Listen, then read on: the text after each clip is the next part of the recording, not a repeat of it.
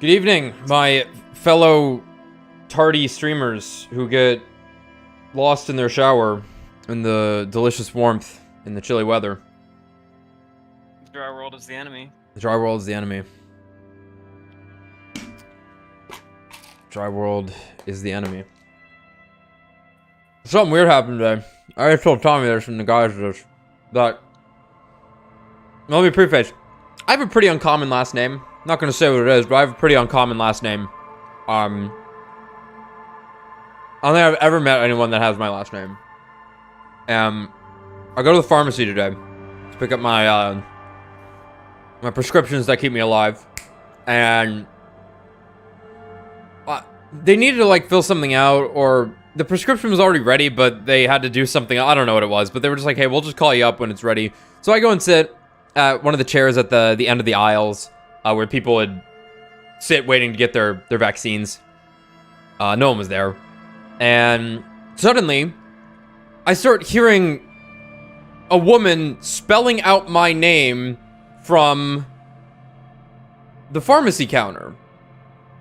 But it wasn't either of the voices that I had just heard at the pharmacy. The two people operating the pharmacy. And I was like, wait, what? Someone has my last name? It was so fucking weird. What are the fucking odds of running into that? Like, Tommy, you ever met anyone with my last name other than me? Probably not. Maybe. Don't think so. Like, obviously, there are last names that are similar to your last name. There is one in particular that is definitely the more common one, but yeah, but I don't think so. Yeah, I don't like both my last names are rare. That's right, both of my last names. I have two last names, my brother doesn't. We're fully blood related. It's so fucking weird to find out. Funny. It's so fucking weird to find out. I tell my brother this, we're like in our 20s, and he's just like, are we related? And I'm like, yeah, I think so, dude. Yeah. I think so. But yeah, then I walk up to the counter after the woman had left. I didn't even look at her. I didn't want to engage in this bizarro scenario.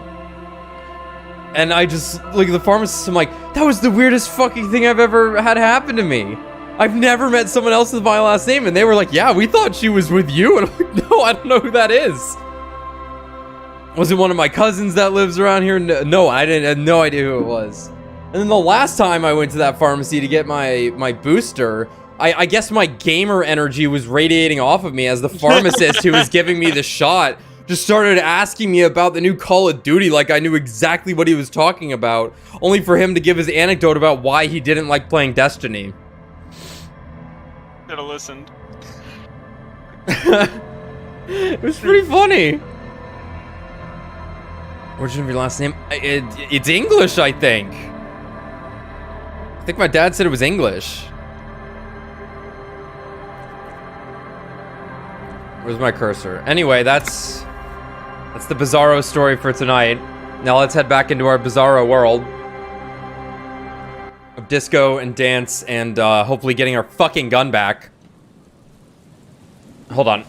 Real quick on my monitor. Uh-oh. Oh god. Please don't crash. Please don't crash. Please don't crash. Please don't crash. Please don't crash. Please don't crash.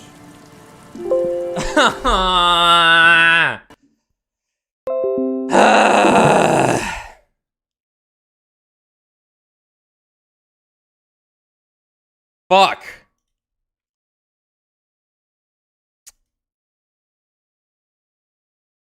Can you hear me? Is anyone still there? Oh, fuck me.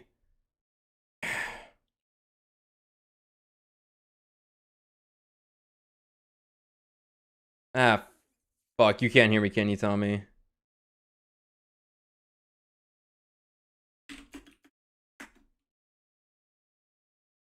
I can hear me, but Tommy can't. Okay, hold on, guys. One sec. I knew I shouldn't have fucking touched anything.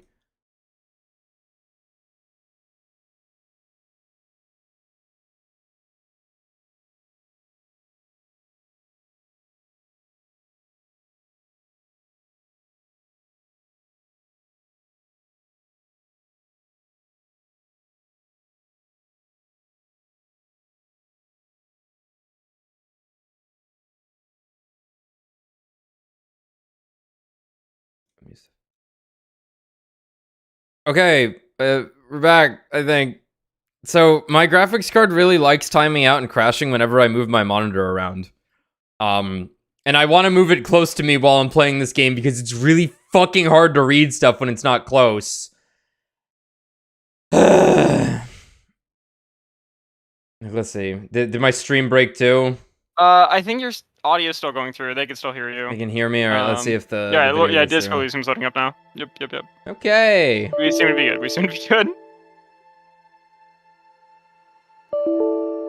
Oh, jeez. That's fine. I just gotta restream in Disco. Ah, Discord, geez. that is. Yeah.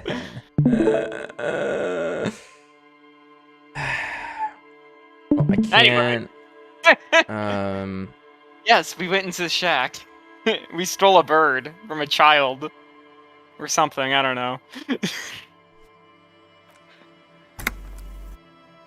We definitely took some loves from the child. If the child was very fruitful. What is with this aspect ratio being output now? Wait, what? Oh my god. Does it look normal to you guys? Also, did my Windows Explorer just pop up for like half a second on the stream because I was closing out of it? Okay, lesson learned. I'm not touching shit anymore. Well, y'all got to look at my reactions folder potentially because I know OBS will just show it sometimes.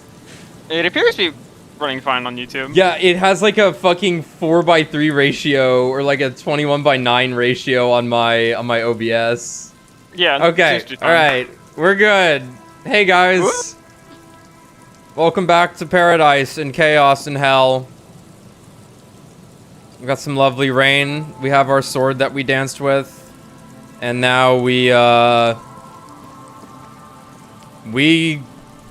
have much more for now. Like, look at this. Tuesday's done. Are we on Friday? I think so. We're on day 5, yeah. And we started on Monday in theory. Yeah, so day 5. Yeah, okay. Pretty good. Let's try and name the case right now.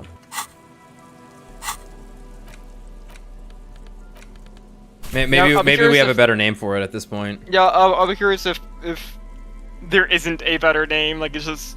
Yeah. It's the legend you found in the trash. A cabbage of papers hanging from the board, with the permeables drawer inside. It's barely held together by a clip. Then, mate, it takes about half an hour to piece one together. No. Not much has changed. Case Arson, files? petty theft, spousal abuse. Okay. Handwritten logs on dozens of investigations date back to January 51. Stamped case files. Yeah. To paper. Kim, I have a name for this case. Huh? Oh, yes, the name. Good. What is it? Seem to be the same. They seem to be the same. I don't know if we're gonna find, like...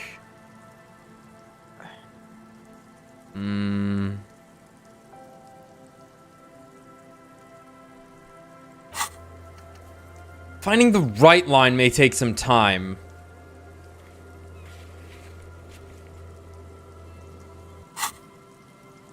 Oh, well, then maybe I can suggest one. Alright, let me guess. The Hanged Man? Oh, that's actually what I was thinking. The Hanged Man. I like that. Oh, he's so eager.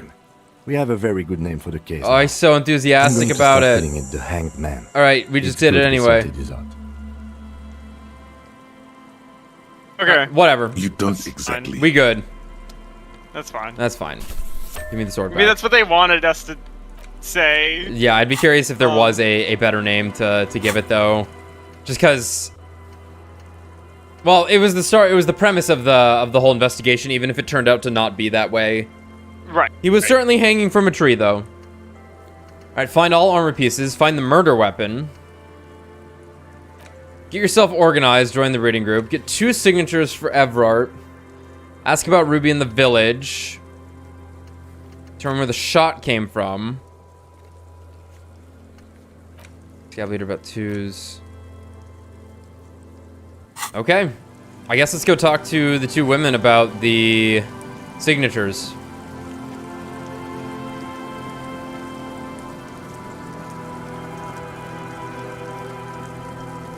Why is my game running so well tonight?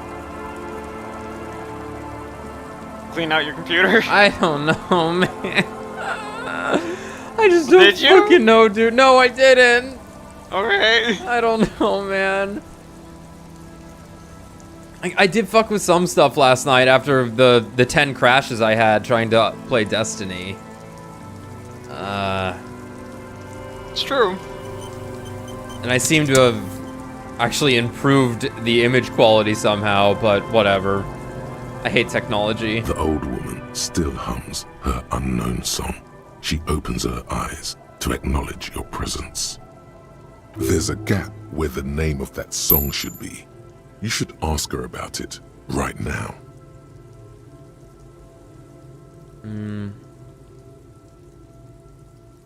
What is the song that you're humming? A lullaby my mother used to sing. What's it called? Surrender. We already That's did kind this. of grim for a children's song. Yes, it does. Oh, actually, is this free room still available? Change your mind, did you? I thought you might. Won't find a better deal than free. Don't make this old woman Okay. regret giving the police the key to her house. Here. I was asked to get your signature. Eh? What's this about? Come now, I can't read all this scribble. Tell me what it says. Evart wants to turn part of the village into a little youth center. It's just a real estate deal. Nothing ominous. Actually, never mind. I won't bother you with this. Evart wants to turn part of the village I'll be into a curious little to see youth what they center. think about it, yeah. Yeah, we gotta talk to him about it first. Huh. I might be half blind, but it looks like part of the village is gonna be a street.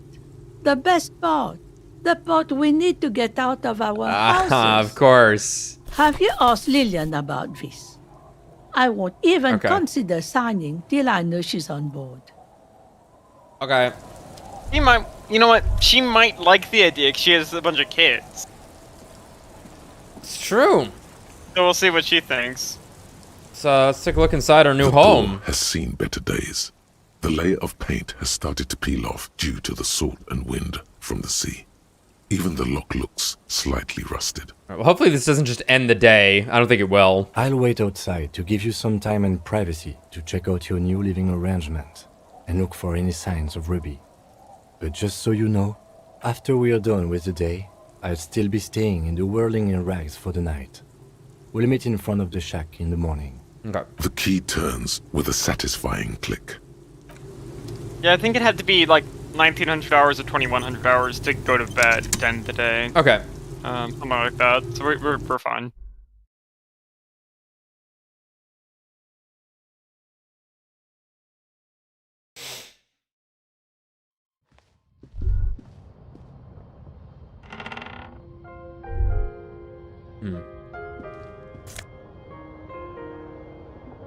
Orjeb jacket. Orjev. +1 logic. Checkmate. This swanky checkered jacket flatters your form in a way that makes you feel the fun kind of serious. Has really nice roomy pockets too. Cool. Not like we need logic. You see the waves, the sea, a church. On the table, you see a bowl of water, a rough soap, and next Whoa. to it, a small hand mirror. A straight razor soaks inside the wash basin.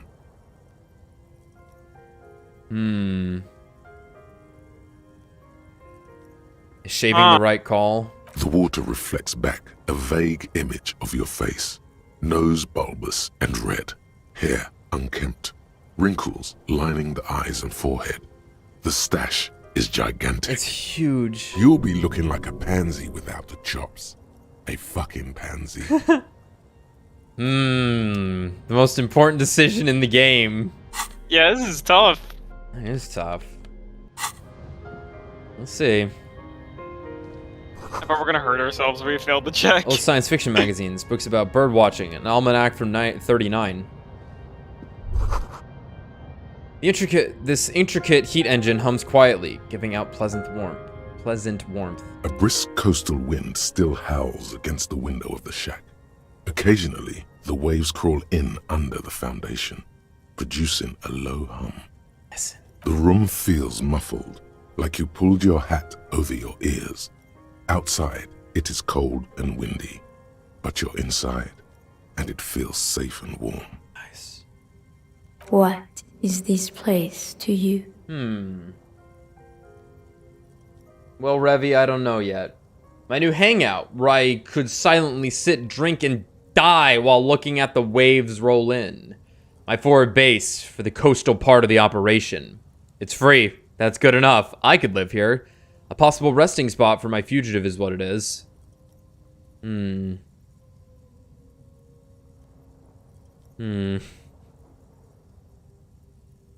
Forza something. Yeah. Well, I guess Kim did indicate that, though. He did imply that it's like, hey, there might be signs of her in there. This is a nice fucking place, though, for free. It is. It's even got the razor lined and everything. This is where the mental fortitude really kicks in. You really gotta... The volition stat's gonna have to really try hard. Find out what this place really is. I guess a possible resting spot for my fugitive is what it is. Waves crash onto the beach, drowning the reeds. Far to the south, a congregation gathers to a soup kitchen in a shelter for the homeless. An old woman gives out knitted scarves for free. Far to the southeast, 2 men and a woman dress themselves in ceramic armor. A shortwave radio hisses on the windowsill. One makes a salute, the other downs a drink. Weapons under the bed. Far to the southeast, 2 men and a woman dress themselves in ceramic armor. A shortwave radio hisses on the windowsill. One makes a salute, the other downs a drink. Weapons under the A bed. middle-aged man stands in a rundown shack on the edge of a fishing village. Nothing nods. No one salutes him. No sight of the fugitive. This feels like a cozy hideout. Thank you, Strange Sensation, for a fair assessment of the current situation. Thank you, Strange Sensation. Would it change Outside, my the mind? howl of the wind has picked up. The waves crash against the stilts again. It's as if you think the thought, but in someone else's voice. Look under the floorboards. It was about to. First things first, what's this? The floorboards, we're gonna get An that. old mirror hangs on the wall. You see Kim, the there's a... reflection of your face in it, such as it is, without the expression. It's just hairy. Mirror B for now. There's I wonder gonna be if a you lot less could- hairy in a second. Yeah, it might be. I wonder if you get more points to getting rid of the expression once you get rid of the chops. If we hadn't already done it. Yeah, sure. Probably. Oh boy, bet there's a gun under here. As you look at the floorboards in this corner of the shack, it's clear one of them isn't quite level with the others. The edge of a floorboard next to it looks scratched. Move the board aside. Hollow space underneath the floorboards is dark and damp. You can barely make out the mixture of sand and sawdust below. What's in here? Nothing particular catches your eye. Looks like more reeds. There might be something hidden inside the sand, though. Something bad. Someone's night thoughts. A last resort. A bad idea. Inland Empire, you're such an emo. Search through the sand and sawdust. You stick your hand in and start combing through the sand. Dry, not like outside. Fine dust. And then something hard wrapped in paper. Gun! A small cylindrical object. You pull it out. A bullet. Bullet. Bullet. 9mm, is that the right kind? I think that's for our gun. A 9mm bullet, to be exact. Yeah, Fit muzzle for all loaders. Muzzle loaders of that caliber. This bullet isn't for a breech loader like the murder weapon. The floorboard isn't interested. Maybe the washerwoman is. You have enough to confront her with. Just curious. The bed is comforting, if a bit run down. Still, you've... No time to rest. Okay. Yeah, I think there's a... On our character sheet, our equipment has a There is bullet. an equipment slot for yeah, presumably... How many bullets we have? I think we have 2? Like... Yeah, like, presumably if we had a working gun, we could use it. You've got 2 bullets. Yeah. Ugh, we need to get that gun. Yeah, like, for example, like, I imagine if you could get your gun really early, you could have made the shot again if you had, like, bullets or something, right? Yeah. On the dead body. But it still might be useful later. Our tenant, the policeman. I hope the waves don't keep you up at night. What can I help you with? Why was there a bullet under the floorboards of your shack? Damn that girl. A bullet? The lieutenant turns to you and gives you a little nod, then turns to the washerwoman. You didn't put it there, did you? She did. Gone and hid things in there? She's usually a good tenant, and not a stupid one either. You ran in the room to her. Yes, I let my room to that Ruby girl. She speaks slowly, wringing out a rag. After a long silence, her hands move into the water bucket, and water sloshes over the edge. As I've done before when she's been in trouble or just looking for solitude. I've made it clear. We welcome all kinds of people here. When was this? She came last Friday, left on Monday in a hurry. What has she gotten herself into, that girl? That's for the police to find out. Right then. Please answer each question to the best of your ability. I'm sure we have a few. You said she left on Monday. Yes, early with the dogs, around 8 o'clock, I think. Okay. She probably heard the lieutenant's Kanema drive by, and it woke her up, just like it did you. Kim, she must have heard your Kanema. Yes. That is a downside of having a 130 kilowatt engine. It lets the bad guys know when you are coming. Is the room exactly as she left it? I cleaned it, like I always do. Was there anything else there? No, The truth, sire. What is she like, Ruby? she's good company. Knows how to talk to an old woman. At my age, you don't get a lot of quality conversation. So I really appreciate that about her. Did she talk to you much during her last stay? No, she was mostly silent this time. Kept to herself. What do you mean? She tried not to let it show, but I could tell she hadn't come to fish. Usually she likes to cast a few lines, but this time she mostly stayed in her room. Why do you think she left the bullet there? How would I know? She's a gruff one, but not violent. She doesn't go around toting a gun. She looks back toward her shack, thinking, You could ask her about your hunch, that it was a desperate measure. See if she thinks Ruby fits the bill. I have a possible explanation in my mind. Aye, do tell.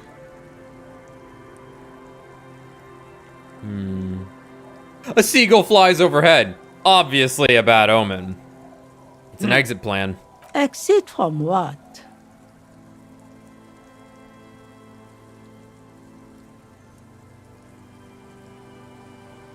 Ooh.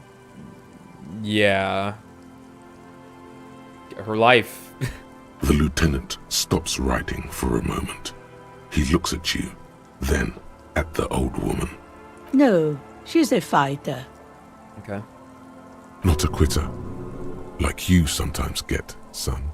She really believes that. I heard she was a heavy drinker with anger issues. You ever witnessed that kind of behavior? Nothing of the sort. Sure, she was no stranger to the bottle. She fit in that way. But I only knew her to have a beer on the beach while watching the sunset. Some tequila sunset, you say. She isn't what you'd call a drunk. Even offered me some from time to time.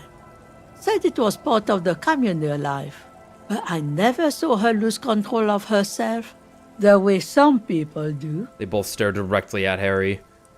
Did she have any technical equipment with her, like radio stuff? Not that I knew of, though she was into nice music. She once showed me a few mixtape milieux she'd made. Brushes her forehead with the back of her hand. Water drips to the ground. Although I guess she was pretty handy with the mechanical and technical stuff. Even fixed the heater in the shack. You should be thankful for that. She may simply have kept the equipment elsewhere. Where did she go? I don't know. Further up the coast. She tried to leave quietly, but the hinges on that door screeched like a cat in heat. Woke me up. I heard her rushing in those heavy boots, heading up north. It's a peninsula. She might be trapped. You'll never find her, you know.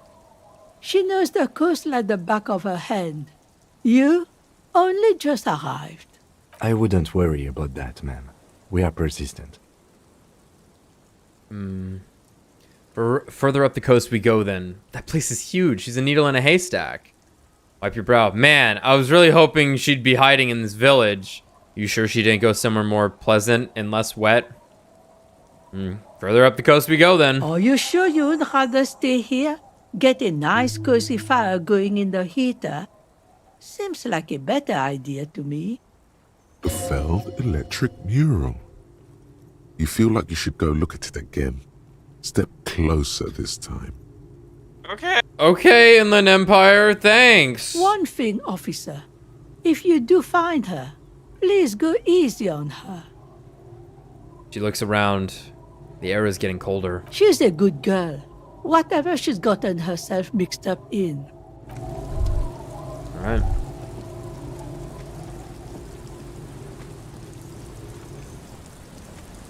Aye, the sea's gonna calm down soon, I can feel it. The wind is turning southeast. What's on your mind, officer? I was asked to get your signature. Were you? This says by signing, I agree to living with construction noise. What exactly is the Union building? Evart's planning to turn some of the village into a youth center. What a nice idea. Wouldn't have thought that. Did you try to forge the signatures on the envelope? No, I want to see how the women reacted first, then we're gonna look into that. And potentially lie to Evart. She sounds incredulous about the niceness of the idea.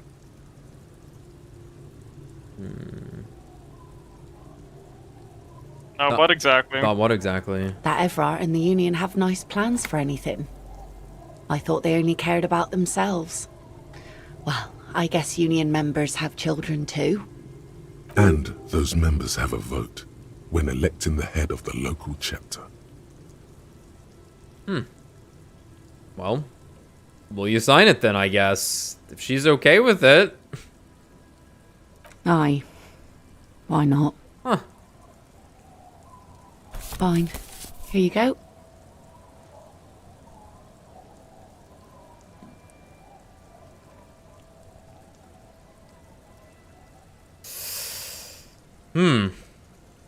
That was kind of easy. Why did you sign it out of curiosity? I shouldn't have. I looked at the documents and no, you shouldn't have.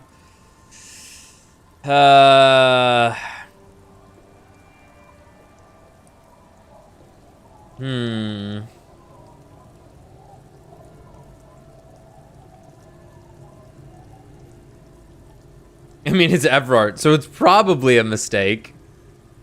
Yeah, like 3's. Yeah, I don't know.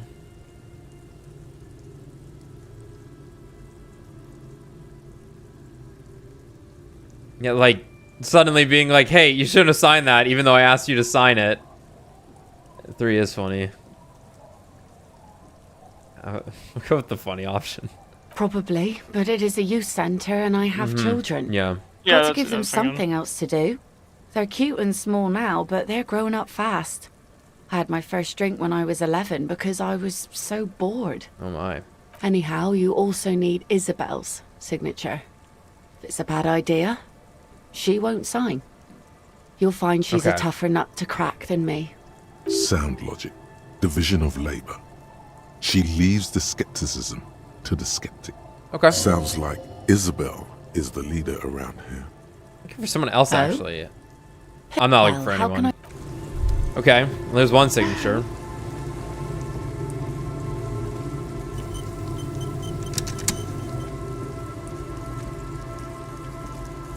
Our tenant, the policeman. I hope the waves don't keep you up at night. What can I help you with? I got Lillian's signature. Will you sign the papers now? Lillian should let her sword make her decisions. I have it right the here. The girl just doesn't have the head for it. Either way, I won't sign. So it was a test? Lillian's not the only one who's too thirsty.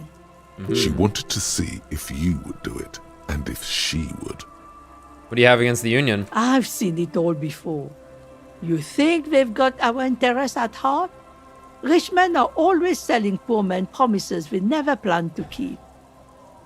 She pulls a dark red rag out of the bucket and puts it back. Then the poor get pushed out of their homes and the rich get a little richer. That's the way it goes.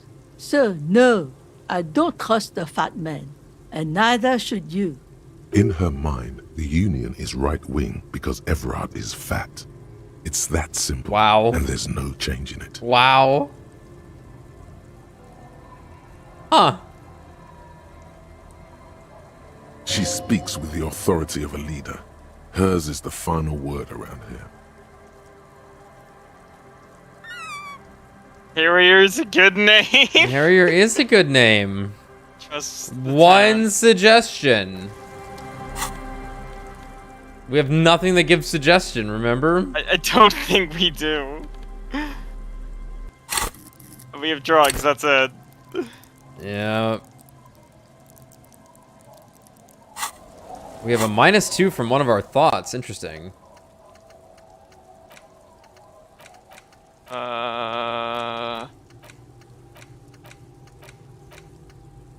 Oh, right. Development.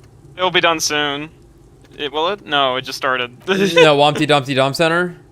Yeah, no. It's done. It's done. Oh. Yeah, that's the okay, one that's giving us 10 XP and 2 real. Okay, we can still get some use out of that yet. Then we can get rid of it. Though it just has to pay for itself, really. Yeah. Yeah, I know the drunks are the are- option, but I don't... Yeah, do we only need 2 signatures? What was the condition? Like... Let's see. Tequila Sunset. I don't want him to just sign this shit out of nowhere, though, potentially. Like, can you and your pals sign this document? What's it about? I'll let my hand address the situation. Maybe you've heard. I used to be a very successful businessman. I've signed more than a few lease forms or whatever the fuck they were. Anyone's got a pen? The pro's gonna do it. No, unfortunately, / fortunately. I got a freebie when I purchased a whole carton of cigarettes. Smoke cigarettes, get a free pen. Deals don't come any sweeter. Yeah, you're right. The writing under the tiny crown logo reads, Royal Extra. Thanks, Rosie. I didn't want to do this, honestly.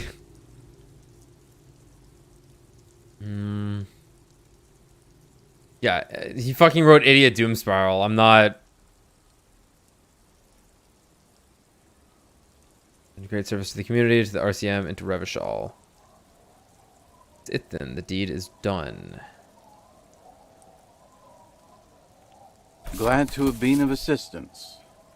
After all this time, I feel like I've made a difference. Oh, good for you. The incapacitated drunk lay there snoring like an ancient rusting tractor. Thank you for your help. Should we go and mail this? I think I saw a mailbox on the plaza. Okay, what's on your mind? Yeah, I guess he does just fucking sign it, huh?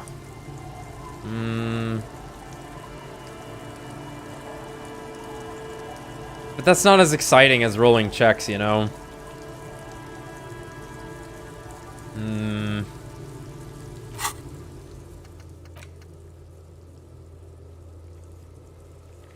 Oh, I see. So, the lying would still be about whether or not we mailed it or not, it looks like. Yeah, I guess so. Because that was what Kim had just been like, he's like, hey, we guess we can go mail it now.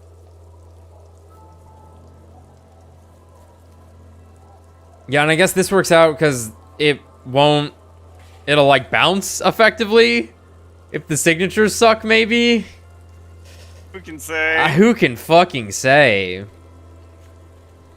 But if it's enough time to say, like, hey, we did the thing.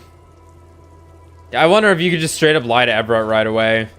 Like, you just leave, come back, and you're like, yeah, we signed it. I mean, they signed it. Everything's good.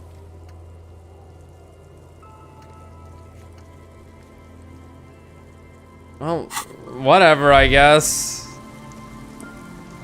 Let's go.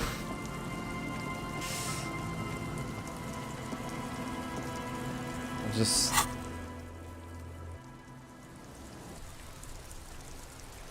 kind of weird.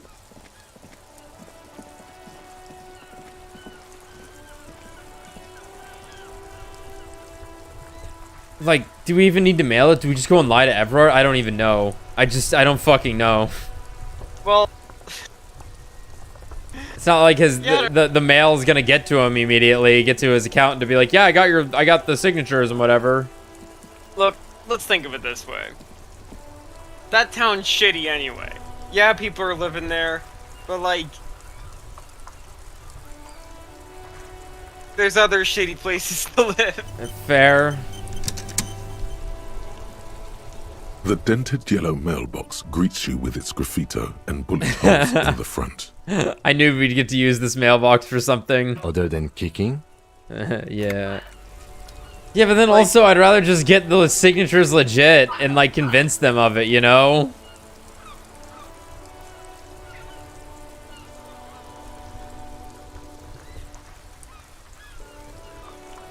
But then also, fuck Evart. I don't want to do shit for him. Yeah. Like, for sure. Like, he's just trying to build a YMCA. That's not crazy. It's not crazy. Like, it is expanding his control of Revachol or Martinez, right? That is also part of it. He's already in control. And there are, like, 3 people that live over there. Look, it's okay. The change is coming. The return's on the way. That's right. Our Harry's gonna dismantle it all. Yeah. When we take over this world, it won't matter anymore. You're right, and we'll be off speed by then, so it'll all be good. It's just we're gonna get there. Yeah.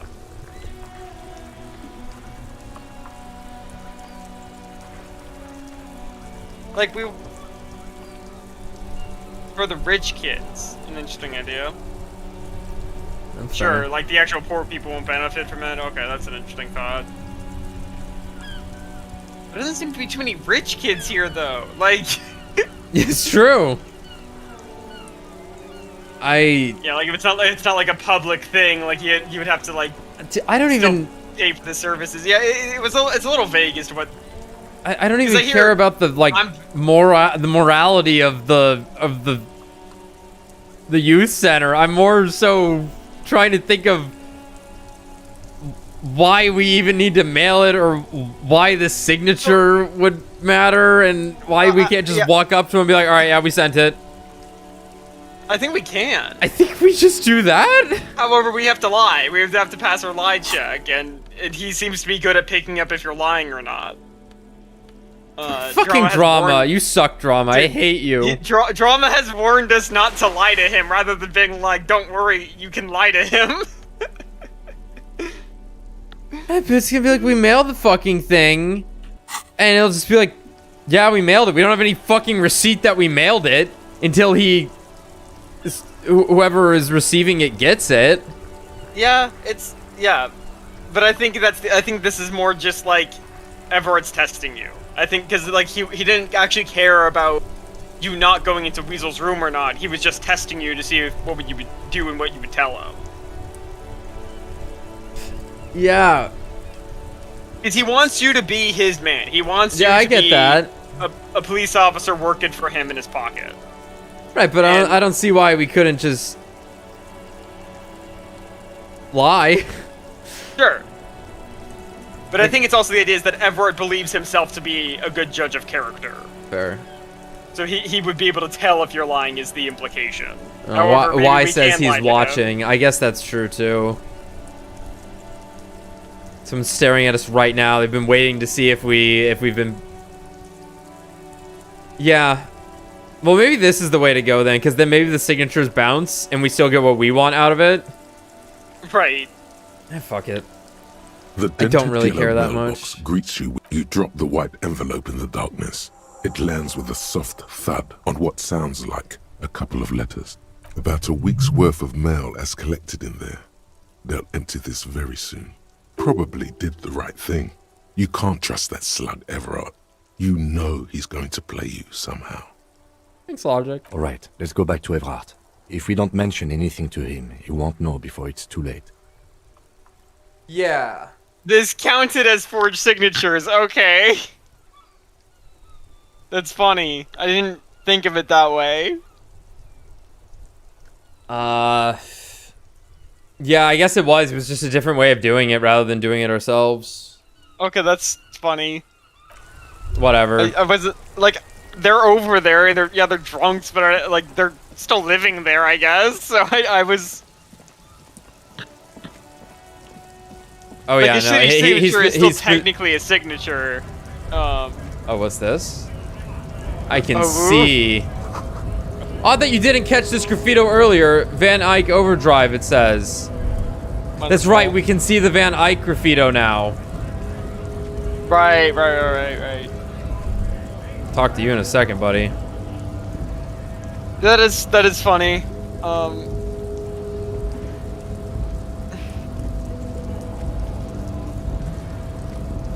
Did we forge the signatures in public? I guess we did.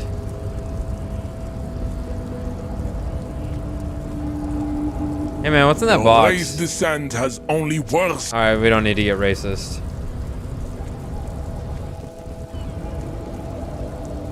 I guess we did it in public? No one's around there. I don't know. Well, I don't think we did. I think if you just had done because there was a roll for that, and that wasn't the roll, I don't think. I think we bypassed that. Yeah, maybe, but if the idea is like someone's still watching me hand it to the wrong people. Oh, we're gonna find out, and I might just reload to save because this one's fucking weird. Yeah. Right, but like he mentioned 2 specific people was the thing. Oh, okay. I hadn't. Yeah, it wasn't just hey, get some signatures from those people over there. He specifically asked for the 2 women. Okay. We'll see. You still in here, buddy? Careful, he might ask for some money back. Conclusively. Careful, he might ask for the money back. Because he was like, this is an investment. It's like, okay. He's like, we're making the youth center. We just mailed the letter. Yeah. Whatever. Man, let me put on my lying clothes. We're just gonna kill Evart the second we get the gun anyway. It's true. Yep, definitely hit F1. Alright, where are my lying clothes? Is the hat lying? That's logic. Alright, my lying clothes are on. Evart, I have a sword. Isn't that cool? Harry. Mr. Dubois, every worker is a god, right?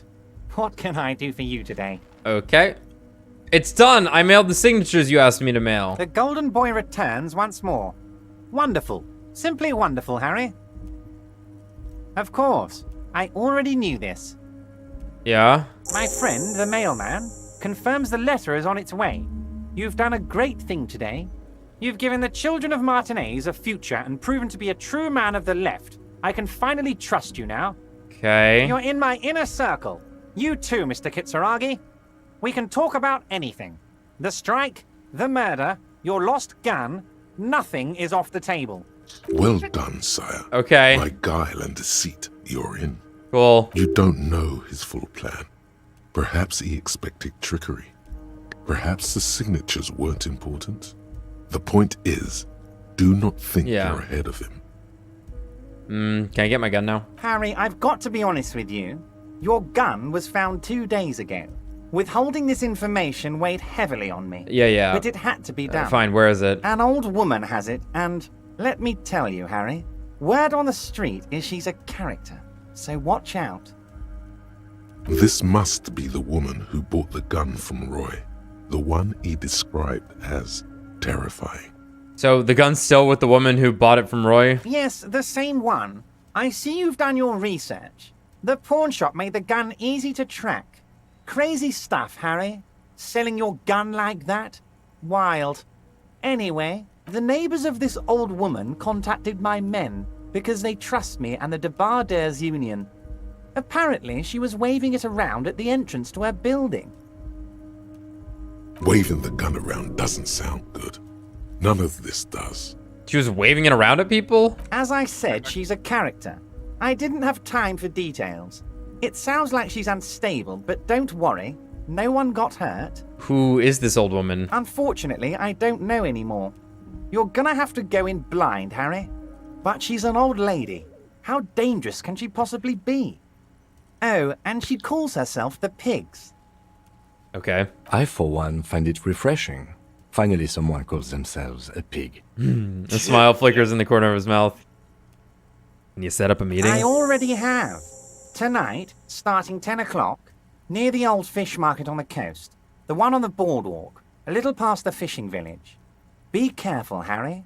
I would never set you up for anything dangerous, but you did ask for this. Now, back to the fun stuff. Okay. She will be there from 2200 hours till 0200 hours. Thanks. More fun stuff. Seems like we already have fun stuff to do. Did you order the hangman killed? Order it? You know my men didn't kill him. They told you. It was a happy accident. Happy accident. You know how it is. No one takes the initiative. If I wanted him dead, I would have had to do it myself. And I'm too fat for that. Why are you so fat? Glad you asked.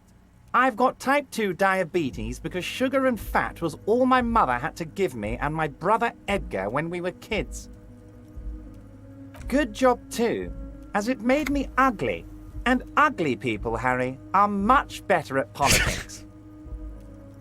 Wonderful. The charisma of this guy is incredible, really. What do you gain from him being dead? Why, a war, of course. Okay. And what do you have to gain from a war? Victory, Mr. Kitsuragi. I have victory to gain. We are going to start a war with the Wild Pines group and win before they even realize there is a war. Have you ever heard what two giant Ceres hornets can do to an entire colony of bees? They destroy it. I have. It's a great story, Harry. Did you also know how the bee colony kills the giant hornet? They swarm and blanket it entirely until it suffers a massive heat stroke and dies. They cook it alive in its exoskeleton. Brutal. Holy shit. That's fucking metal. Harry, we outnumber them 1,500 to 1. And that's just Martinez. With all the unions in Revachol, and with public opinion on our side, we can hold off 2 men, or 15 men, or even 50 men. The more they send, the worse it's going to look for them. They made a huge mistake hiring those guys. No one likes foreign mercenaries. The leftists hate them, the fascists hate them, even the moralists think they're in bad taste. This is wonderful. Yeah, everyone hates them, except ultra-liberals maybe, which happens to be me. How is this connected to the strike? Harry, there is no strike, only war. Class war. Or, in business terms, a dawn raid. Or wait. Is that when you still pay them something? Because we won't do that. We're not gonna give nothing. We're gonna take Terminal B away from them. The roads, the gates, the containers, that big crane, even the damn coffee maker. We're gonna take all of it for the people, and fuck Wild Pines. The word fuck rings like a gunshot from his mouth. He doesn't swear often. So that's why you haven't let Joyce in? Yes. It's also why I let that midget Gaumont go. He's too nice. I can't put him through this. Plus, he knows how to get in here. That woman can't tell her tits from her arsehole. She has no chance. Oh, what? Tits from her arsehole. It's a local saying. It's a local saying. Actually, No, Really? it's not. Why are you Well, I'm telling from me? Martinez and I've never heard that. Oh, no, it's a West Revachol expression. Oh, okay. Why are you telling me your plans? Because we're friends, Harry. Besides, it doesn't matter now. You can go tell her if you want. It won't change the course of events. We have a significant head start. It's already happening. Who killed the hangman? No idea. Could have been his own mother for all I know. If you ever find the guy, give him a big fat kiss from Evart Clare. Couldn't have done it without him. He really doesn't know. Really doesn't know. A guy, Yeah, that's, I was gonna say. A guy, huh? How do you know it's a guy? I don't. I told you it could have been his own mother. I'm pretty sure it wasn't anyone from the Union. Maybe it was the mob. Or maybe he killed himself because he was a closet socialist. Truth is, I simply don't know. He really doesn't. Okay. How many of you guys are there in the Union? 2,372. Plus yours truly, of course. 2,373 is a sizable contingent for a labor organization in Revachol.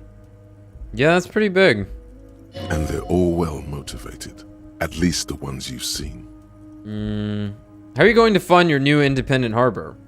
Oh, you mean what sort of goods are going to be flowing through?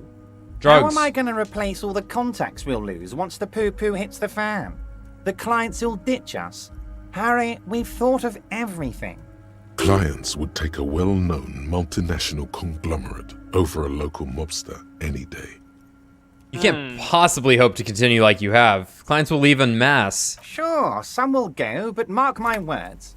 The company will be unpleasantly surprised to see how many of them stay loyal to Martinez and to the new competitive contracts we can offer.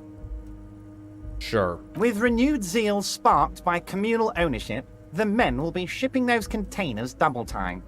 You'll be surprised to see how fast things go without parasites latching on.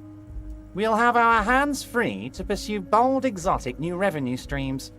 That's drugs. That's drugs! Drug trafficking.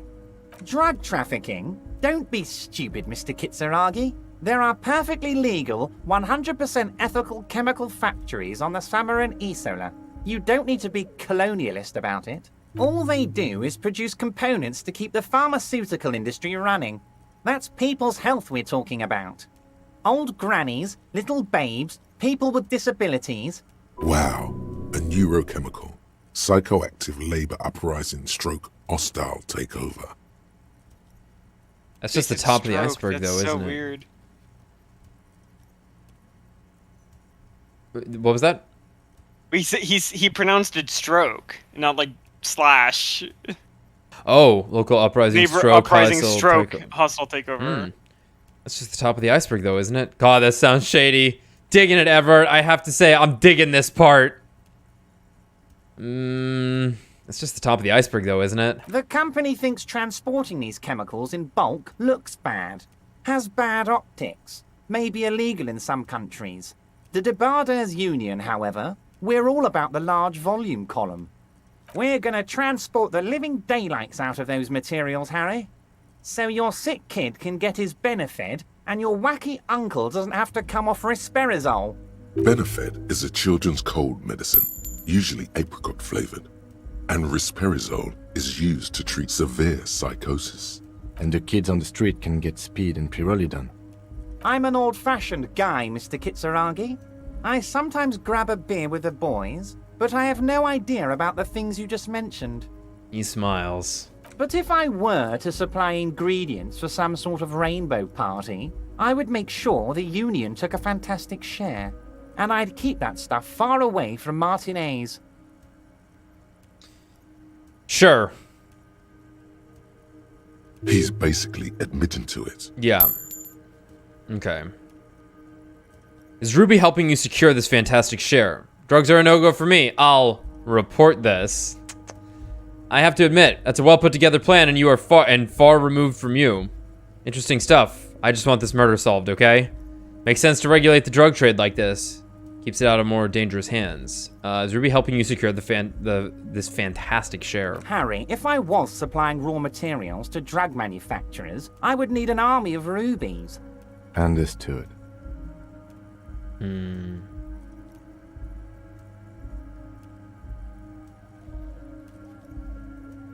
have to admit, that's a well put together plan and far removed from you. It's also far removed from my men and the people of Martinez who've put their trust in me. Anyway, let's not focus on the sensationalism of the drug trade. This hypothetical drug trade is all anyone ever seems to be interested in. It would only be a small part of the harbour's turnover, just like the harbour is, but a small part of Martinez. So is there a trade or isn't there? Go on. Frankly, I don't give a shit about his drug trade. Man. Go on. Let's look at the big picture. Martinez as a whole. There are little girls out there with dreams of making music. Young mothers who want to start businesses. Models who want to walk catwalks and steel welders who want to weld steel. I'm going to unite them all into one economic body. We're going to incorporate this place to Kingdom Come. Everyone's going to be in on the wealth, and everyone's going to pull their weight. Let's keep focusing on the drug trade. He was almost admitting to it. Hold on, I don't want to look at the big picture. I want to look at the drug trade you almost admitted to. Yeah. Well, I mean, if it has the word incorporate in it, then I like it. I'm a money guy. That's very ambitious. I love what you're doing for the working man. I'm not feeling a whole lot of Revachol here, not enough flags or kings. Honestly, it's not my place to judge or express an opinion.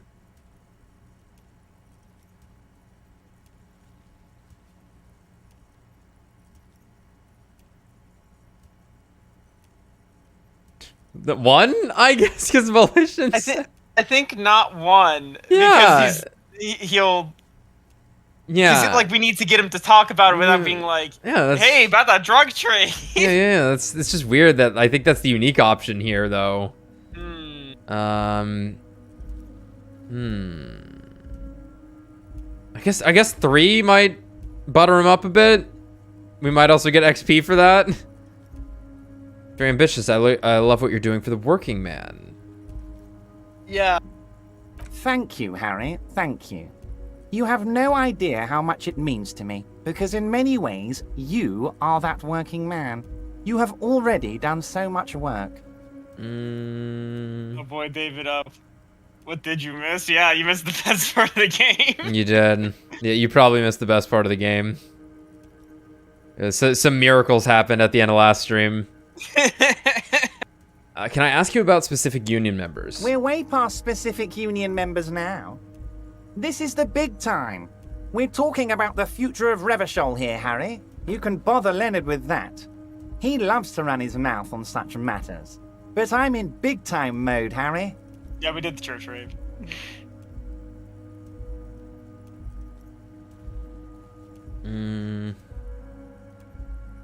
Well, the signatures I got. I know you plan to force them out with the construction noise. Harry, by now you should know I would never do anything tricky like that. However, if the construction noise and limited street access makes some people consider moving, well, let's just say there'll be freshly renovated buildings near the roundabout where those poor people can finally enjoy a significant uptick in quality of life. I'm talking real affordable workers' palaces. So the village is doomed. The lieutenant says grimly. You were there. You saw the place. A wasteland. There's nothing left. But mark my words, officers. We are going to reset it. Reset. I have big plans for Martinez. And they do not include humans living in those pig sheds on the coast. That land will be used for municipal buildings and commerce. What do you mean? Harry, imagine a youth center supermarket church complex. Employing hundreds, no, thousands of people. The coast will be lit up with enterprise and life. All those ruins out there turned into low-income housing. Youth Center Supermarket Church Complex. I love this man. Real forward thinker, you know? I love Evart. Harry, enough is enough. We're taking this district back. The war was 50 years ago, for God's sake. It's time to move on. Like, he's a skeezy guy, but what he's saying is not bad. Like, these people are living in, not great places, and it's been like this for a long time now. Yeah, like, he's skeezy. He probably does have a lot of his self-interest in mind, right? Sure. He probably gets off on the whole power, the power vertical here of him being at the top of this communist thing where everyone's supposed to be equal. Yeah.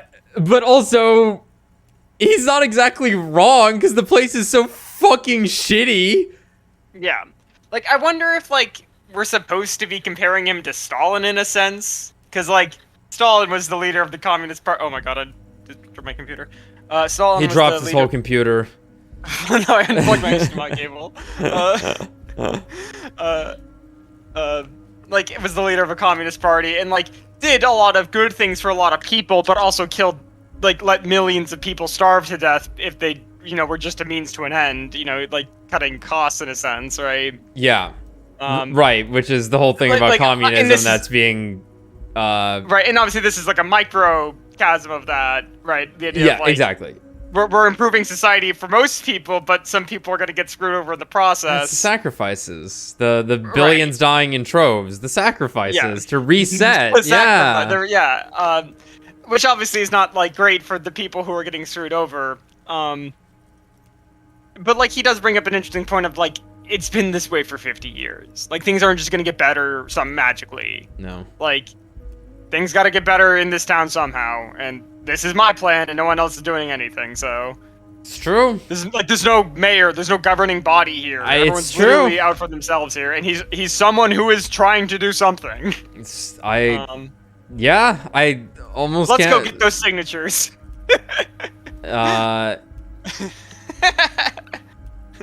Too late. Yeah, Now... I can't exactly condone the war aspect of his plans, I suppose. Well, I think he was being more metaphorical, because he's like, the war will be over before they realize it started. True, I think they did, but also he's willing to kill these mercenaries and potentially sacrifice a good number of his workers. This is true. Yeah, I think what like more so he just meant like the seizure of like the company property that was already here. Yeah. Right? Like all these boats, all these shipping cranes, they're ours now. Go on them back, come fight us. Yeah. Which is like yeah. Well. Yeah. Sure. I could definitely see people really finding this guy antagonistic though, because like how mean a lot of people are to you in this game. For sure. But it'll be interesting knowing what he's told us. Do we now go tell Joyce? Right? I don't think it'll matter. Because if we tell Joyce, we're in theory sabotaging his operation, though. They'll know what he's up to. Right. It's true. However, I think Joyce kind of already made a point of like, well, we kind of already know. We kind of already know what's going on. Yeah. Plus, but now it's the idea of Joyce is saying, "Oh my God, a bunch of union workers are actually going to die," even though she doesn't, even though she's against the union in a sense. Right. But then Everett's like, "Well, I don't fucking care if a bunch of my union workers die." Right. Everett's saying we can take him. Joyce is saying no, he can't. Right. Right. But she does have concern for these workers still, despite being part of the company that is fighting these people. She is still like, those are just people. Right. Yeah, it's But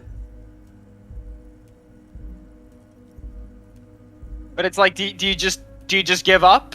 Do you just, like if you're trying to make a better life for you and your people, do you just, well, it's not gonna work out. People will die, so I guess we'll just keep living our shitty lives, right? Yeah. Hard to get the bloodless revolution going.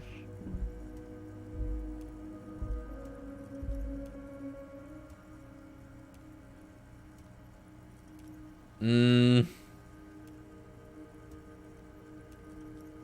it's like, like in places like, in France and Russia, when they had their big revolutions, obviously they weren't like bloodless at all. They were really bloody, but like, was the alternative just to starve to death when the royalty wasn't taking care of the people, right? Yeah, no, I get it. I get it. It's what do I want to say here? You really don't expect me to believe that? Low income housing. Low income housing. If even part of this is true, then why not? And life. I knew you were a man of the people, Evart. Yeah, let's not give him too much. All right, fine. If even part of this is true, then why not? I accept your salute, Harry. All of it is true. I've got the centre, I've got room for a retail complex, and in 4 years I'll get the church too. The wheels are turning, Harry. The wheels of progress. This post-war limbo, I won't stand for it. There are kids practically playing with their own feces out there. It cannot go on. By the way, Evart, if you're gonna do this, I just need to let you know, a singularity of pale is spawning out there. True. Just so you know. Yeah, I think they sort of made it. He's seen kids do worse than that. Huh. Damn. Yeah. Yeah, I think the idea of the pale growth was really slow, though. It's true. It's true. Almost like continental drift slow, but like it is just like it'll. Yeah. It'll grow eventually. Yeah. Who can say? Yeah. And then there will be a giant statue of him towering above it. Yeah. This is also but true. Wait, will you erect a statue of yourself? I'm not a symbolist, Harry. I'm a realist. My statue will be Martinez rebuilt. 5-story building complexes, kids off speed, and landowners in a zone hating me. That will be my statue. And yours. We're doing this together. I see this dude's appearance, my mind goes to Christian, and I hate that. I hate that God. too. I hate that Why you did just say said that. Oh my god. Just curse the fucking. We gotta delete the channel now. Start over. Reset. Our channel. You look nice as a statue. Thanks, Authority. Yeah, whatever. Sounds like you got this. You can rely on my vote. I do, Harry. I really do. I'm gonna make the working man richer than Joyce Messier with that vote of yours. That's my job. Just like yours is to keep the peace. I like Joyce. Be nice to her. Sorry. A true flash of anger in him as he thinks of her. Oh, wow.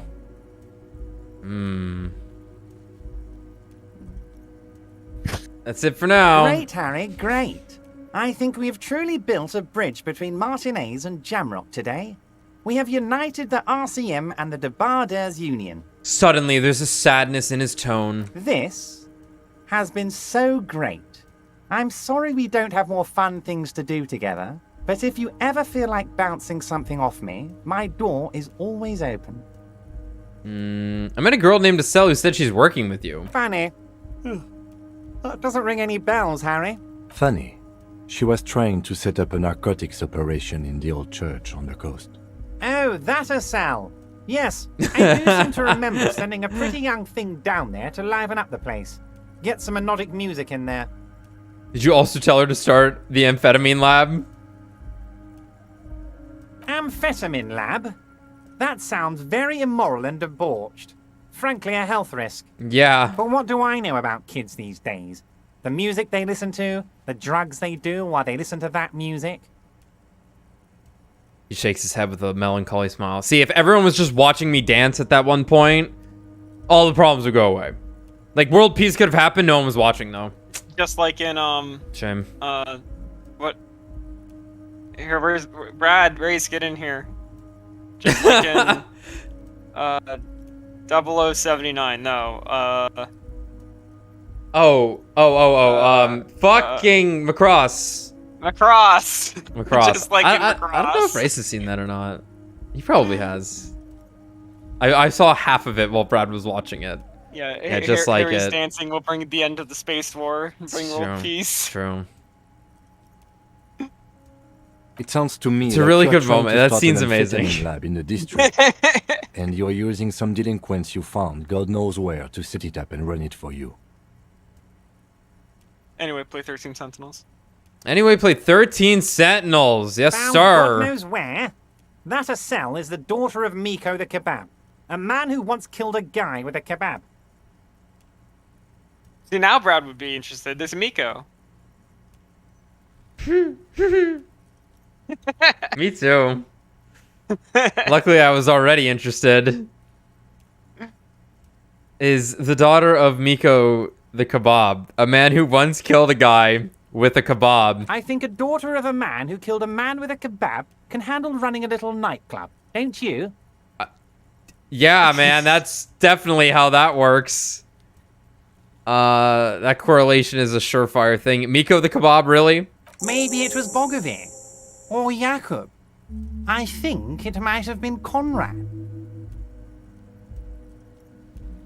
Oh yeah, he stares off into the distance, seemingly trying to remember something.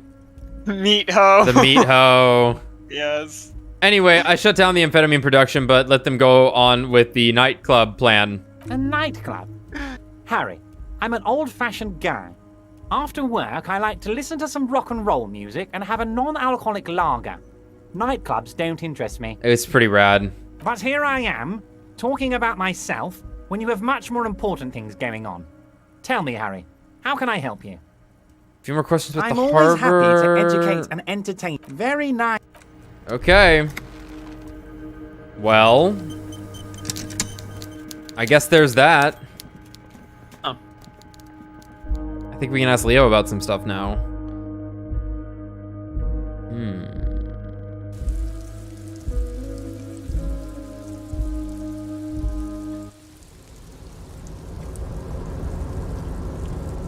You know anything about Ruby? Hey, mister. I'm not gonna bother you with a long greeting, just like we talked about before. I know you're probably a busy man my being God. an important police officer and all, and personally, I think the more people keeping the peace, the better. Basically, as long as the last one. Leo, you seem to know everyone around here. I want to ask you about someone. Mr. Evart doesn't really want me to talk to people about union guys.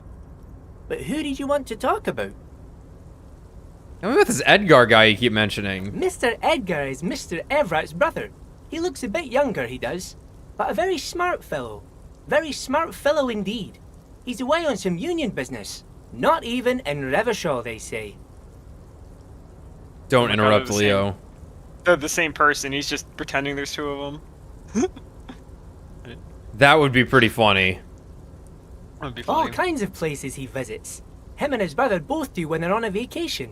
Right now, it's Mr. Everett's turn to look after the union. But last year, he spent a whole winter in South Africa. Okay, that's one way to do it. Left with the first autumn rains and didn't come back before the trees were green again. South Safari. A lot of bulk chemical manufacturing going on there. A lot of cargo shipments being made too. Tell me about Manana. He's a union man through and through. Good guy. He's very calm, laid back, doesn't do much, talks to Evart sometimes. Honestly, I don't know what he does for us, but it must be important because everybody likes him. Yes, they do. I think that's what he does. He makes everyone feel a little better. He hangs out. You need a dude to hang out, you know? That nice buffer worker, just need a guy to talk to sometimes, you know? Tell me about Measurehead. Whoa, he's really something. He doesn't talk much to me usually, but when he does, I don't really understand most of what he's saying. Actually, I don't think he would like me running my mouth about him like that. Once he said he's a dragon to this mob fellow who came picking a fight with some union men. I think he really believes Jean-Luc was a dragon because he ran right off. Another time he almost killed another guy, but I shouldn't talk about that. Uh-huh. That's precisely what he is. Everart's dragon. Everart's dragon. Tell me about the guy in the container. Who do you mean, mister? He's rubbing his nape and looking at you with childlike innocence. The fancy guy in a suit in that container over there. I don't know anyone like this, mister. Maybe he's one of Mr. Everett's fancy friends. He knows all kinds of fancy people with suits and purdy carriages. Tell me about Titus. Oh, Titus is a longshoreman through and through. He was born on a boat, they say. His veins are probably filled with salt water, I tell you. Nice, friendly sort, old Titus is. He's probably one of those rare specimens who are born when two drunk seamen stumble on top of each other on the deck amidst a storm so violent it flings whales around. What?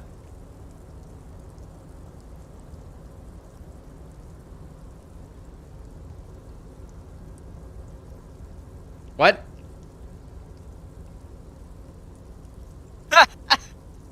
Wait. What? Wait.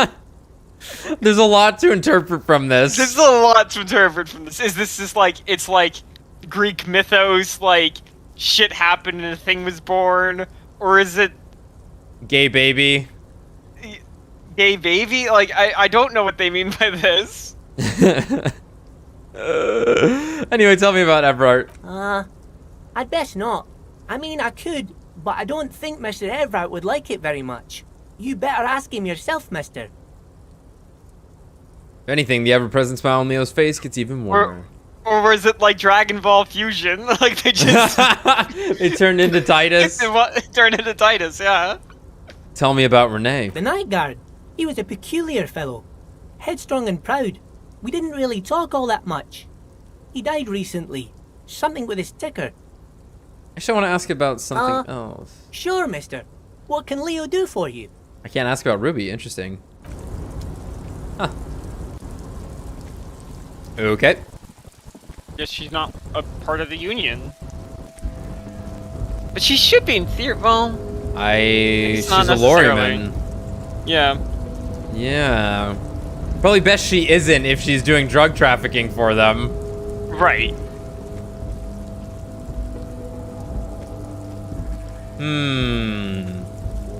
Well. Okay.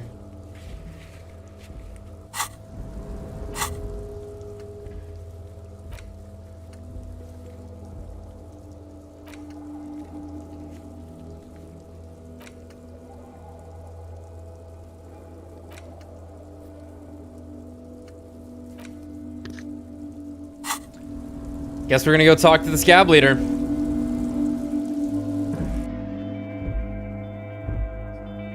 What do you think? Is there anyone else we need to talk to, or any checks we need to do around the world here?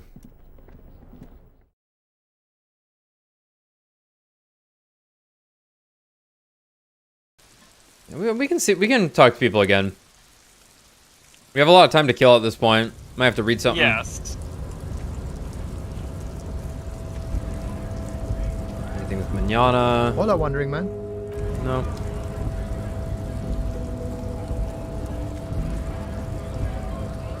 Okay. Let me put on, just in case, let's put on some combat gear. Hey, put on the whole fucking armor set. Hey man. Yeah, we started with the helmet. No, the helmet's last, I bet. Right, but I just think of where it would be. What do we want here?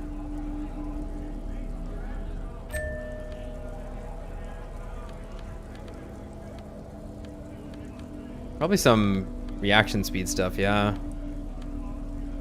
Yeah, not that.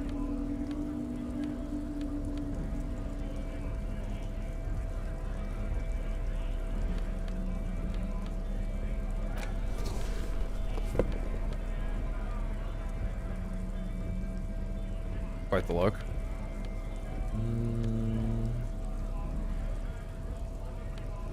No, there's no actual combat. However, there might be some checks to not die suddenly. Yeah, like we have a thought that's like plus eye-hand coordination against the dudes who are wearing armor. Yeah. Which does imply that this might happen. Yeah, and hand-eye coordination is specifically like sudden interactions, or shooting a gun is the other thing. What's that giving us? Okay, that's pretty good, actually. Let's get some healing items after this. Right to work! Right to work! Shame on you! I think you may be able to help me decipher some tattoos. Take out the picture. Don't think so. They were on a body of the man who was hanged behind the cafeteria there. Give him the photo. It was on your colonel. We're investigating murder. These tattoos were on the victim's body. Of course, yes, forget about it. Let's discuss something else. We know where to get our gun in theory. We just have to get it tonight. We just have to get it tonight. It was on your colonel. Wordless, he takes the photo and looks at it. Grey eyes dart back and forth on the glossy surface. His face is unmoving. Fucking loincloths. Really did him in. Can you tell me what the tattoo means? What it means? Points to one tiny star in the web of lines away from the man's heart, almost on his stomach. I can tell you what this one means. Only one. You want to hear what happened here? Yes. Our colonel is deep in the bush here. Deep in the fucking bush. In Benital, 41. Monsoon season. He's on a reconnaissance mission. Benital is one of the inhabited islands of the Seminoles archipelago near the Pale. Covered in jungle, it was anchor point for the Seminoles nationalists in the proxy war held on the islanders' territory. He spent a month behind enemy lines, scouting kept villages. Nothing but fucking bugs and snakes for fun. Men are getting restless. There's talk of switching employers. He licks his lips, as if drunk suddenly. With some strange emotion. This is about to get really graphic. Last moment to back off. Okay. That's your warning, guys.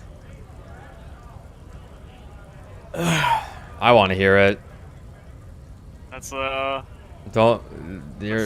we go. Our boy. He's only a captain then, but he knows how these men think. If they don't see action soon. His voice gets strangely quiet. A long, long way from right to work.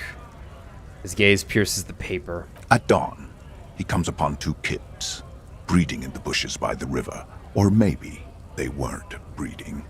Maybe they were just making eyes at each other. I like to think they were breeding. We shot the boy. He was useless, of course. But the girl... Of course. She was nice. A little fat, you know. But not too old. Of course. She was quite the entertainment. Oh boy. For the week she lasted, expired in the hands of Sarge Mason. The kind of guy who'd make Chief there shit his pants and cry like a bitch. Okay. God. Mason couldn't let go.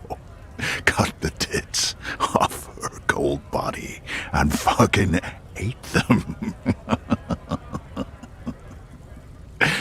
Said primitive spirits were watching over him now. Jesus fucking Christ! Drowned in a creek a week later. Spirits my ass. Something stirs in your stomach. You were there? No. I was in the domain. In Jamrock. Being a bouncer. Hey, you're not really a scab leader, are you, after that graphic, awful story? You're not really a scab leader, are you? Christ. Fucking mask is getting sweaty. I want to take my mask Oh, he's fucking off. losing it. He's under orders. And orders are orders. Can I have it back? Go ahead. All right, now. Free commerce! Keep the goods flowing!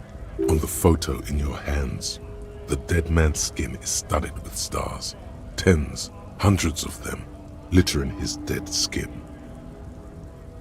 Are you a mercenary hired by Wild Pines? Free flow of commerce! Man yells and wipes his face. Sweat is dripping down his brow. Don't talk to him any longer. Just leave, please. Maybe we'd go with that one on this one. Okay. But The man's breathing steadies, but his eyes are still narrow. Slowly, he's trying to get his right-to-work dance back on. It's hard to do that when you want to beat a man into a pulp instead. I'm just gonna leave now. Oh dear. Well, that was terrible.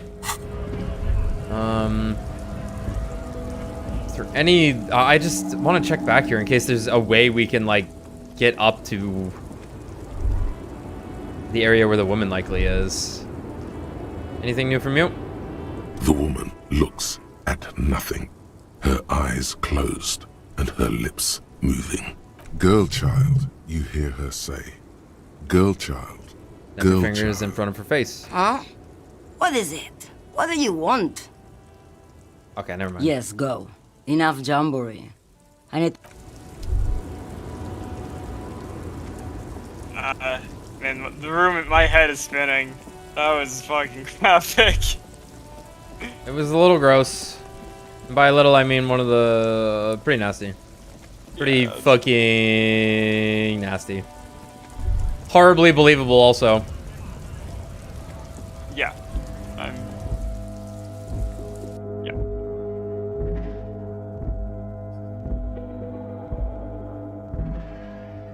Anyway, let's get some magnesium. Here's a trooper for surviving that one.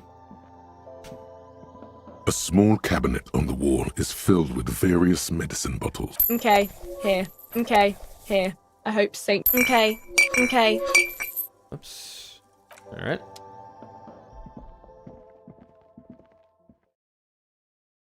Alright. So I guess we're gonna go take a look at Ruby. Head over that way.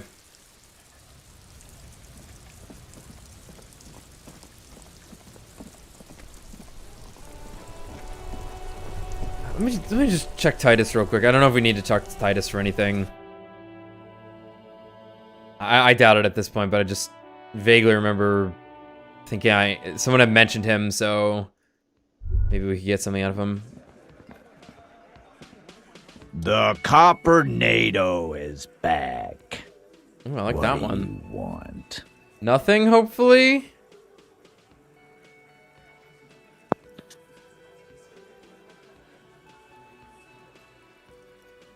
I talked to Joyce. The merc you hanged, his friends are coming for you. Yeah. By friends, you mean his squad mates from Crenell. Wouldn't want to beat up his grandma. They're snickering in the room. Some of the men put their beers down. Nervous snickering. There's a rush of adrenaline present. Yeah, they're forming some kind of tribunal and they're coming for you. This is what happens if you take the law into your own hands. Other people start doing it too. Let them come. The Hardy Boys are right fucking here. You heard the man. Right here. We're armed. We got the whole district behind us. And Glenn. Glenn is fucking crazy. Okay. Yeah. A well-oiled murder machine. Okay. The mood is on the rise. They're feeling confident, ready to punch out the whole merc platoon.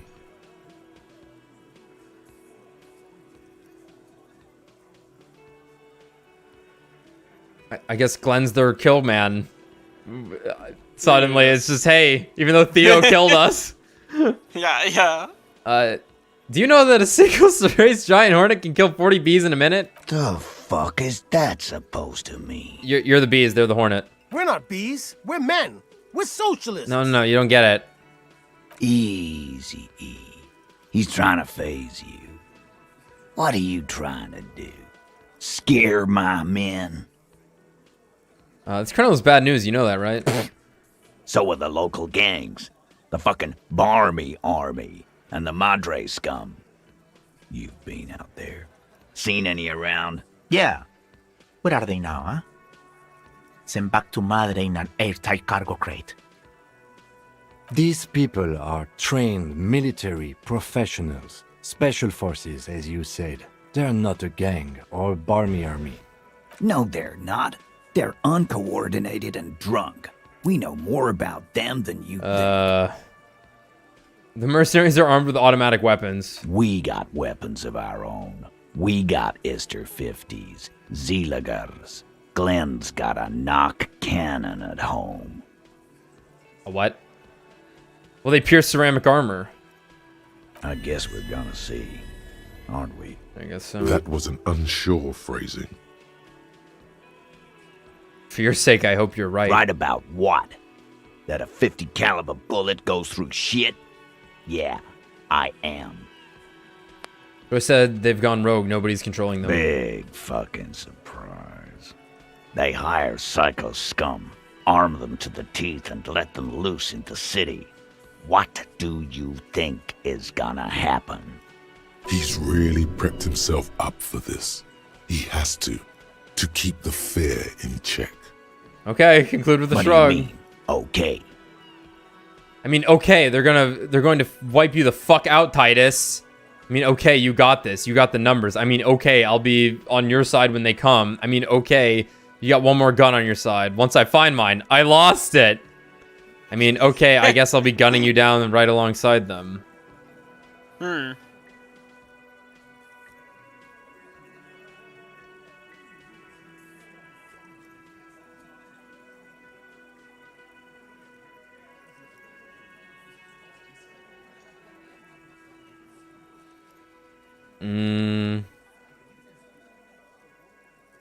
Well, I'm definitely not on the mercenaries side.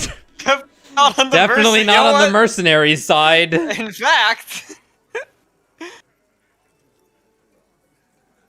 fact, I kind of like Titus. I kind of like Titus, all right.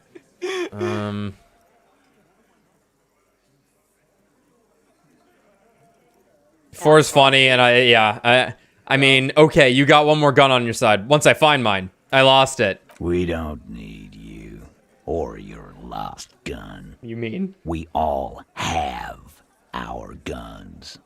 We'll just use those if it's okay with you. Damn. Lost gun or not, you're going to need help. We are offering it. Okay, I accept the offer, but I'll believe it when I see it. I'm gonna go over a few things regarding Ruby's disappearance again. I think we got all that. Well, I guess we're gonna go talk to Estelle then. Motorway south. Nice. That was a a lone good one. vector stretches in your mind's eye into the wild pale yonder, for an unimaginable distance, forgetting, until you can no longer remember anything.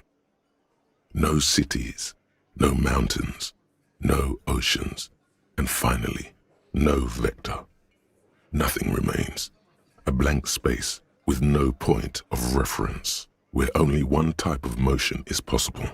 The motion of a human throat. Swallow in, and then it comes to you. To reach the end of the motorway south is to be unborn. You've had this thought before, while aimlessly wandering the streets of Jamrock. A lost piece of the man you were. A dark hope.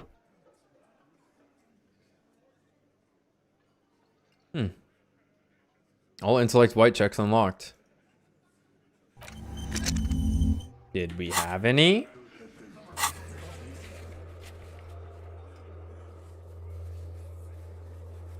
Dude, they just lie to you. It is all in white checks unlocked. Gaston's still locked. Well, we can check, I guess. Maybe it did unlock. Need that sandwich, dude. I need that fucking sandwich.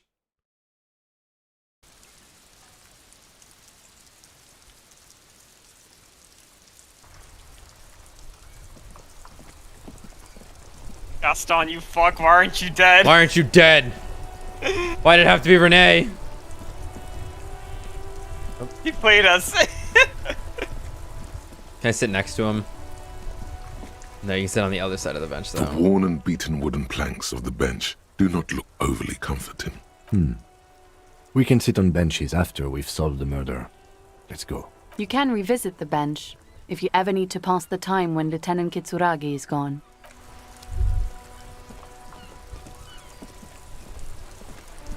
Oh, sorry, officer. I can't get the sandwich anymore. Oh, sorry. Yes. What about René? Old people die, you better get ready too. A strange expression runs across his wrinkled face, then vanishes without a trace. We all got to go sometime, officer. Everyone I love is already there. Probably waiting for me. I'm not afraid to die. It's been a good run, and I really miss my friends. We are both very sorry for your loss. Death of a friend is a terrible thing. It is what it is. Part of life. But to know someone for 79 years, then one day they're just gone. I just don't know anymore. About anything, really. But you must need something. Give me your sandwich.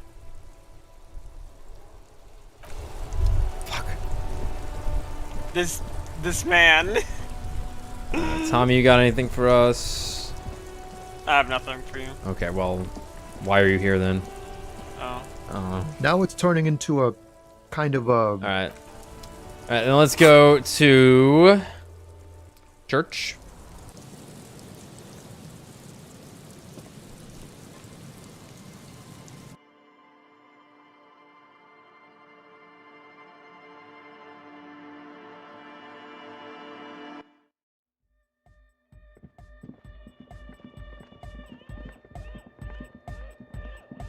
Hardcop.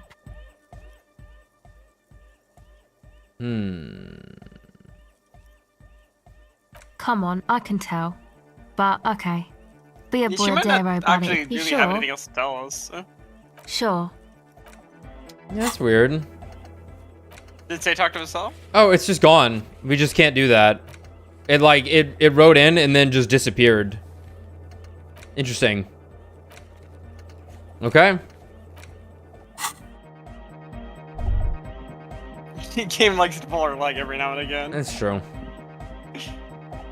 No sandwich, no confrontation about her dad who killed someone with a kebab.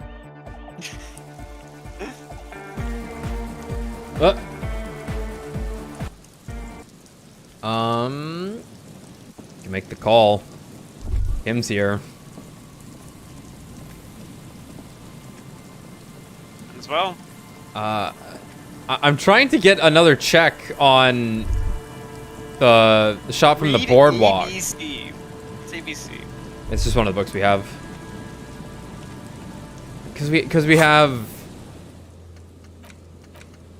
check boardwalk for bullet traces, check island for bullet traces. We're at the boardwalk, are we not?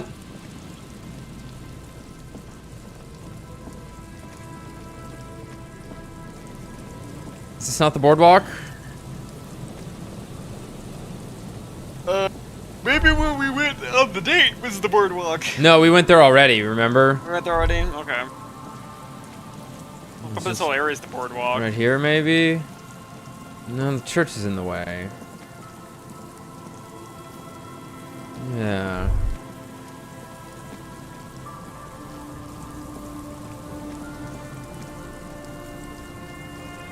Alright, maybe the idea is if Ruby's in this building, it's the shot came from here potentially.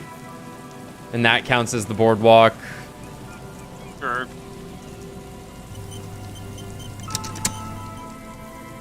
A metal payphone under a yellow plastic dome.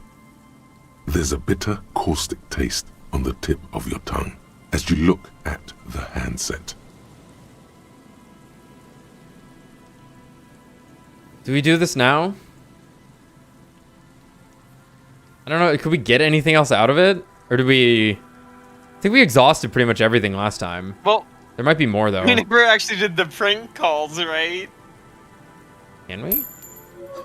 You dial the number again. No, we're only dialing 26 the... pulls of the rotary dial. Okay. Yeah, we're only calling the long-distance one. And a terrifying ocean of distance rustles in your ear. We have Kim with us this time. We'll be In fine. the middle of it, a familiar ring. Small, distorted. Calling. Put it down before it's too late. Please. Yeah, but like we can just hang up, I The think. headset lands in the Yeah. cradle with a clank. Now walk away. Forget about this. Walk away and do police work. Bury this in yourself and move on. We'll get to this. Damn, it started snowing and everything. Okay, so we have nothing else to do then, I think. Join the reading group. Don't really care too much about that at this point. Remember the shot came from. Okay. Then let's kill some time.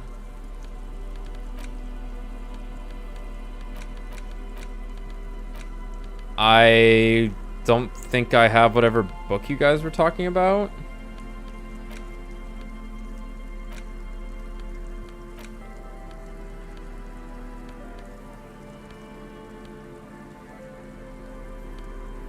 I have this. There's letters on it.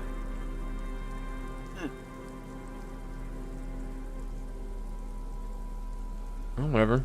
You hold in your hand the colorful primer. The title reads, A Primer for Small Kids. There's a bear involved. Exactly what I need. This book will show you the score. Get you oriented with those basic concepts you appear to be hazy on. The anthropomorphic bear will give you the lowdown of your life. On what? You know what? The This is a good idea.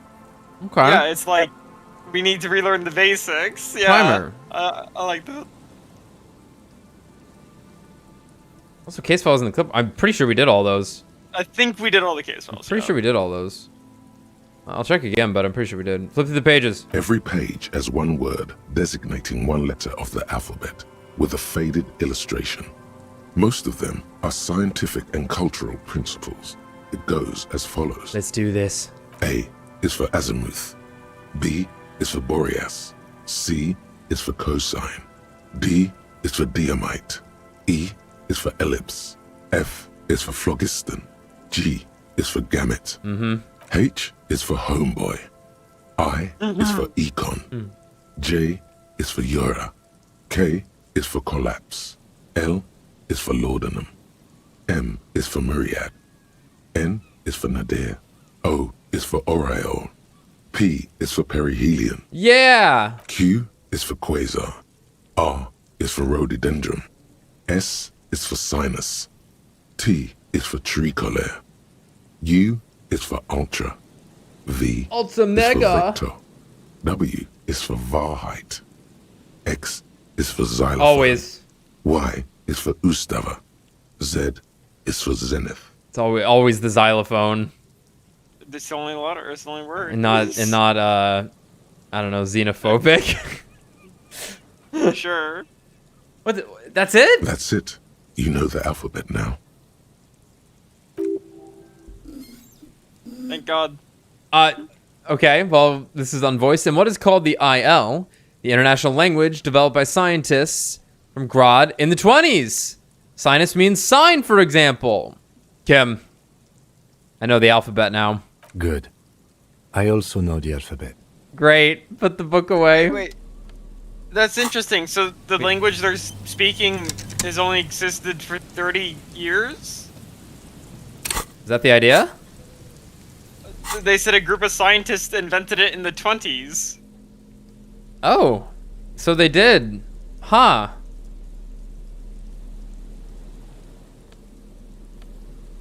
Weird. What else can we read? We're gonna go buy a book or a board game. Maybe they just meant like the specific, like the written language, perhaps? The new grammar, maybe. I don't know. The new grammar, yeah. Because there was a big world revolution, so it's possible like they had to restructure some certain things, like just like the information was lost. It was like, well, we It's gotta true. start over. It's very true.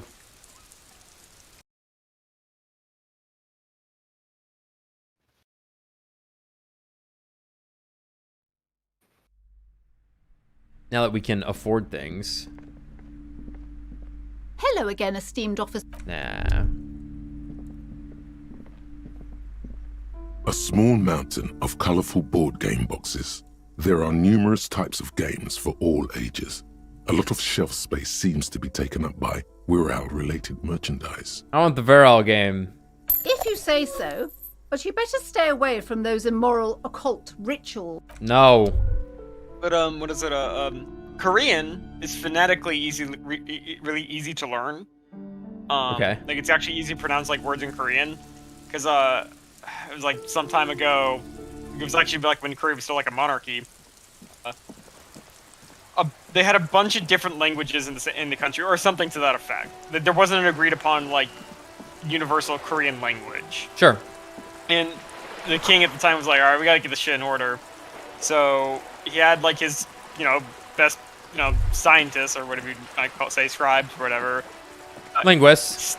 Yeah, linguists, sure. Study like the human mouth and come up with a language that was easy to pronounce. So, and they succeeded in this because like allegedly Korean's really easy to learn, at least like the phonetics of. Oh, really? That's kind of cool. It's really cool, in fact. Yeah. A high pastoral fantastique populaire board game illustrated with a bucolic vistas and featuring odd-looking humanoid creatures. It's the 3rd edition mega setting supplement module and can't be played without the main game. Large letters on the front form a title, Wirral. The colorful box is illustrated with bucolic vistas. The cover art also features odd-looking humanoids, some short, some taller, some with pointy ears, others with ephemeral wings. Examine the Text box. underneath the title in smaller typeface reads, 3rd edition, Mega Setting Supplements module. The side panel adds a sword and sorcery adventure board game with new maps and miniatures. Shake the box. Mysterious things rattle inside. What could they be? Dice? Plastic miniatures? A fantastical alternate world full of magic and wonder? None of that witless man from Heimdall, fascist dross, hidden behind faux realistic allegory. Wirral is no cliche-ridden apologia for colonial violence. Wirral is pure imagination. Yeah. Yes, the Wirral setting is known for its complicated system of political alignments. But if you're not into that, you can just hack your way through dungeons in search of loot. That's what most people do. Great. Look at the back. A blurb on the back reads, tired of the tedium and toil of modern life? Escape to Wirral. Leave behind Isolas and nations with their petty squabbles. Discard electricity, magnets, and boring technological widgets. Yeah, escapism. Succumb to a world of high pastoral fantastique. Unleash your imagination and create an adventure of endless possibilities. Discover the terrible secret threatening Wirral. Can your band of adventurers save the world? I'm not sure I can handle all this responsibility. Yes, we're ready to take on this challenge. Exactly. That's the spirit. All you have to do is read an intricate rulebook, study an assortment of maps, unfold the illustrated game board, and start rolling dice. In no time, you could be romping through grasslands with low-level characters, hunted by Iskala riders, or battling unspeakable monsters in endless dungeons fraught with danger and despair, conjuring up forceful magics to aid your quest. I've never seen magics written that way. Magics. Don't forget heated arguments escalate into physical confrontation with your friends. Well, that seems something that has happened to the writer of this. And beer. Lots of beer. And most importantly, never forget to rage quit if the dice don't go your way. No. Embrace it, if anything. You pry open the box. Inside, you find a folded up map, a small booklet, a 24-sided die, and a little plastic figurine. I love these 24-sided die. Does everything. Yeah.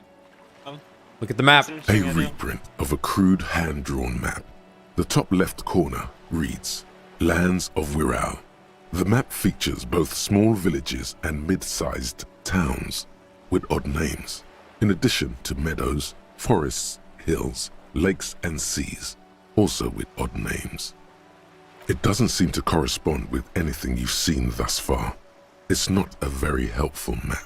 Look at the booklet. A quick guide to the magical races of Wirral.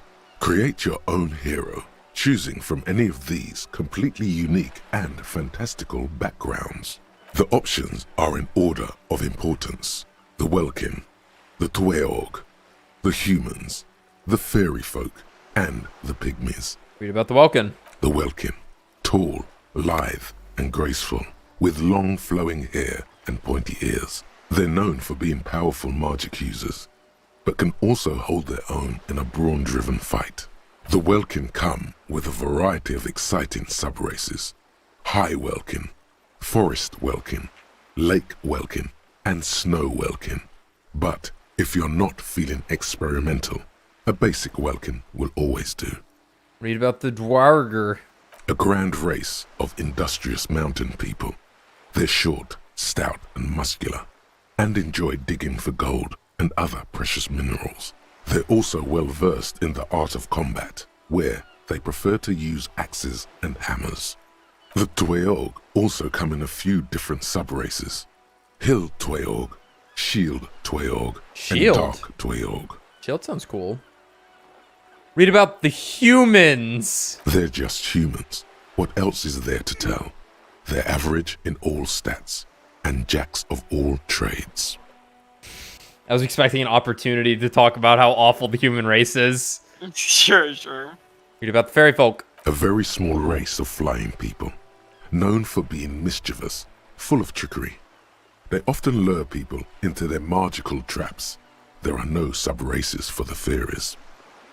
Read about the pygmies. The least popular of the Wirral races, so the easily pygmies, forgotten. are short, rotund, and dim-witted. Pygmies live in small villages made of shoddy wooden dwellings.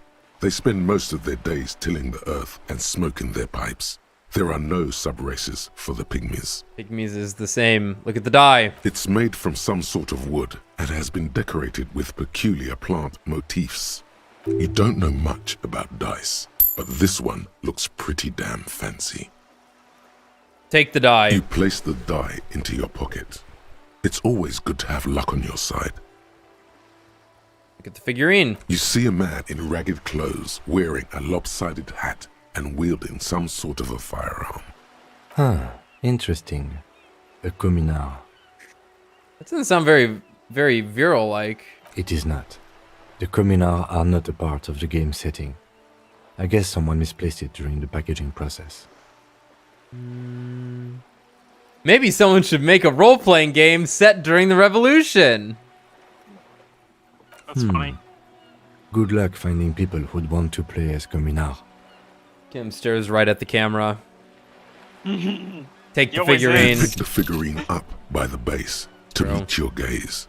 The little plastic man stares back at you, his face contorted into a disturbing shout. Then you pocket it.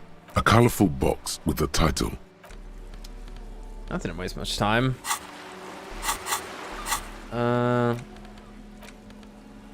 What a nice little figurine. A turn-of-the-century leftist revolutionary in ragged clothes. On his head lies a lopsided hat, seemingly an ushanka. In his hand, he carries a little musket. This basic 24-sided role-playing die can be used to get results for several dice. It's made of East Seminoles snakewood and embellished with plant motifs. It reminds you of Plain and Hill Welkin. Note: look at the map tab in Journal to see which white checks have opened.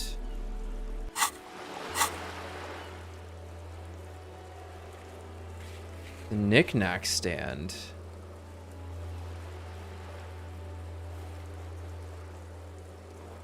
The knick-knack stand? Not sure what that is. And yeah, we read the case files a while ago. Yeah, I guess we can just buy more stuff. The musty smell of a potato cellar in spring emanates from the air vent.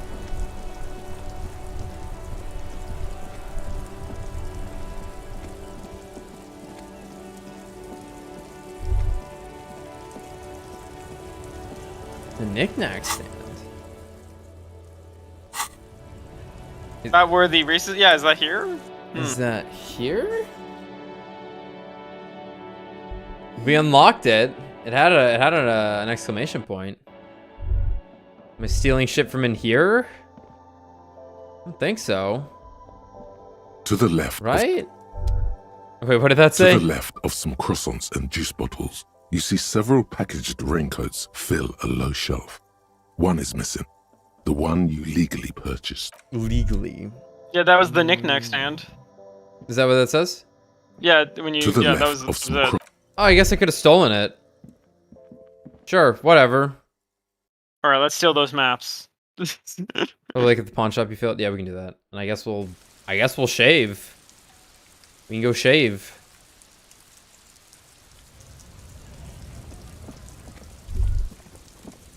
Yeah, I guess it was stealing the raincoat. And I guess the maps that we could have stolen, we only had that one opportunity to do it.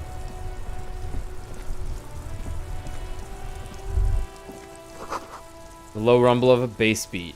Your heart repeats it.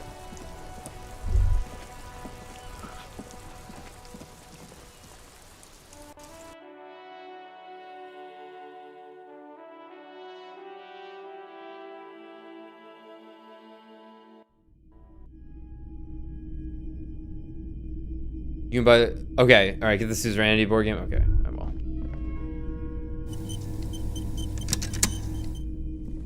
You see rows of toy soldiers guarding the rest of the trinkets displayed on the table. We have the dice. It was interfacing, right? You see rows of toy If we fail this, it soldiers wasn't meant to be. guarding the rest of the trinkets displayed. Why? What's this? It was meant to a be. headless man riding a horse? A headless man wearing futuristic tracksuit trousers that say found. What is this? Oh, that's the Headless Phone Rider. Who? The Headless Phone Rider. It's an urban legend about a man who rides the streets of Revachol sporting a phone tracksuit. As you see, he's missing his head. Okay. 50 cents. Bargain price. I'll throw in the tiny cap too. I think he's looking for it, or something. That part of the story has many interpretations. He lost his cap when he lost his head. Perhaps he's looking for the head. Sure. Did I mention that this figurine is supposed to be lucky? Always carry it with you. He grins. That's nice. Okay. The plastic headless fallen rider sits atop his equally plastic bull, his posture indicating either desperation or pride. Comes as a set with the infamous found cap for which he has lost his head. The head is not included.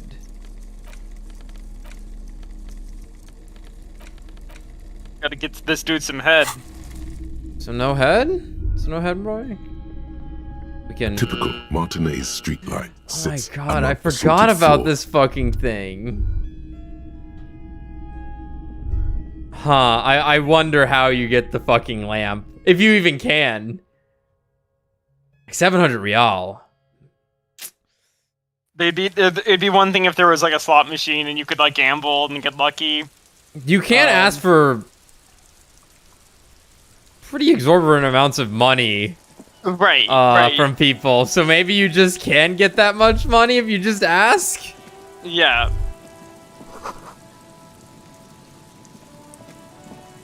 It is viable, that's not Like, it's there, the option's there. You can't go this way, right? Oop. I always check there just in case. Looks like you can. Yeah. Did we walk down here ever? Oh, whatever. Okay. Well, This let's is a weird feeling, I'll see. say. So having nothing to do. Yeah. And it's a little weird, isn't it? Probably gonna be egghead stuff. Yeah, Egghead Van Eyck. Unless we just see really well suddenly. Cluster of polychromatic flyers blowing the breeze. Yeah, I guess that's related to Van Eyck. Lumpty Dumpty thought helps too, yeah. Is your boat ready? Aye, the sea's gonna calm down soon. I can feel it. Yeah, I guess we could talk to Joyce about what we learned. Yeah, might as well. Might as well. Good. What can I help you with? Oh? Ma'am, this whole thing's takeover. I helped him turn up the Oh, I didn't even see that heat one. on the borscht. And this whole thing is a takeover. He asked me to open a door, or he asked me to deliver an envelope.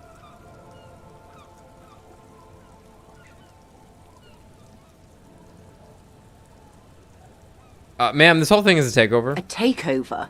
Yes, it's not a strike. You aren't being let in because there's nothing to negotiate. The Union is taking the terminal. He has told me so in his own words. He's taking it. He'll also use the drug trade to finance the harbor. Yeah. If they're taking it... She looks toward the colorful mountain of crates, like toy blocks rising above Martinez. Green livery, changing into red, blot by blot, like a cancer of the blood, metastasizing. Then we're talking about a war. Evart needs to let me into the harbor at once. We need to talk about this. He's ready for a war, they all are. They most certainly are not. Crenell has 1,000 men on their payroll. The next batch will be a platoon of 20 men and a gunship. Oh shit. Open the harbor. Stop having it be closed. Stop having it be closed, yep. I've seen the Union's forces. They are better organized than these mercenaries. They also have the support of the people of Revachol West. Yeah, but Kim, they're gonna buster call Martinez. Sounds like it. Sounds like it. It will take more than Crenell to wipe them out. Wild Pines will need to send more and better equipped men. Make no mistake, ma'am. I am sure you have the money. The question is, how many years and how many lives are you willing to sacrifice? What do you suggest I do? I don't know. First, will this affect your decision-making process? It's not the RTM's job to make these decisions. The workers should have the harbor. Cut off the snake's head. Everett's pushing all this. It's a bluff. Call it. Have them open fire and see how long they last. Oh, God. Bring in everything you have and wipe them from the face of the earth. Look at your wrist. It's Apocalypse O'Clock. Time to commence the gloaming. I wish there was a disco. I don't know. Your decision. Oh, we're big One Piece guys. We fucking love One Piece. First, will this affect your decision-making process? Everything affects the decision-making process, Detective. Yeah, it's true. It's stupid I asked. Officer? Gloaming means when it's twilight or dusk. Interesting. The look on the lieutenant's face conveys uncertainty. He doesn't even sound angry. I googled gloaming and one of the first results is, yes, gloam is a Scrabble word. Yes. I love that. What the fuck you mean, gloam? Gloam, look it up. The real word. Fuck real you. Word.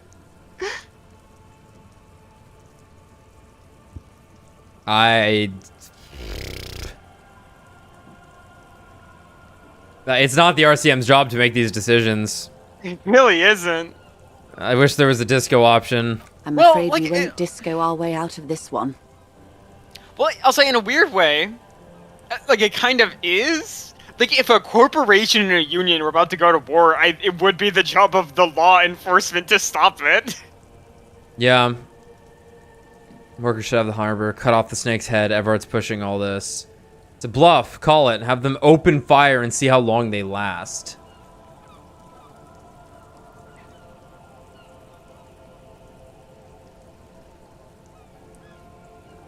Like...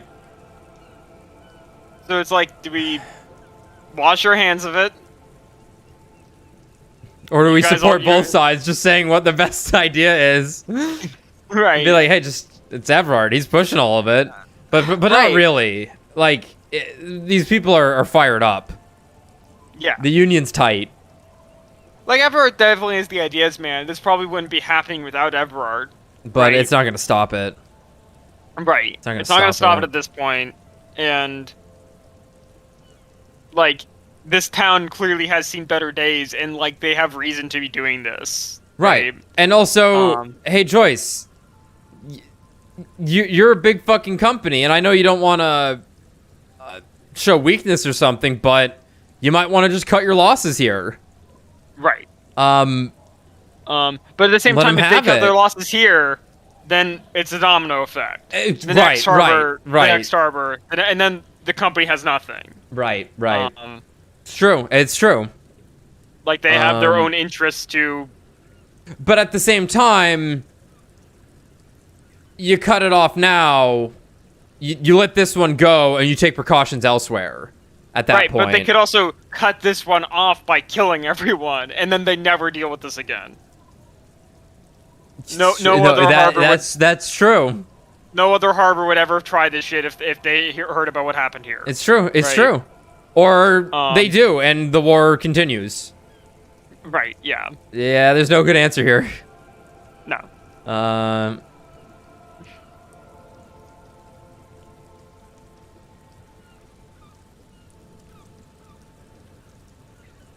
Yeah, but even if they don't have like the authority, like they have put themselves in that position of we're supposed to be keeping the peace, right?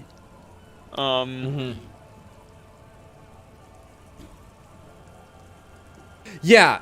So it's a bluff call. It might be the right option here. Because it is like just don't start. Well, it in theory might be the best option. Because that would prolong a standstill, but the mercenaries are fucking crazy at this point. Yeah, like they probably don't. Like 2 probably just doesn't happen without there being a fight. Like that's probably not a realistic scenario. The company probably really is not going to just let them have the harbor. Because again, that would mean they lose every single other harbor eventually if they do this.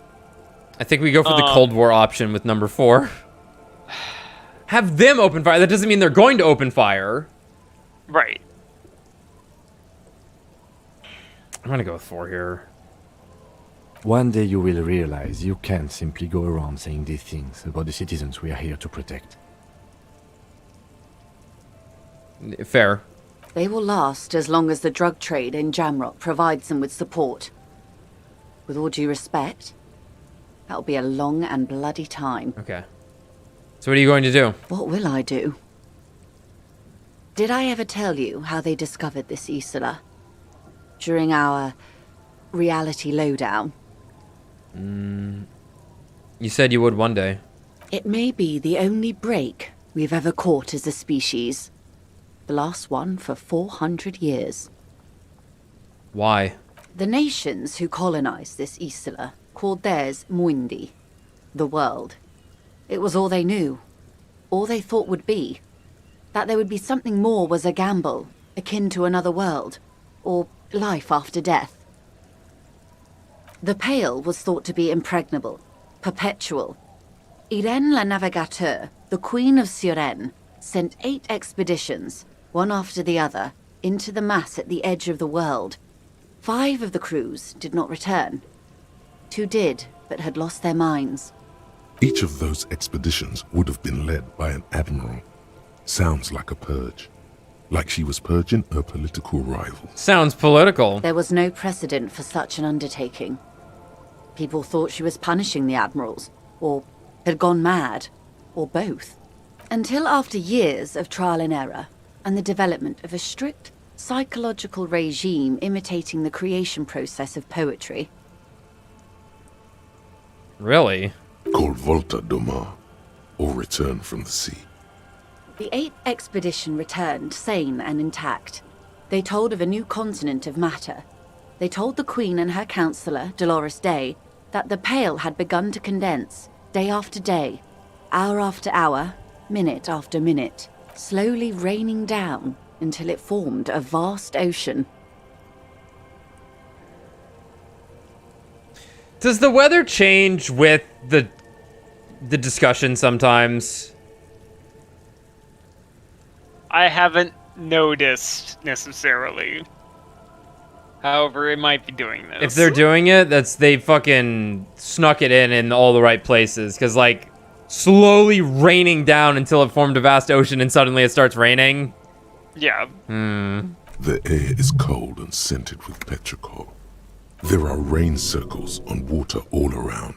Humidity crawls up your back like a piano trill. Yeah, see, it triggered for this moment alone. It totally did. Maybe there is a day-night cycle, a weather cycle system, but then when you hit certain triggers, it will change the weather accordingly. Put your hand in the rain. So does the lieutenant. His mouth is slightly open, as he looks to to the sky. The droplets feel warm, like spring rain. This ocean? The phenomenon has never again been encountered. For a time, the crew thought they were experiencing a hallucination. The mass hand proclaimed, Lancielinde, Lancielinde, the signal to wake up. Oh, wait, hold on. I think they were... Yeah, so it's crazy what they had just said also. The ocean is the Pale? Like it had... Yeah, hold on. Become so thick, it was like water and they could move on it. Slowly raining down until it formed a vast ocean.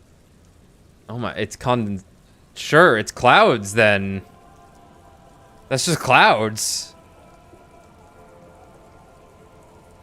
That the Pale had begun to condense day after day, hour after hour, minute after minute, slowly raining down until it formed a vast ocean. Wow. But they could not.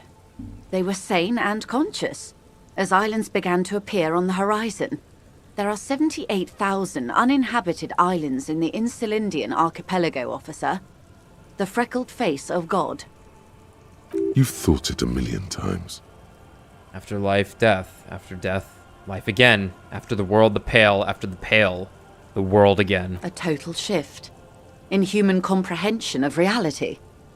On the second day, a great skua was shot down above the flagship Lysergique. The bird was preserved and brought back, along with pollen. Oh, don't bring that. 4 years later, the Queen's Counsellor was proclaimed her Innocence Dolores Day, the elected world spirit. The age of humanism, internationalism, and parliamentary rule followed. We were high. Leaving us here. On Caillou, the Pebble, the largest of the fertile, uninhabited islands of the northeast Insulindian archipelago. 4 centuries and 2 revolutions later. The great skua was the first bird they saw? The first living, autonomous organism. Proof of reality. It's the symbol of Insulinde, detective.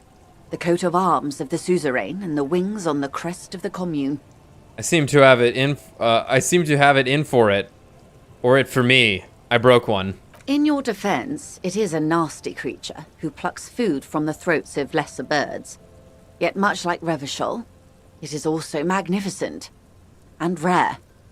Imagine the suzerain of seagulls. I'm glad it's dead.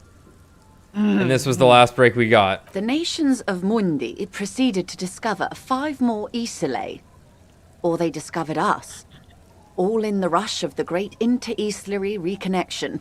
But these others weren't uninhabited. We had to kill people there. Wipe out indigenous I was wondering populations. about that. Gunboat economies. Or they came to do the same for us. Or had done to each other. But here... She spreads her arms. There was no one but the skua, the Liliat Saya, and the Blood Beach, and the River Esperance. It was the new world.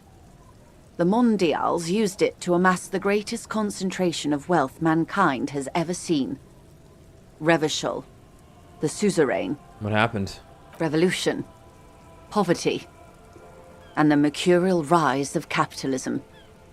It's raining! It is. Soon it will be spring and everything will blossom. The gangs will run wild, jacking motor carriages, ferrying amphetamines through Coal City.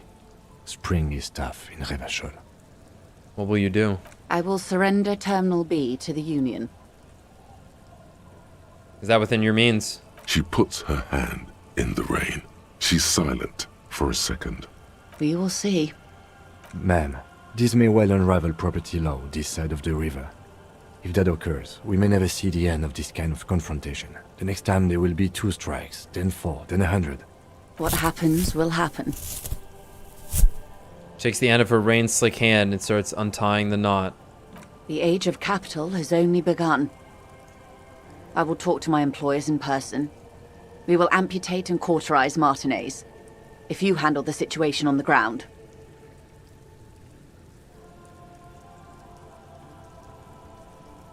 Yeah, that was kind of what I was saying. That's exactly what I was saying, in fact.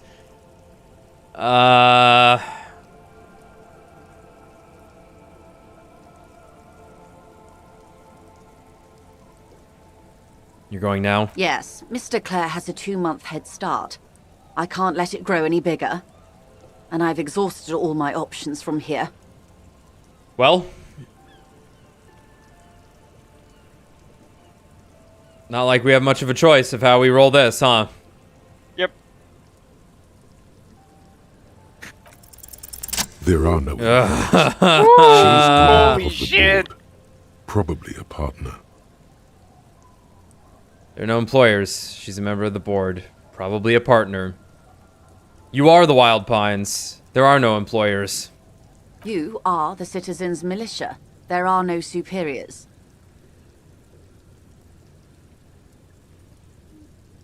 What? Of course I have superiors. That's right, detective. And next time, you should confer with them before you go setting events in motion. Events are already in motion.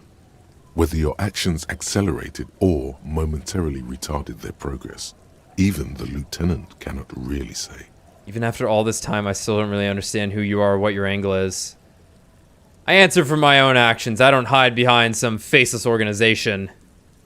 Yeah, even after all this time. I have not deceived you. I told you exactly who I was. Rejoice Layton.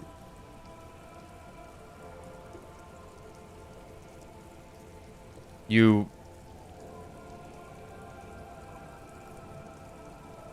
What? You didn't tell me that. Am I missing something here? Did I fuck something up? Should I have clicked the other thing? I guess I should have. Fuck. Wait, what did you mean by the other thing? The other thing where I was like, I don't work for a faceless organization. I am who I am. I deceived you. I told you who exactly I was. Rejoice Layton. That's... Her name's Joyce. Was that the... Layton wasn't the name of the guy that's dead, but he was called... No. Well, understood. Doesn't understand a thing. Let her go. Keep the peace, and I will keep my end of the bargain. How far along is Cronell's investigation? A confrontation is imminent. They have followed in your footsteps. As your investigation reaches a climax, so does theirs. They are your shadow. Arm yourselves. Armor yourselves. Protect their targets. Violence may be unavoidable, but we can limit the casualties. When will they make their move? Where? Soon. I do not know precisely. They have cut off all communication, you see. They know I've been feeding you information. One last thing, Lieutenant Dubois. I've given the matter much thought and come to this conclusion. You're not an amnesiac. You're insane. Yep. I know, because I, too, am insane. I just hide my illness better. And I'm rich. Isn't everybody a little insane? No, Detective. No one's as insane as you. Don't worry, madame. I am very sane. You're over-radiated? I'm overexposed, baby. My travels take me through the Pale dozens of times a year. I've got the longing. And I've got it bad. Goodbye, nether creature of the Forbidden Swamp. How do you keep it together? The same strict psychological regimen the 8th Admiral developed when he crossed the Pale and discovered this Isola, the Volta do Mar. It's used by inter-Islary travelers and other troubled souls, even to this day. You could use a little of it yourself.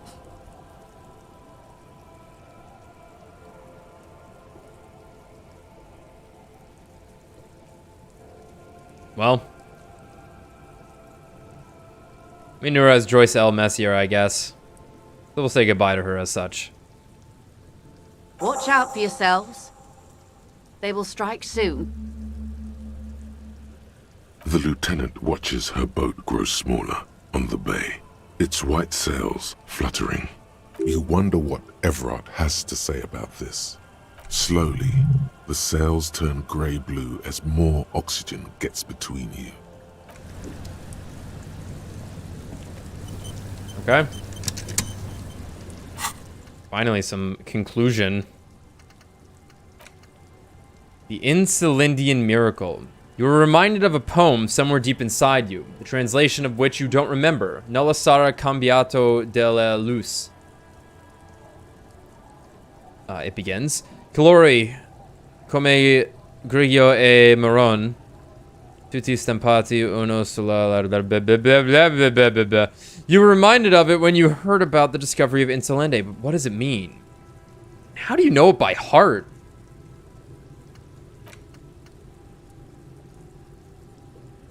I think we get rid of this one. Don't really need those motor checks unlocked because we would have already unlocked them. Yeah.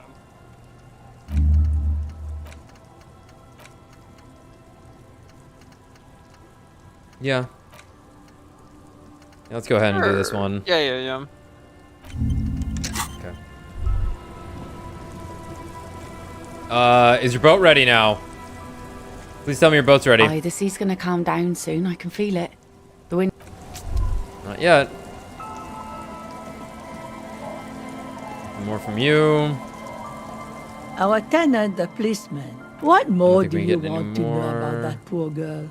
other Yes. questions? Okay. Shall we shave?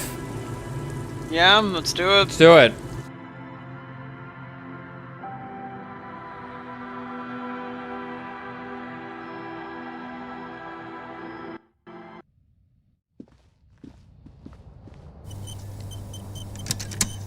What's it require?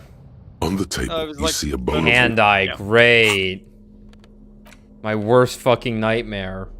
I got +2 right now. I don't think I have anything else that's gonna help me with that. Probably not. Probably not.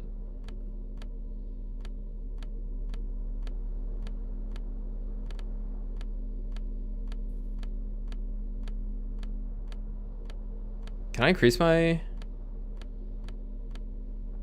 hand-eye anymore? Seems like it might be a good idea. Yeah, that's right. We're gonna have to be drugged up going into combat, huh? Oh, we actually can't put one more point in hand-eye. We never have. Well. On the table, you see a bowl of water. Like an artist with a brush or a master swordsman, you use the small mirror and the straight razor with some soap to remove all that unkempt hair from below the nose line. The sharp blade chafes against your skin, God. producing a scratching sound. The surface underneath the beard feels tender, the air brushing against it chilly. Can you shave with the expression still on? Good God, he looks terrible. Oh my God, he looks so fucking miserable. Hope this was the right decision. Feel your clean-shaven cheeks. They feel so smooth, surprisingly so. A feeling of freshness overcomes you, as if you just came from a cold bath. I like how he's already has 5 o'clock shadow. Like, Can't get it's not clean shaven. No. It's shaving the right call. The water reflects back a vague image of your clean-shaven face. Despite the bulbous nose, unkempt hair, and persistent swelling, you look a little younger, maybe. You almost look like a professional. An old mirror hangs on the wall. You see the reflection of your face in it, such as it is. A regular, clean-shaven police officer. Huh. On the table, you... Oh, wait, hold on. Turn around.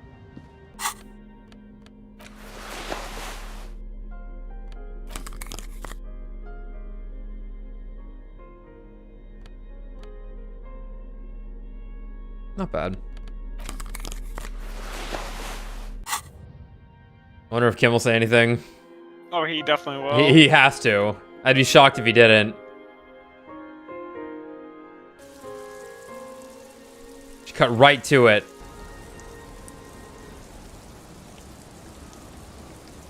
Nice shot, Kim. He has nothing to say.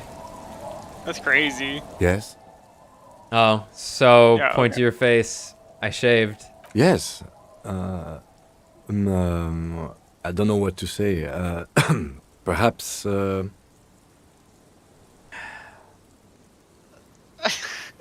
is it? You can tell me, Kim. I'm not really sure about this turn of events. I think the mutton chops might have been a better idea. They sort of seem to cover up some of the... He stops. Oh no, Kim! Damage! Yeah, damage. He means damage. You can fix me. Either way, good on you.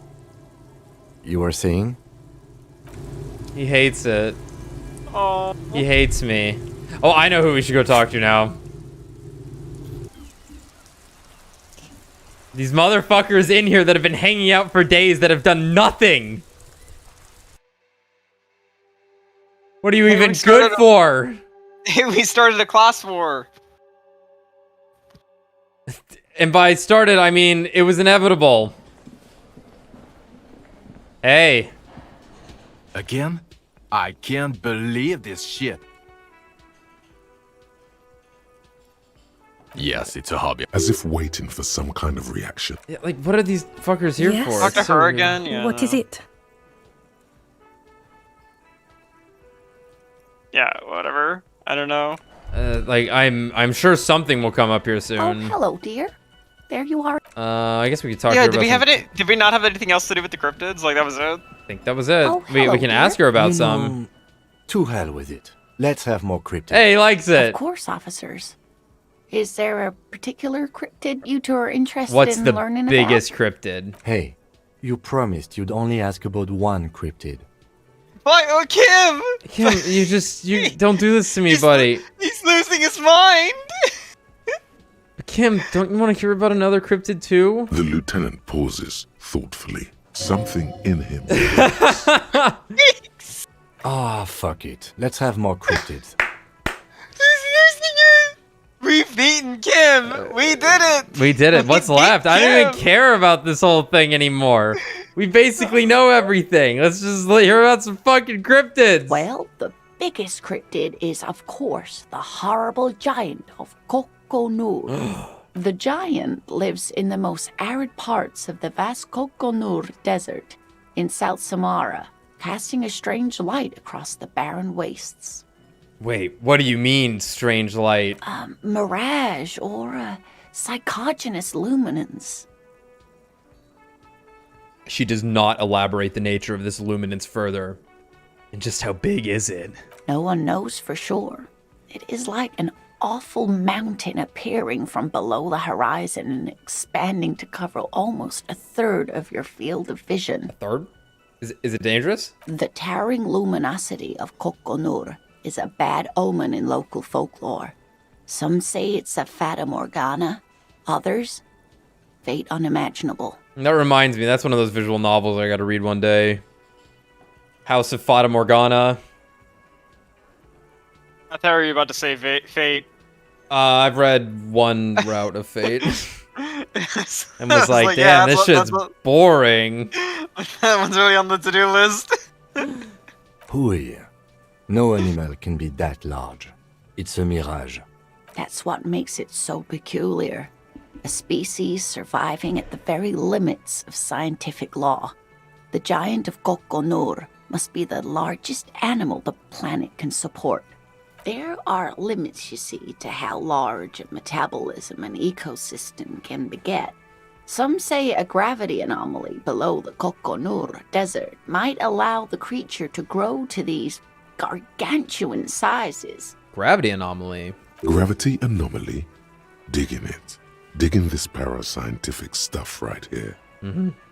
It's the tiniest cryptid. Cryobacter catlensis. Cryobacter catlensis? Yes, a unicellular bacterium that was discovered in one of the northernmost points of Kotla on the Boreal Plateau by renowned geologist Caitlin Mijanou some 70 years ago. What's so special about it? The bacterial colony Mijanou found had remained alive while frozen in ice for longer than anyone could reliably estimate, certainly from before recorded history. Mijanou disappeared shortly after injecting herself with the bacteria she had brought back to study, no doubt in hopes of prolonging her own life. You mean there's an immortal geologist wandering the world?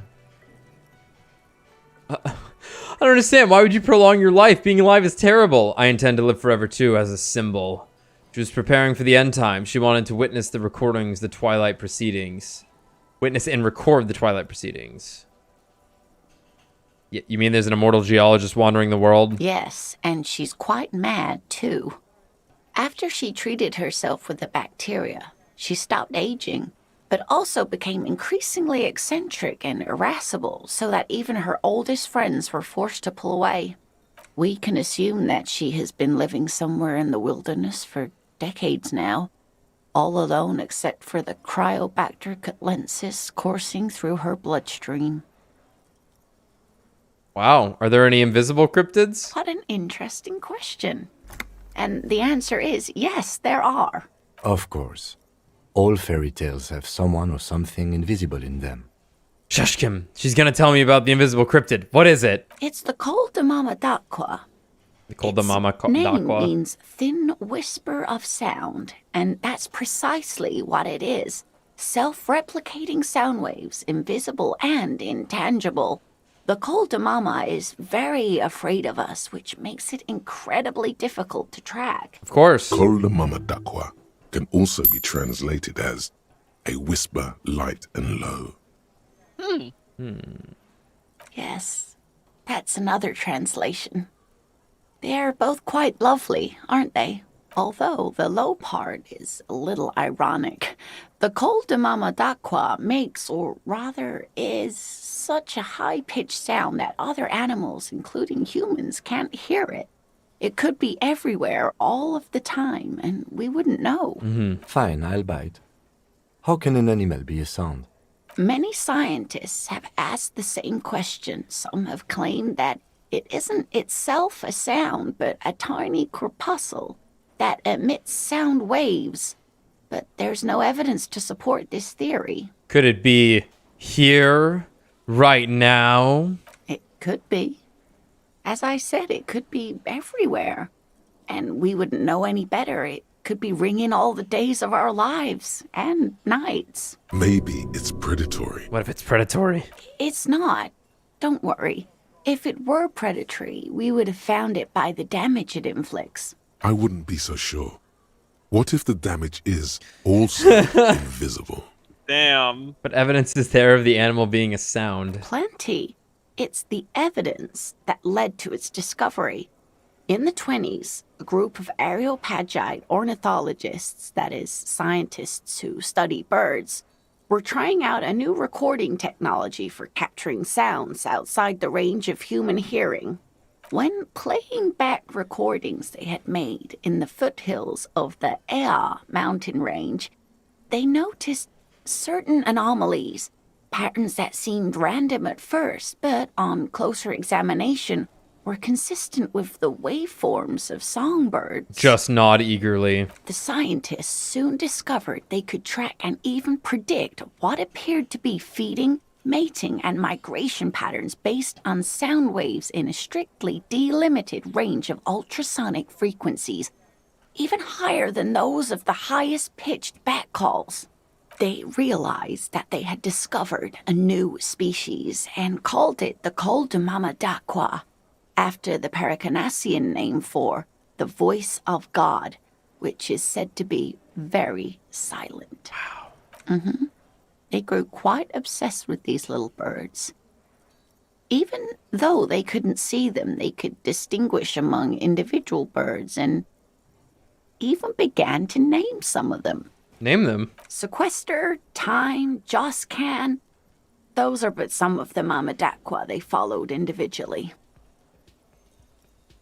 Why is the Mama Daqua so afraid of us? That is a sad story. Oh. A group of university students assisting with the field work in their enthusiasm for the project, and no doubt because they were preoccupied with impressing their professors, nearly drove it to extinction. Extinction? They tried to communicate with it and had no other means but sound. So they started sending out sound waves at frequencies they thought might match the Mama Daquas. And what happens when a sound wave meets another sound wave of the same frequency, dear? Psst. They cancel each other out. I knew that. I didn't know that. You have no clue because you're not a dweeb. Oh my god. We didn't know that. I'm sorry, physical instrument. We are a dweeb. They cancel each other out. Exactly. And these tests were performed so recklessly that when they happened upon the right frequency, well, they wiped out most of the population. Wow. After that, the corpuscle appears to have migrated elsewhere. There have been recordings of anomalies similar to those spotted in Ea, but they've been few and far between. It's impossible to confirm the presence of any stable Koltama Madakwa population anywhere. Of course. A common thread in these. Disappearance and unfalsifiability. I like the story, though, ma'am. I'm glad you did, dear. She seems genuinely glad. Interesting. What about what? About? Of course, dear. That was a good way to waste time. Nothing to talk to you about. Hi again, Gendarme. I guess Bye-bye, we can go talk to Evart.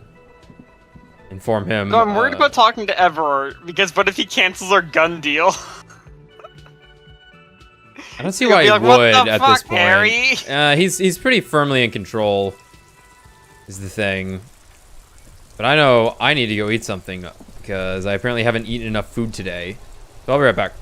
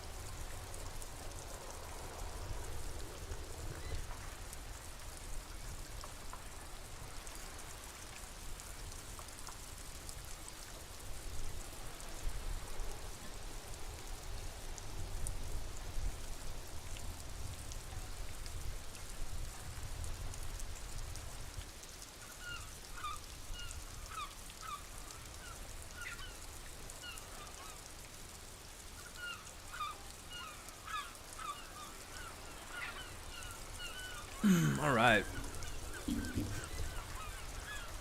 Oh. All right. God, we shouldn't have shaved. But we have to move past our past. Exactly. That's why it's called that. Kuno, you still alive? He'll like Harry will grow into this new look. Kuno, make fun of my face. Fuck, does Kuno care? Kuno doesn't. The trash container. The smell of rotten food. Damn, I was hoping rises we could do to the chin. check. You see soggy Just rip it cartons, open for dirty no good rags, reason. and organic waste. The container sounds a muffled Because I know it was a check on the map. Yeah, that'll wake everyone back up. Alright. But as Kuno's always told us, Kuno does not fucking care. Kuno does not fucking care. I feel like we've missed something with his quest line. I feel so too. He told us his friend was a serial killer, and then that was just sort of the end of it. Yeah, it sounded like he was headed off to, the underground to go look for shit that kids do. I suppose we might as well talk to Evart. Kill whatever time we can at this point. Though I don't know how much it'll matter. Maybe we just find a way to kill time. Well, logic said we should tell Evart.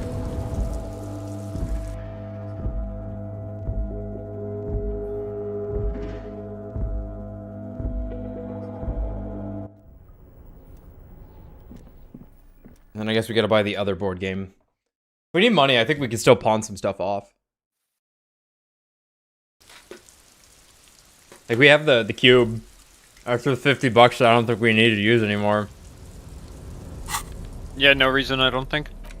Oh, yeah.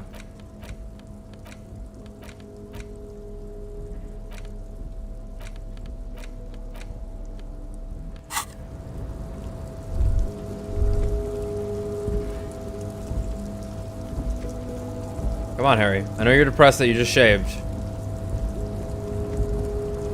I need a shave.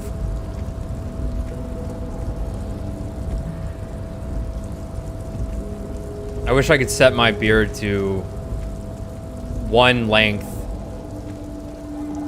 which is like 2 days after shaving. That's typically the best length for my beard. And to have no hair ever grow on my upper lip again. Fucking hate upper lip hair, good God. It's funny, my brother and I both don't like it. His wife pointed this out. It's like, you guys just don't... It's weird. It's the only guys with beards I know that don't like the upper lip hair. Holy shit, Kim. You tell that chair who's boss. Assert dominance. Clip through the chair like it's fucking Skyrim. So, the ship has sailed. Did you see it? Yeah, I was there. I know you did. Yeah. Tell me, what did it look like as it grew smaller and smaller when that mainsail dropped behind the horizon? There's a mean little light in his eyes. Did it look like a germ? Did it look like a piece of bacteria? His jaw is clenched, and his quadruple chin is quivering with hatred. This is decades of hatred speaking right now. Your brother doesn't like your upper lip hair? No. We both just don't like having mustache hair for our beards, for our looks. That's all. Like, I really don't like it. I think I look terrible when I have like I stubble shave it with an electric stubble shaver. Foil shaver, I think is what it might be called also. I have to do it that way too because I actually have a little mole on my lip and I cut it if I use a razor. It's not a very perceivable mole. I forget I have it sometimes as of late. But yeah, that's just I like unconsciously kind of go with the Wolverine look for my facial hair. Because I think it naturally grew in that way. Like the spikes on the side of my chin going up to the corners of my mouth. Sure. Yeah, I used to rock that look all the time. Now I just let it grow in. Or I like being clean shaven. Anyway. Oh my God, you've been played. Logic, no.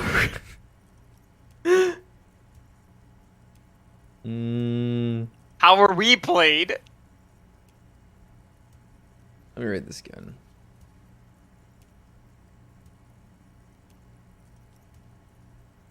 So the ship has sailed. Did you see it? I know you did. Tell me, what did it look like as it grew smaller and smaller when that main sail dropped behind the horizon? Did it look like a germ? Did it look like a piece of bacteria? His jaw is clenched and his quadruple chin is quivering with hatred. This is decades of hatred speaking right now. Yes, it sort of did look like that. A bacteria growing smaller and smaller. No, it looked like a boat sailing away from the coast. No need to be overly dramatic. I don't understand. What do you mean? You wanted me to deliver that message to her. Interesting, yeah. I'm gonna take morale damage for that one. No need to be overly dramatic. Yeah, you wanted me to deliver that message to her. I mean, that's... But also, I didn't mind delivering that message because I was just... Right. Like, what are you withholding from me now? That this is a takeover? That I want a war? God, I hope you also told her about the drug trade. They absolutely hate getting their hands dirty with that. Sure. Okay. You can kill 1 million people, but if you do something the police doesn't like, well, then you're out of the yacht club. Goodbye, you inhuman fuck. Vein on his forehead is pulsating. Now I know why you've been so forthcoming. So this was your plan all along, for me to relay this information to her. You know she left. I used my eyes, Harry. Now I know why you've been so forthcoming. No, Harry. What we have is real. We're working men. This here is real. In there, under pillows of winter fat, his stress-ridden heart still beats furiously. So this was your plan all along, for me to relay this information to her. Harry, I can't see into the future. We are all playing by ear on this planet. I had no idea she'd react so strongly. But you did want me to relay info to her. I did. I knew the negotiations would go better with police officers telling her horror stories from inside the harbour. It's scarier this way. Turns out it was a magnificent strategy. I never thought it'd so fundamentally fuck her up. Okay, so what were you bluffing on? But, like, that's nice and all. Mercenaries are still gonna gun you guys down. How do you know she left? Harry, I bunked her cabin. I bunked her whole boat. I had cameras surveying her boat. Hell, I even wanted to bug that thermal cap, but my boys advised against it. They must have done it while Joyce was busy questioning the locals. So you've been listening to our conversations all the time? Not me personally. I had guys recording and processing this information for me. The Hardy Boys? Hell no. Hell they no. Fuck it up. They can't do anything right. I mean my real boys. My special task force boys. Where are these boys? These boys. They sure as hell aren't hanging out in the open with beers in their hands for the cops to question. They're pros, Mr. Kitsuragi.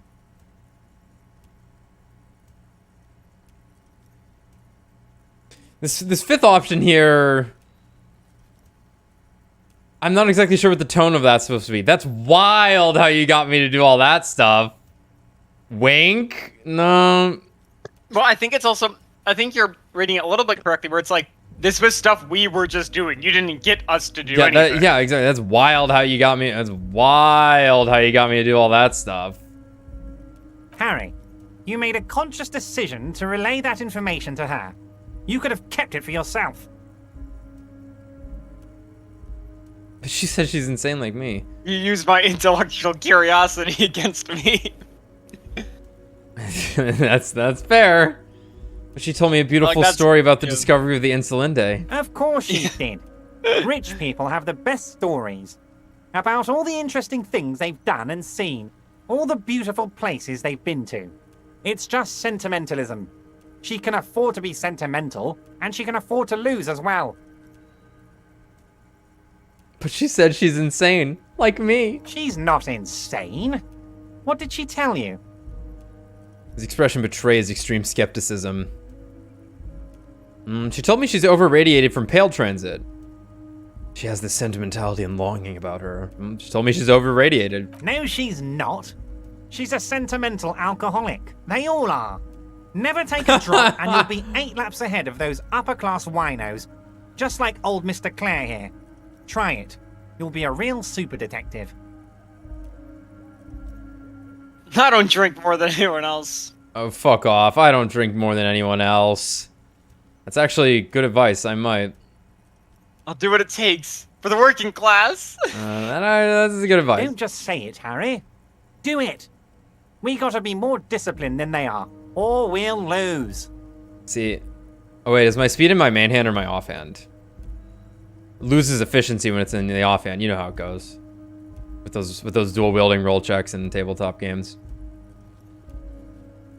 You use my intellectual curiosity against me. Against you? Oh, Harry. I'd like to think I used it for you. It was interesting. No arguing against that. So what's going to happen now? What was always going to happen? We take the harbour and she fucks off to Ozon, uncorks a bottle of wine, calls her partners, and says they need to distance themselves from this nasty business before the big shit spinner splashes everyone. Only difference is the Union doesn't have to lose 2,000 men to machine gun fire.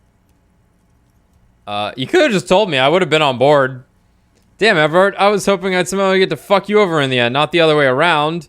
But I swore fealty to her. She was my beautiful lady. I have a bad taste in my mouth. You better make sure this ends up saving lives. Look, I just want to do police work. I think I did like 1 or 5. Like, we were on board with people not dying, so.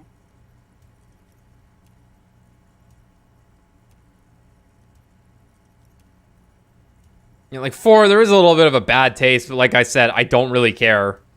Yeah, like 4 also, yeah. Like, it's like, yeah, it's like. I guess he used us in a sense, but also whatever. This game's been pretty good about you just kind of coasting through dialogue, so I'm not too torn up over it. Like, you could have just told me and I would have gone from there, but Harry, when I need to tell people, I might as well do it myself. That's why I like initiative and inspiring initiative. Whatever. It's more natural that way. Sure. And safer too. You never know who you can trust. Fair. You knew something, like, he didn't know something us, right? big, and you wanted to see what happens when you tell someone. So you told her. Anyone who's ever been close to power will tell you, inside information is the sweetest thing in the world.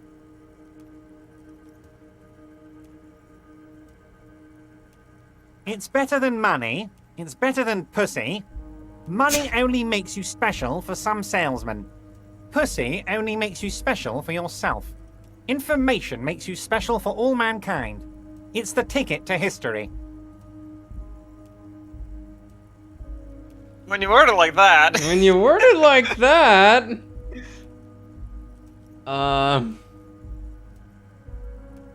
What is he even saying here? Well, I think he's implying that it's like he Anyone told who's us what ever been close to the power will tell you. Inside information is, oh, okay. It's just saying that like the thing that changes stuff is information. That's all. Yeah. Yeah. And he's also like, I didn't give you the whole picture. I gave you what I wanted you to know, based upon like how I assumed you would have acted. Yeah. It's like, oh boy, we got insider information. We got to tell someone.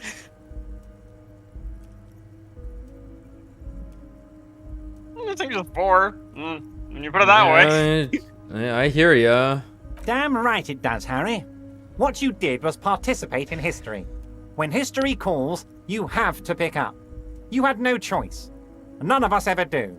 A hard disco cop like you, I knew you weren't one to resist temptation. You know what, detective? I am going to leave this out of my report, and I suggest you leave it out of yours too. Just look at the 3 of us. The 3 careless boyaderos. Good times, good times. So what the fuck now? Now we let bygones be bygones because there's work to do. For me and for you. I suppose there was a reason you came here, so let's have it. What can I help my best friend and comrade with today? Really got nothing out of that. Like, that was kind of almost pointless to even have that conversation at that point, but I guess it's meant to give you the full picture on Evart there. Right. Like, it felt a little bad just leaning into everything he was saying, but also whatever. Whatever. Can we fast travel from here? Nope.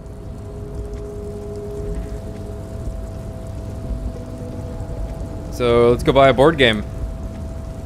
Kill some time. I guess part of the idea might have been like, or I was gonna say, like, I think there was an implication there, like, Kim was mad about us siding with the Union, because that wasn't really our job. I guess we sort of had dialogue choices like that. Yeah, I guess so. Yeah, I think... Like, playing this the first time, you're gonna exhaust a lot of stuff unless you have really strong feelings one way or the other about stuff. Mm-hmm. And that conversation, I think, even had a bit of a dash of... Not irony, a little satire on the concept of, like, oh, you gotta tell people about stuff in the video game, you know? Sure. Felt a little bit of that. But, like I said, it's not a big deal. Like, we have a goal, and we are working towards it. If we keep the peace, we figure out who killed who. The Union shit, we were transparent on both sides. Right. It got us information. We found out everything we could. Like, I think it's fine. A small mountain of colorful board games. Wonderful choice, sir. A wholesome family game. All right, Kim. It's time to play Risk for 20 hours. We're gonna game over. It's gonna last so long because we're gonna be so engrossed in this game.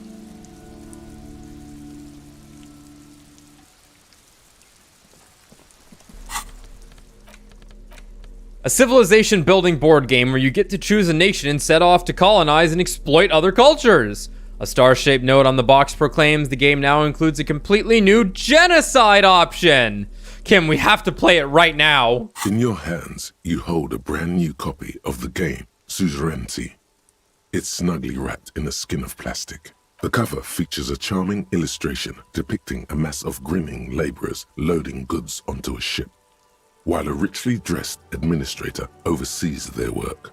The exact location and time period are left deliberately vague, but it's clearly meant to represent the economic relationship between the Revacholian suzerainty and its many vassals. Shake the box. The box has a nice heft to it. You hear the rattle of individual wooden tokens and feel their weight shifting back and forth. Even before you open it, you can tell that this will be a meaty game of grand strategy and complex player interactions. Leave it perfect and undisturbed. Remove the plastic wrap. The plastic wrap rips off as easily as a bodice in a tawdry historical romance. Nice. Open the box. There's a hiss as the lid slides off. Inside, you find a thick, full-color rulebook and more than a dozen pouches of various wooden components. Savor that new board game smell. A mix of wood, paper, and ink, all wrapped in the sweet must of cardboard. Nice. Read the rulebook. Welcome to Suzerainty, a game of economic strategy for the whole family. The rulebook is sumptuously illustrated and thick as a Gradian novel. Economic strategy, more like rapacious plunder and exploitation. Finally, a proper game to teach children about the importance of trade in the global economy. This history seems problematic, but is important to teach children basic economic concepts. Keep reading. The instructions are opaque at first and introduce many concepts you're not familiar with. Fortunately, there are many diagrams and examples throughout. You soon figure out the basic conceit. Each player represents an administrator for the suzerain of Revachol. Your objective is to increase the suzerain's wealth and renown by accumulating victory points. How do you accumulate victory points? That's where the suzerain's vassals come in. The game features 4 vassal nations, each one home to an economically important resource. Each turn, the player collects resources from vassals where they've placed workers. They may then rearrange their workers, fulfill contracts for coin and bonuses, or build structures back in Revachol. As you leaf through the pages, your eye catches on a sidebar labeled Advice for Beginners. Let's read the advice. Remember, there are many paths to victory in suzerainty, but successful players will find one strategy and commit to it. Of course. Wholeheartedly. Of course. Boring, boring, boring. Tear up this rulebook and commit some old school atrocities. Isn't there any way to invade or commit atrocities or anything fun like that? Suzerainty is a family game. The only atrocities you'll be committing are against the social standing of your rival administrators as you bring in ever more resources and power for the suzerain. Speaking of, the actual scoring system appears infinitely complex, with a series of tables and appendices required to compute each player's final victory point total. You skip that part for now.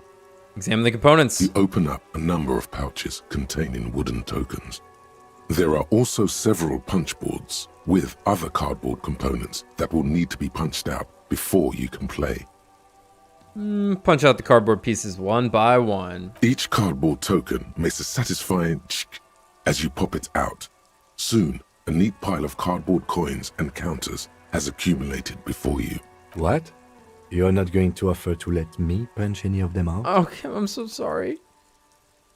Check out the wooden tokens. In addition He wanted to punch them out, building tokens used by each player, there are also several piles of colorful resource tokens, each representing one of the game's 4 principal resources. From the Empire of Sephre, orange apricot tokens. Or the From apricot. Ilmarat, the ancestral name of Ilmara, gray marble block tokens. From the Seminine Islands, white sacks of sugar tokens. And from Supra Muindi and Sarah Maritza, magenta tokens for unprocessed cocaine leaves. Holy shit, we got Vord. Bot. Oh, it said those are Vord. nice. Lieutenant Also picks up a cocaine sugar. tokens. Yeah, cocaine leaves. Lieutenant picks up the sugar token and admires it. Put the components You away. hold the open game Hey, Kim, want to box. play? The lieutenant looks over the rulebook before he sees something that makes his eyes go wide. He didn't even protest. Holy shit.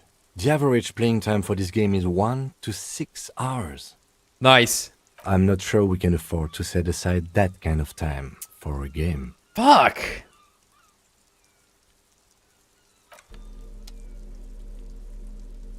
We need to, though. It'd be too long. Yeah, it would be. Yeah, it might be too long. We could probably just do everything once it's 2 a.m. though. Suggestion, huh? Ugh. We have the -2 in suggestion, obviously. Yeah. Yeah, but we have a -1 on as well. Weird that there wasn't more suggestion stuff. Maybe we missed a bunch of gear. I don't know. Well, I think it's about time we get rid of that fucking thing then. We don't need the money and we don't need the experience. It's true. It's a really, really cool thought. However, the -2 suggestion is rough.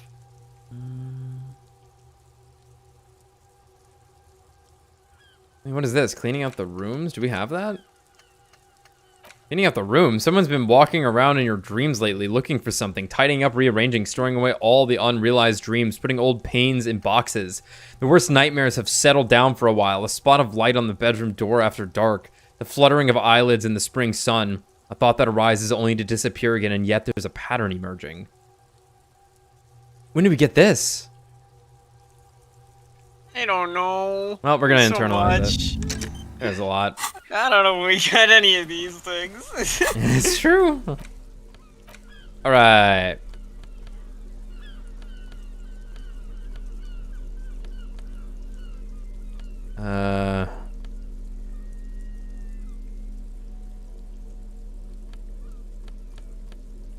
Oh, damn, we got a lot of that. Man, we have so much speed. Holy shit. It's good. We're gonna need it. Yeah, potentially. Well, let's give it a go. Because, like, maybe we could read the other books and that would actually kill more time. Would kill enough time. Because we only need to kill what? Oh, we need to kill like 3 hours. We need to kill 3 hours. So this might be the right... If it's 1 to 6 hours and it's 3 hours... Yeah, even if it maxes it out, I think it's fine. Yeah. The suzerainty box is heavy and slightly awkward in your hands. You give it a light shake. This might be one of the only ones I save, Scum, because there's literally nothing else to do. I think that's fine. I think we've earned it. The box is heavy. And this what one. is detective work? Got it anyway. Not an elaborate game. Man. You need logical inference, attention to detail, the ability to analyze your opponent's motives. Come on, it might help us think of more creative solutions to the case. I do feel like my thinking has become somewhat rigid. Maybe a little diversion to keep the mind limber is just what's in order. See? He's doing the hard work himself. All he needed was a little nudge. Alright, you've convinced me. How do we play? I read the rules already, I'll show you. You explain the basic setup procedures to the lieutenant, who seems to be a quick study. You each take your bag of tokens and counters and unfold the board between you. In the center is the crown of Revachol. Radiating outward are her colorful vessels, each one supplying some raw material desired by the suzerain. Apricots from Safre, archaeological treasures from Ilmarat, sugars from the Seminine Islands, and magenta cocaine from Supra Muindi and Sarah Maritza. There's also a neat little log to keep track of your progress, in case you need to put the game away and return to it later. Of course. The lieutenant goes first. He draws a contract card and moves several of his workers to the Safre territory of the board, and the others to the Seminine Islands. Alright, detective. Your turn. You have a few options available to you. Will you try to fulfill contracts right away, or rearrange your workers to maximize production on future turns? Remember what the rulebook said. You'll want to choose a strategy early on and stay committed to it. Just do whatever Kim did. That's funny. Let's try and fulfill a contract. We can let our workers rest for a while, though. That doesn't seem like a winning strategy. Okay, Mr. Authoritarian. Rearrange your workers to maximize production. Well, when they're not real and, you know, they're just... they're on a board, you know what I mean? Well, yeah,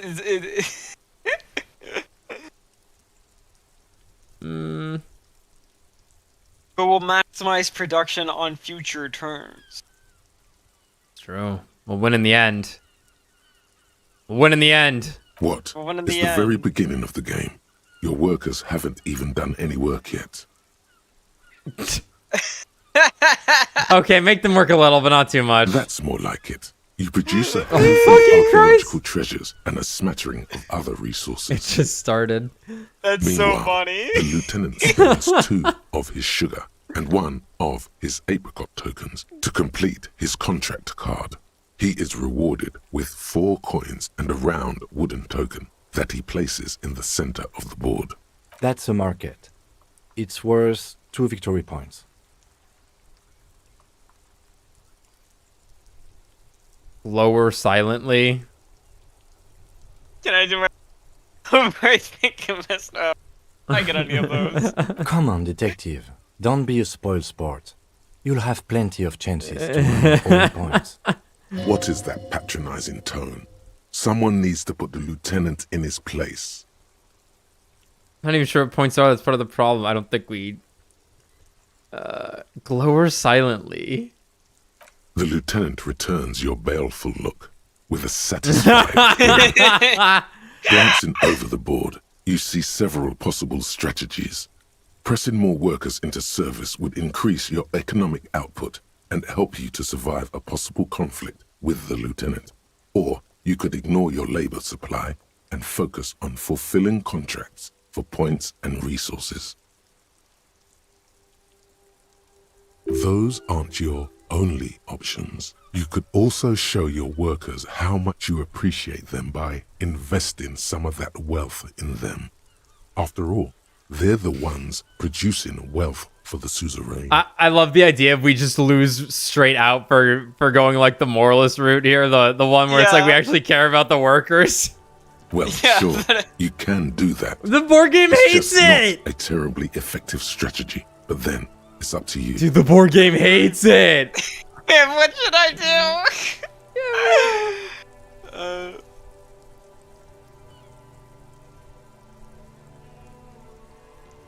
Well, we didn't really start one strategy the whole time yet, did we? Right, but... We can invest in our existing workers, and that's kind of what we were caring about. Yeah, and that's what Rhetoric had said. And I kind of like the fact that like we passed a Rhetoric check, and that's like we get a sort of a hint. Like that was the new option that we got. It's true. So we're going to invest in existing workers. Yeah. You could also show how much your workers are investing is... Yep. All right, let's do it. To the lieutenant's puzzlement, you spend several turns building various improvements to your territorial infrastructure. We're a defense player. Soon, your workers have access to clean water, paved roads, and basic hobbies. In return, they produce one extra resource per turn. Shit! Game designers find out about this and are like, what is this fucking loophole? That's not how this shit works! Gaze at your workers. Gaze on your workers like a benevolent parent. Grimace at them for not working harder. Gaze on your workers like a benevolent parent. Too bad investing in your workers just isn't worth many points. What do you mean? Take a look at the scoring tables in the back. Lieutenant turns to one of those appendices you skipped over earlier. You see in Table 8C that investing in territorial infrastructure multiplies your final victory point total by 1, which is to say not at all. Whereas erecting monuments in Revachol gives you a multiplier of 5. Oh, of course! Of course! So you're saying the values of the ruling class are completely divorced from the well-being of the people who generate their wealth? So you're saying I should treat my workers like disposable labor instead? So you're saying I fucked up? So yeah, 1. Yes, precisely. Now it's the lieutenant's turn to respond. He moves aggressively onto the Safre territory. Soon, his workers are producing a steady supply of extremely valuable apricots. How can you let the lieutenant dominate you like that? You need to hit back, and hard. For several turns, you struggle to respond to the lieutenant's burgeoning apricot empire. Eventually, you relocate the majority of your workers to Supremawindi and Saramaritsa, where they begin producing a bumper crop of cocaine tokens. You draw a new contract card. According to the text, there's an aristocrat willing to trade a large supply of cocaine for a number of coins and access to a rare bonus. Amplified music worth 7 victory points. Interesting, okay. Amplified music. Willing to trade a large supply of cocaine for a number of coins and access to a rare bonus. Amplified music worth 7 victory points. Oh yeah, baby. Cocaine and rock music go together like cocaine and rock music. No analogy needed. You know, this isn't unlike the situation the historical Revacholian suzerainty faced in Safre in the middle of the last century. Really? This might help me. Tell me more. Well, the suzerain was looking for new markets for all the cocaine it was producing, and it settled on Safre. By introducing cocaine into Safre under exclusive contract, the suzerain created an extremely valuable captive market for an extremely addictive product. That's fucked up. That's brilliant. This is game. What does that have to do with the game? If you could somehow get the lieutenant's workers addicted to your cocaine, you could not only make them less productive, you would also force the lieutenant to pay you for your cocaine tokens each turn. Can you even do that? Yes, you can. It's right there in the rules. Oh, cool. Let's do it. Now's your chance. Show the lieutenant what happens when he patronizes you. That's it, Kim. You're getting addicted to cocaine. You've reached a critical strategic juncture. How do yeah, you but respond to the lieutenant's aggression? do we go rock and roll or do we infect Kim? I think 3 is the better play. It was so well and thought out, and we know it works. Unless it's gonna backfire. No. This is all leaning towards the serenity. So it's like, yeah, this worked once. It'll work in the game too. Right. I just love the idea of rock and roll. Rock and roll, Yeah, baby. Yeah, it's pretty good. Yeah, but the introduce the lieutenant's workers to cocaine is hilarious. It is. The lieutenant's face goes stony as you take your turn. He does not appreciate you getting all his workers addicted to cocaine. With each passing turn, you slowly bleed the lieutenant of coins as his own workers become less productive and more dependent on your magenta cocaine tokens. The cocaine meta, dude. As a matter of historical fact, this is almost exactly what happened in Safre. To this day, fully half of the former Safre Empire remains dependent on international aid in exchange for a steady supply of cheap produce. Isn't this what they did to? Isn't this what they did in the Apricot Suzerainty in real life? More or less. The lieutenant says, but he's thinking less about matters of historical wrongdoing than how to get out of the jam you've put him in. Realizing victory is slipping away, the lieutenant launches a desperate gambit: protectionism. By erecting tariffs on your cocaine, he hopes to starve you out of the market at the risk of incurring the suzerain's disfavor. The end game is upon you. Do you escalate the trade war with the lieutenant in hopes of crushing him with your economic might? Or do you ignore his aggression and focus on building the mighty victory column structure in Revachol herself? Alternatively, you could throw the whole game away by trying to build a public education system for the children of your workers. The choice is yours. For almighty Revachol, it's on, Kim. Launch a trade war. Build a public education system. Oh boy. The trade war. The trade war. It's on, Kim. The lieutenant nods gravely as you erect tariffs against his apricots and sugar. This is going to get ugly. With every turn, tariffs are raised until neither you nor the lieutenant are producing or generating resources for the suzerain. Yes, sir. Even in the best of cases, it's impossible to really win a trade war. But this is far from the best case, and the lieutenant's apricot-powered economic engine crushes yours. No. How? Cocaine's so strong. Soon, your coffers are empty, and the map lies strewn with your worker tokens. I hope you learned your lesson. Yeah, never get involved in a trade war in Insulin Day. Never fuck with Kim Kitsuragi. Holy shit. Never fuck with Kim Kitsuragi. Now, let's tally up the scores, shall we? Computing the final scores is almost a game unto itself. You each spend an inordinate amount of time making stacks of coins, consulting tables, and struggling with basic addition and multiplication. After double, then triple checking your maths, you have your final score. -5 victory points. You be lucky if the suzerain doesn't have your whole family executed for such a pitiful performance. I've got 15 points. Fuck. He says with a slight smirk on his face. Don't look too glum, detective. There's always next time. Figuratively, I mean.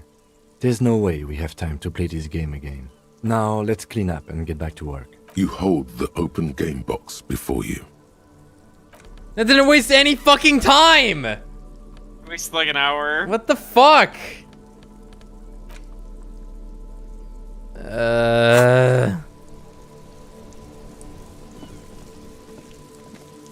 there nothing else we can do to waste time? Is buying dice waste time? I think you just put an order in. I don't think we waste time that way. Yeah. Unfortunately. I guess we'll buy some books to read.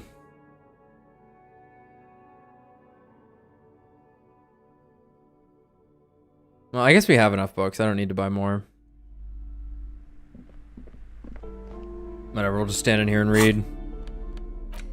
Leading intellectual organ of the Martinez communism. Offer a radical map of variants in the range of contemporaries. Okay. The face of King Fleecell smiles at you. For some reason, the smile now strikes you as more forced than it did before. I want to catch up on international developments. This section includes a long, tedious critique of the latest round of free trade negotiations between the EPIS nations and the Free State of Seminine.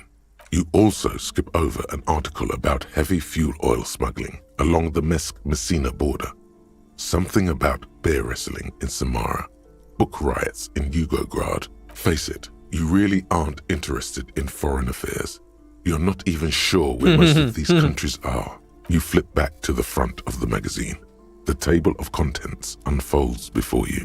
What is Kunst und Kultur? It takes a moment, but gradually it dawns on you that Kunst und Kultur must mean arts and culture. Why they decided to title this one section in Valda is beyond you. Obviously, because it's cool to drop random phrases in foreign languages. It's true. As you leaf through this section, you come across several reviews of recent radio plays, as well as a brief artist spotlight featuring a local artist identified only as CS. The main feature, though, is a long essay titled Tip Top Tournée, a critical Mazovian perspective. The Tip Top Tournée is an inter-Isolari racing series, mostly known for its high speeds, ludicrous sponsorship deals, and high death toll. In Revachol, it's held quadrennially on the prestigious Zero Carousel racing circuit. Read the profile of CS. This so-called artist spotlight is really just a brief Q&A, made all the briefer by the subject's evident hostility to her interviewer. That certainly sounds like a certain delinquent youth who likes to harass you from her balcony.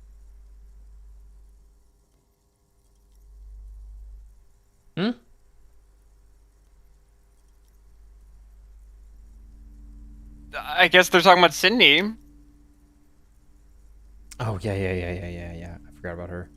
Let's see what these communists have to say about Tip Top. You think you're settling in for a relaxing recap of the most recent season, maybe sprinkled with some nice anecdotes about a few of the more colorful drivers. Instead, you find yourself skimming a 10,000-word feature about all the politically problematic aspects of Tip Top Tournée. Wait, what's wrong with Tip Top? Where to even start? For one, there's the crass commercialism of its sponsorships. And then there's the practically criminal emphasis on deadly motor crashes. So, all of it, basically. Hang on, who wrote this stuff? Oddly enough, this article has two bylines. Nasteb Encolada Bernal and Exilus Buka. Just a moment. Those names seem awfully familiar. Processing. You're right, because they're most likely anagrams of Steban and Ulixis, the student communists. Ah. Funny.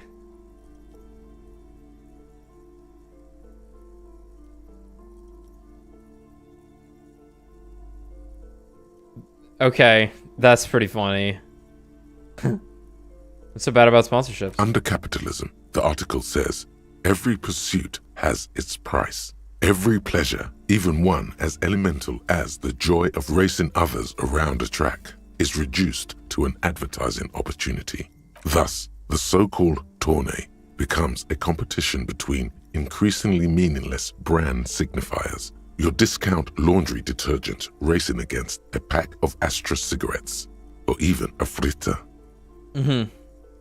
Yeah. Right, but then you get to see them crash. And that precisely is what's problematic about it. Were it not for the promise of random, spectacular violence, audiences would quickly lose interest. At the end of the day, it's the destruction of these 750,000 real races that you're really watching for. Wow, you're right. I really just am in it for the violence. You see, one cannot avoid the conclusion that Tip Top Tourney is simply the apotheosis of spectacular entertainment under capitalism. Kim, did you know Tip Top Tourney is actually an orgiastic ritual of capitalistic destruction? I had no idea. Orgiastic? Is that... Okay. Kim, you wouldn't believe how badly written some of these articles are. Kim, this article says that no one really watches Tip Top Tourney for the races. One, obviously. I can safely say the thought had never crossed my mind, Detective. I wonder what else is really just a metaphor for life under capitalism. I'm sure most things are, if the young men who wrote this article are to be believed. If I had to wager, I'd say they've never even seen the inside of a motor, much less a motor race. I take whatever they write with a large grain of salt. Yeah, I'd say so. You flip back to the front of the magazine. The table of contents unfolds before you. This is not wasting as much time as I'd hope. Oh, look, it's Kotaro, that guy that commented on every single stream, and I'm sorry, I'm not going to get to all those comments, but I'm glad it sounded like you were having fun, so thanks for the engagement, man. See what they mean by local concerns. Unsurprisingly, much of this section is taken up with articles declaring unqualified support for the dock workers' strike. Okay. You skim the headlines. Paint the harbor She red disappeared. and white. Martinez tames the wild pines. A city in revolt. First we take Martinez, then we take La Delta. Finally, there's a brief article by the writer, G. Martin, accusing the owner of the Capeside Apartments of illegally attempting to evict certain communist tenants simply for not having paid their rent. Damn, communists should have killed a lot of them when they had the chance. If it weren't for the wild pines, all those moochers would be out of a job. Charging rent just to live somewhere is pretty outrageous. Wouldn't it be better for everyone if labor and capital could reach some reasonable accommodation? Why should I care? This doesn't have anything to do with me. Charging rent just to live somewhere is pretty outrageous. The writer G. Martin remarks dryly that capitalists love wealth redistribution, so long as it's only redistributed upward. Good thing your rent-paying days are behind you. That's true. You flip back to the front of the... Alright, that wasted no time. We just gotta kill one more hour. Yeah, the Nocturne streams, I always joke about how it was the first stream series we ever did, and it's still probably the best one. Because of how fucking raw and... Oh god. You okay, Kim? Kim? You don't have to style on me that hard, dude. I know you won the fucking board game, but god. Shit, dude. I assume everyone who's following me has seen the supercut. Yeah. it's the only... The video has way too many fucking views. I would definitely recommend... God, pretty much all of them. I think all of our stream series has been good. I think by the end of Disco here... Disco was a lot of fun has been a lot of fun for me. But as like... What I think we really do best when it comes to streaming, we don't get a lot out of this game. So it's almost a little too intellectual, and it is funny, but it's like it does all the work for us, so we don't really have to do much. Yeah. So the next game we play, I definitely want to play something that's a lot more rampant. So we'll see what that'll end up being, but luckily there's quite a few things coming out in the next couple of months. And I have a pretty big backlog, so we'll get there. But we're pretty close to the end of this game, thankfully. Like, I've loved this. I've loved playing this game. I've loved playing this game. This game has been fucking incredible. Like, outstanding. Wonderful. Honestly, this part we're in right now, where we have to suddenly waste time, has been the worst part of the game. Like, unless I'm missing a way to waste time. Yeah. But, like they mentioned, like, we could do it with the bench, but Kim's here. But Kim's right? here, exactly. And it's like, how am I supposed to get rid of... I can't just get rid of Kim. Like, we could get rid of Kim. We could send him to bed now, but then we want to get him back. Yeah. I suppose we could go talk to the communist kids again, but No, they're not up yet. I don't think they're there. Yeah, they might not be there yet. No, I don't think they're there until 2200.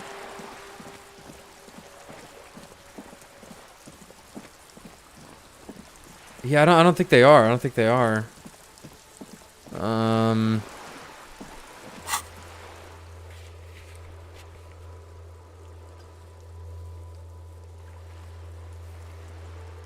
Yeah, we...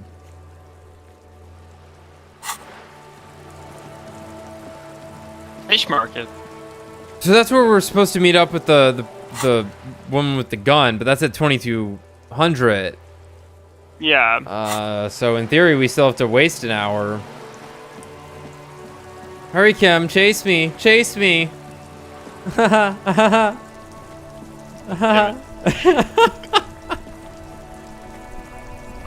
Kim, my feet hurt so much. Can we please take a rest? You can revisit the bench if you ever need. Kim, you literally know we have to wait. Kim, I don't want to read more books. I don't know, is there anyone we can fucking talk to? Sure, Temperance, I'll go try it.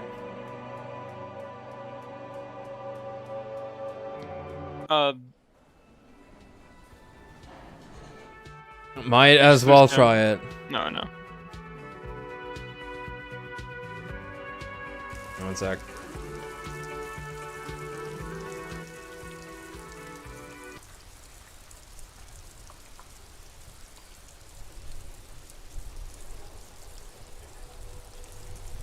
One sec.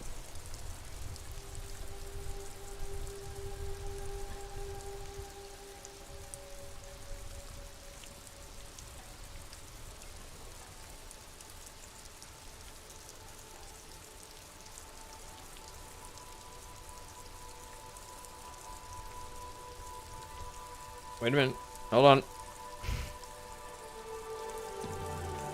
Publicity board. Where is this? Sorry, Brad needs my Crunchyroll password. I need him to watch my Dress Up Darling.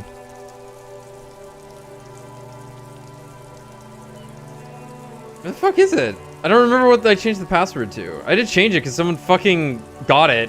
Because people... You think... Like... You think you know half of Orlando and then you don't. That was the weirdest fucking thing ever. Finding out someone I had met, I went to go give a Crunchyroll pass to someone I had met like a week before I would try to give them this pass, only to find out their account had already used my Crunchyroll account 3 months prior. Like, what the fuck?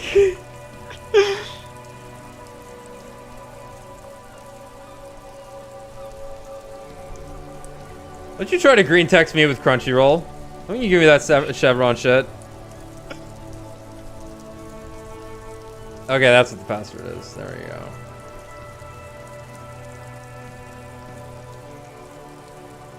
I didn't like Odd Taxi, and I know it's just me. I know everyone likes it, and I have nothing like bad to say about it. I haven't It seen just didn't it. hook me. Like I would recommend someone else watch it because I want to see, like, have someone else's opinion on it. But Okay, I'll get to it at some point. Everyone loves Odd Taxi. Didn't hook me, and I wanted to like it because everyone liked it. Well, you and I typically have very similar opinions on things, so... Right, but I want like either you or Brad to watch it and tell me I'm crazy. Okay, you need a foil. All right, I'll watch it at some point then. You need a foil. Because That's everyone liked understandable. it. I'm just I thought it was good, but I don't think it was crazy.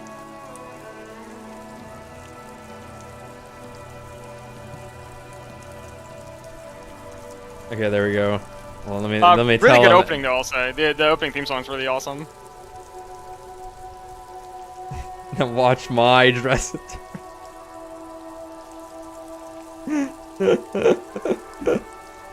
My war against Comey can't communicate that only I'm a part of. And the romance manga I like more is becoming more popular. What am I doing?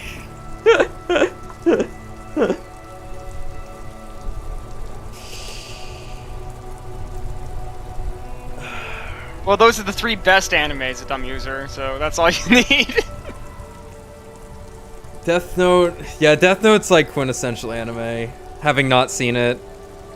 I've seen most of it. I've also seen most of it. I've seen most of it. It was one of those things on Toonami that you would just see bits and pieces of every now and then. So you just kind of watched it that way. God, was there anything I would recommend to people? I read a lot of manga. I've been reading more manga lately than I have been watching anime. I think in like the last 2 years, I've read more manga than I have watched anime. It's time for my yearly catch-up on One Piece. Yeah, I should probably catch up on that too. Because that one I get like every now and then in fractured bits. Kaguya's almost over. Funny, I was watching, I need more rom-com schlock to read. Because I fucking love rom-coms, dude. Here, watch Toradora. If you haven't watched Toradora and you're into romance, watch Toradora. That's my favorite anime. Or A Place Further Than the Universe. Those are my two, like, romantic. Well, A Place Further Than the Universe is romantic, but it's a feel-good, feel-bad kind of one. I've always meant to getting around to watching Kaiji. Yeah, I don't know if I could stomach it. I think you just have to get through it. Like it's just you need to read it. You need to experience it. Yeah. Just to know. Love Toradora. Toradora's my favorite. Like Toradora actually changed me as a person. It's stupid to think about, but like I wouldn't be as what the fuck? What would you even call me now? What am I? What would be a good word to describe me? Half what's the half extroverted? I don't think I ever would have had any extroverted side to me if I didn't watch Toradora, honestly. I always had such like a cold, like try hard demeanor when I was in like middle and high school, and then I watched Toradora and I cried and I was like, you know what? You know what? This is alright. I kind of like this. This feels good. It feels good to be more open and not have to deal with this conception of being a man or some shit. Whatever masculinity I had, that I had to be cool all the time. Fuck that. Yeah. I didn't mean to say Place for the Universe is romance. I meant more so just like that's the kind of stuff I like watching. And some good action stuff every now and then. Like Demon Slayer's killing it this season. I'm blown away by the budget of it. Tommy and I read it, and so has Brad. Has Brad read it? Did Brad finish it? Who can say? I don't remember. He might just be lying to us if he did. It's true. God, motherfucker. I'm like, I tell Brad for years, don't you dare fucking watch Comey. Don't you fucking. And then he's just like, no, it looks kind of cute. I'm like, I'm gonna fucking kill you. I hate you, Brad. Never listens to his friends for recommendations. Twitter has to fucking tell him.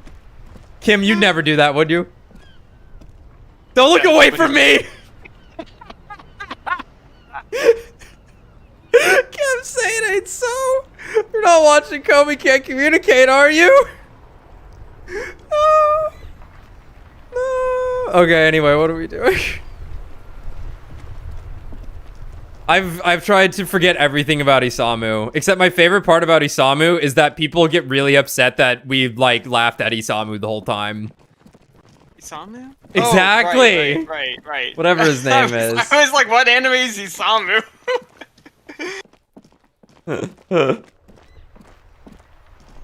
Yes, the characters of Nocturne. Yes, Nocturne characters. Very memorable cast. Well, they are in a certain sense, because they're fucking crazy. I think one dude said I was, like, projecting when it came to being upset at Isamu. That made my night. As an actual NEET, I don't want to be one. Well, I guess I was educated. What are we doing? We're procrastinating, but we need to actually spend time, like, move time forward, but instead we're just talking about anime. The game doesn't let us.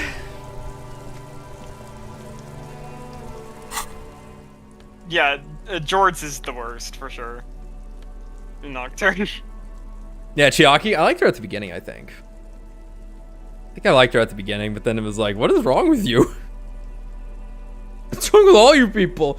Yeah, Tommy, you put it best, I think. What's wrong with these people? I'm friends with Dante! Can we do speed to pass time? No, we can't do anything. We've soft locked the game. Like, do we have any more books to buy? But we can't. I don't know. Kill an hour. We can like, so I can. I don't want to, but I can just open a book and just click on everything and just ignore it. I don't have to fucking sit there and do stuff. Like, Gart, you got any fucking dialogue suddenly, dude? Hey, was there something you needed? Well, well. Bringing him that new bird sure made a difference in his attitude. I don't know, I need a drink. Can you pour me one? Do I have a shaker in my hand? Is this... He points to his empty hand. A shaker? It's not a shaker. It's nothing. He's holding nothing. It is but an imitation. Say nothing. Am I wearing a little bow tie? Am I wearing a bow tie and doing this? He shakes his imaginary shaker furiously. Am I smiling? Do you see me smiling and shaking my little shaker? No. Do you know why? Why? Because I'm not a bartender. I'm a cafeteria manager. Is there anything else you wanted? You literally got drinks for Titus and his crew. What you want is a goddamn drink. How is that so hard to understand? Play it calm. This man needs to understand you need a drink to help the community deal with police stuff. I want a fucking drink, asshole! You don't understand the seriousness of the situation. I'm an alcoholic. I need my fix. I'm an alcohol-deprived detective. If you want me to clean up the dead body and solve the case, then you need to insert alcohol into my mouth. Oh, well, in that case, let me pour you a nice, big, refreshing marinella. Do you want that out of a glass or a pineapple? You do not want to taunt me. Not when it comes to marinellas. Pineapple. Pineapple, please. Don't be an imbecile. I'm not going to serve you a marinella. I have work to do and broken things to fix. If that was all, I'd like to return to it. About my bill for tonight. Not yet. Why are you wasting my time? Because I need to waste time. Just talking to the cryptologist. I guess I can go back to him. Maybe something happened. I don't fucking know.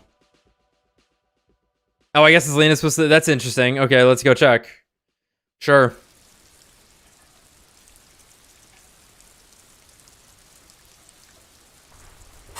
Should have waited till today to go on that date. Fuck. But then we wouldn't have had a sword when we danced.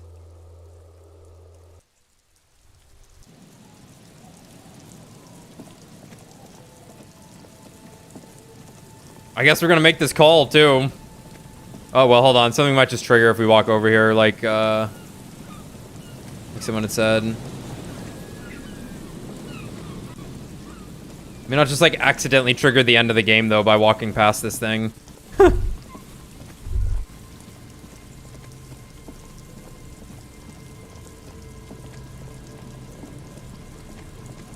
Yeah, they're still here. Hello, hello. What can I do for you? Oh, yeah. Okay, right. What if we check the traps? Yeah. How did you know Gary was hiding the armor? Hell no. I had no idea. And I'm still cross with him, to be honest. It's not like him. He's got his quirks, but dishonesty, disloyalty are not one of them. Thanks.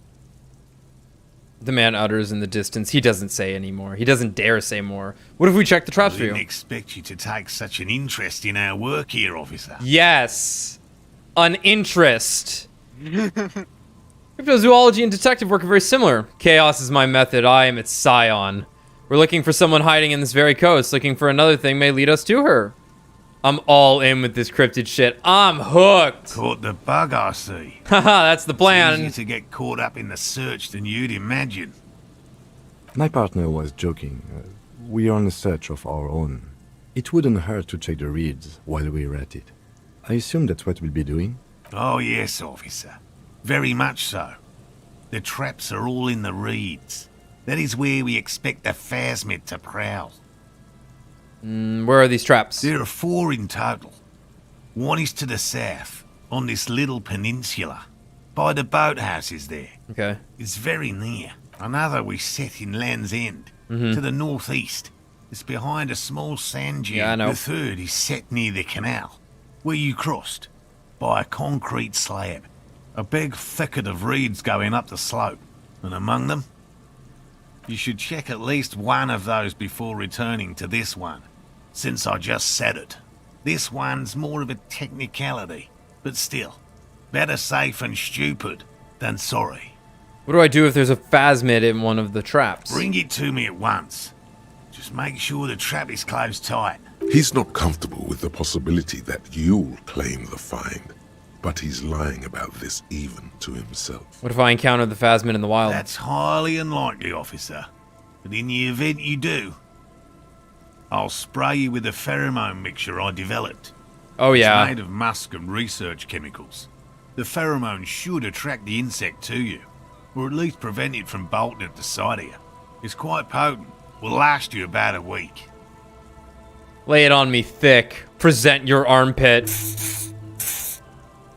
He douses you with the odd-smelling spray, a double helping as you present your other armpit, and then gives you a satisfied nod. This is the smell of dying reeds, of longing crumbling into the water. I hope you're not buying this. He dispenses it without letting you touch the canister, so it would be precious like holy water. It is precious. A single dose cost me 50 real to develop. Not that I expect you to understand self-financing one's own research. Oh, kind of. He looks at the lieutenant with disdain, then puts the spray back in his pocket. Right. Which means you two can pack up and go back to the whirling. Finally, someone's talking sense. Thank you for your help. Gary and I will start breaking down camp. If you have any more questions, now's the time to ask. We'll be gone once you get to it. Still nothing here. I'm curious about The this. dome-shaped plastic boy, Bob. I think someone had mentioned that we could have gotten the papers if we found it earlier. Yeah, I think that's all there is to it. Wait, hold on. Yeah.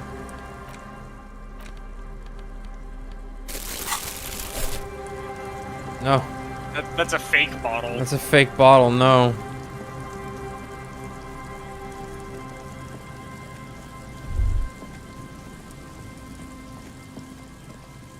There? There's a trap No. in the reeds at your feet. Looks like the same one you saw Morel set before. Same mesh, same wiring. Look around. Behind you, the ruins of a residential building rise over the reeds, shielding them from the wind. The reeds rustle confidently. When this district was booming, the reeds were kept at bay. Nothing obscured the freshly painted facades. Nowhere for drunks and adventurous teenagers to hide. Now only the wind blows. Reach for the trap. Locusts are crawling around in the trap, confused but uneaten. You see no carnivorous reed phasmid gorging on them. Big surprise. Anyway, 1 down, 3 to go. Damn, I was hoping it would be in the first one. No need to grin. I'm not expecting to find anything. I'm helping some citizens and getting some fresh air.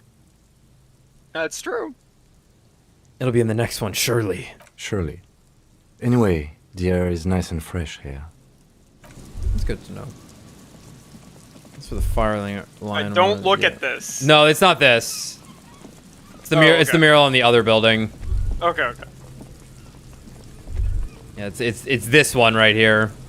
Don't look at it.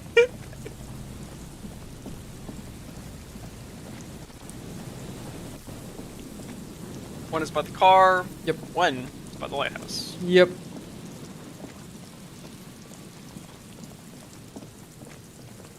We're close there, Kim. Oh, look at the lights! Look at the lights coming out of the church now. Oh, that's awesome. That's good. That's good. That's very nice.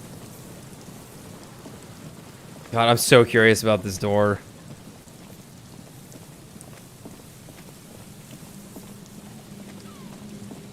Oh, there it is.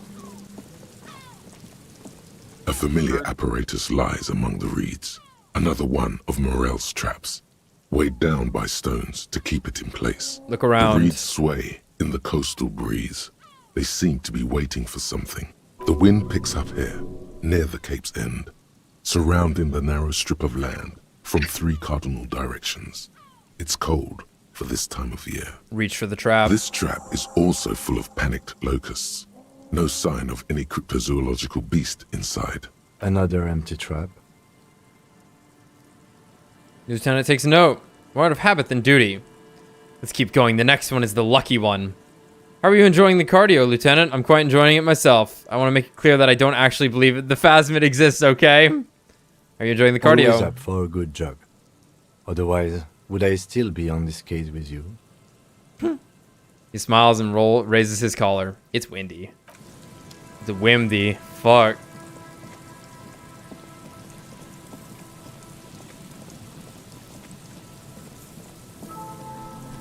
Yeah, I need to click on it. Oh.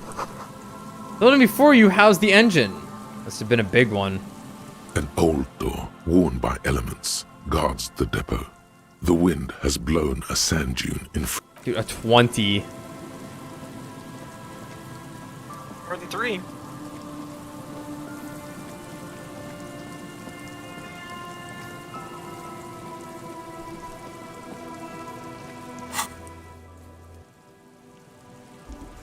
That's the speed tech right there. You weren't expecting that, were you? No, I really wasn't. No more wasting time. I need to waste time.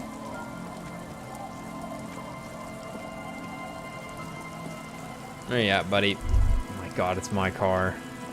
There you are. Surely this will be it.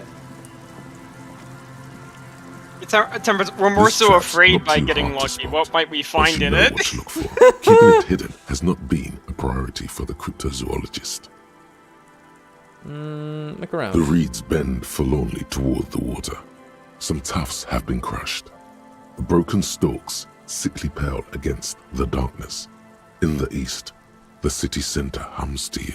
The constant, distant song, louder on this part of the coast, nearer somehow. And there's that cold again. Always the cold. Reach for the trap. Nothing but locusts in this trap as well. Definitely no cryptozoological monstrosity. Empty as all of them. One more of these and we're done. His face is red from the cold sea air. He crouches to catch his breath. I must stress that I did not expect a cryptozoological monstrosity to be in this trap. Bummer it wasn't in here. I'm just glad we haven't found some poor cat trapped in one of these. That's true.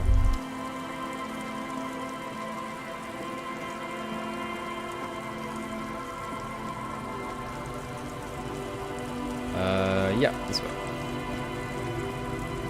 Yeah, the one back at where he started. Give the headless rider to the Dolores mural. What? I don't think I ever would have known that. I never would have thought of that, yeah.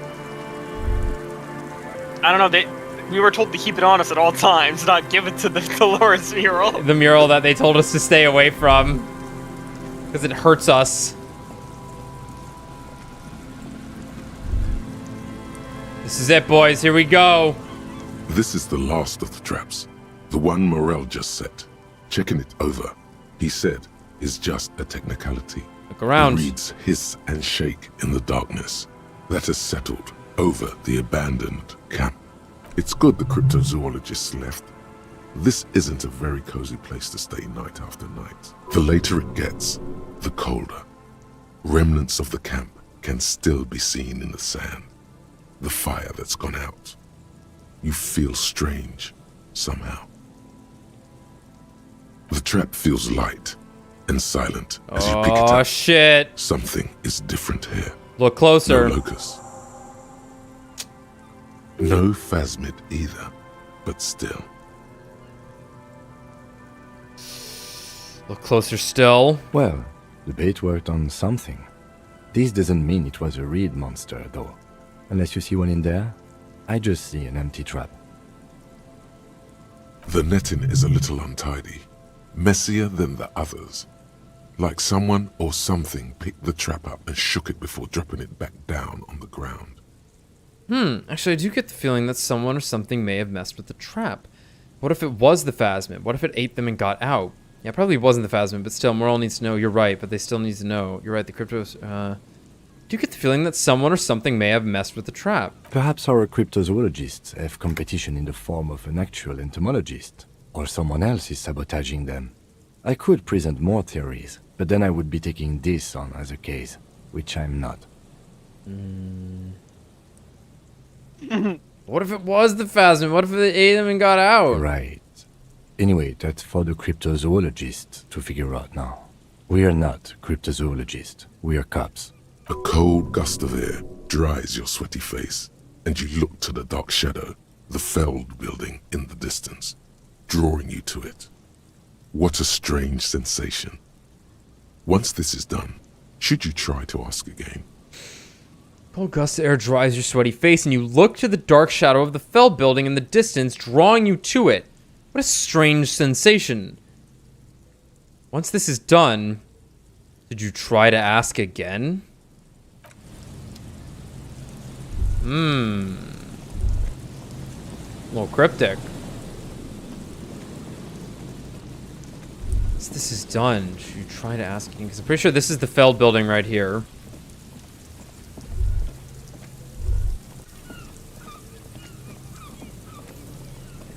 Yeah, that's... I don't know.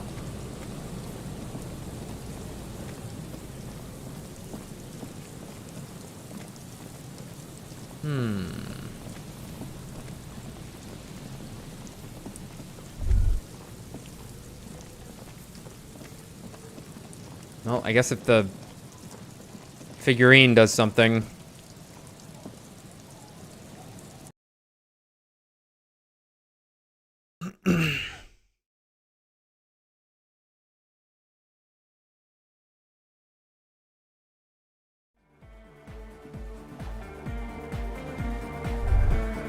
Hey, her innocence Dolores Day liked little figurines, right? Liked holding little men between her fingers, remember? What? You have the headless Fallen Rider figurine. You should give it to her. Win her back. What? Look around. Win who back? I can't win her back. She's a long dead historical figure. I should, yes. I think this is a task of mine now. Don't be so pessimistic. Love doesn't die that easily. I should, yes. This is a task of mine now. So very, very, very nifty. Nifty and mysterious. This is surely what the figurines are for. Interesting. The mother of humanism stands above you. A precious and complex wax painting on a single pane of glass. A crack runs across the length of her body. Her face oval and sad. Looks like I can't give this figurine to her. Why? Because she's a stained glass window. That does seem to be a problem. Maybe you meant something else? Like what? Is the task still on? I don't know. What are we thinking of? Part of your mind has gone on to other things already. God damn it, reaction speed. The mother of humanism towers above you. Weird. A wax painting on a cracked pane of glass. That was weird. That was really weird. Like, I think the implication is almost just like his ex-wife liked figurines, and that's just the neurons are firing. Like, I'm supposed to give this to woman. Yeah, no, not this woman. His ex must look like Dolores. That was probably apparent, and I just didn't make it explicit. They haven't made it explicit, rather. Yeah, yeah. Well, I guess we can try and smack this thing open. Like, that's a nasty red old check. Door, worn by elements, guards the depot. The wind. Yeah, fuck it. An old door. There's probably something unique from this. Guards the depot. You rattle the handle of it, then push. Critical on the door. fail. It wouldn't have mattered. You would have lost anyway. It does not budge. Not only is it locked, it's also jammed shut. You would have lost anyway. I'm almost happy to have critically failed it. That's so funny. Inevitably failed. Huh. The door's shut tight. How can we get in there? We don't get in there. What do you mean? We get into, like, everywhere. Come on, we even got into the light bending sky container, but you're saying we can't get in here? What do you mean? We get into, like, everywhere. Oh, I wonder if the Jamrock Shuffle one lets you open this or something. Oh. We get into like everywhere. Frankly, you're just going to have to accept the fact that you can't get in through every single door. No. We've gotten into every door thus far. It's true. That's what we do. We open doors. We're cops. That's our perk. Even Evart knew that's a part of our MO. Okay, I can live with this. Accept it. Do not accept it. But that's who I am. Who we are. Yeah, I understand you. I like opening doors as much as the next guy. But this one is simply beyond repair, and we don't have the resources needed to open it. Relax. No one's hiding in there. If we can't open it, others can't either. And thus they can't get in. He looks at the door with a rueful smile. At least you can think about opening it. About doors in general. They are, after all, fundamental to your life. Perhaps something useful will come from this. From Weird here that it's- to the whirling, I can't see how. I guess we already the said church is that, in there. huh? Yeah. Oh, we got a thought out of Huh, it. That's weird. cool. That's a pretty short one. God What's damn it, it behind cannot it? be. A disgrace. A door on the coast. You remember the one, right? The one that leads to the abandoned supply depot? Why in the name of all that's holy does it not open? Why? There has to be a way to get through that unopenable door. By gods, you're the police. All doors are supposed to be open before you. What will the others at the precinct think if you can't open a goddamn door? There must be a way.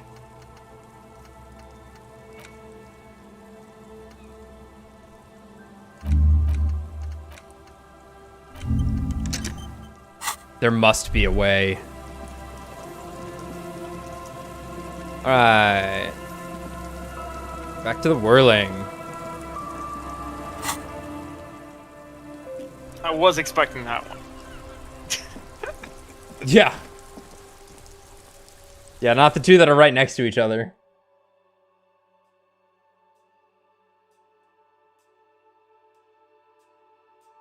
Yeah, there should have been a fast travel to, like, the apartments, I guess.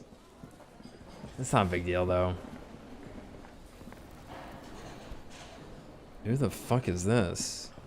Was this the guy we were just talking? Was this... Boy. Okay, it is am you. I ever so grateful to you, officer. But I'm not the only one who wants to thank you. I'll talk to her then. Hey. Oh, sweetie, I don't even know how to thank you for finding my husband and helping him out. I hope we haven't been too much trouble for you. I'm just doing my job, ma'am. Here, I want to give you a small token of my gratitude. It's a tie. Mexican origin. The pin is an antique. Quite special. Into a thin ribbon held together by a silver bird skull. The little silvery knob holding the tie together feels warm in your hand. It's in the shape of an avian skull with 8 eyes. That's so cool. You could ask her about this when you get the time. It's probably a cryptid, but the phasmid, of course, is more important. Of course, dear. Is there a particular... Is this bird a cryptid? No. It's the cryptid. The cryptid? Oh, yes. The small silvery skull shines between your fingers, its beak sharp. Okay, what is this bird? The 8-eyed teratorn, the largest flying avian ever discovered, with a wingspan of 11.5 meters. It was thought to have gone extinct 3,500 years ago. Some even doubted the fossils were real. A mutation, they said. Until... That's a big fucking bird. Mutation? All of evolution is a mutation. Until it was cited by renowned Gotvaldian explorer and naturalist Uwe Plattenkalk in 21. Ooh. This renown seems a bit dubious. Your own catalogue comes up completely empty. But, of course, you are not all-knowing. I need to hear about the sighting.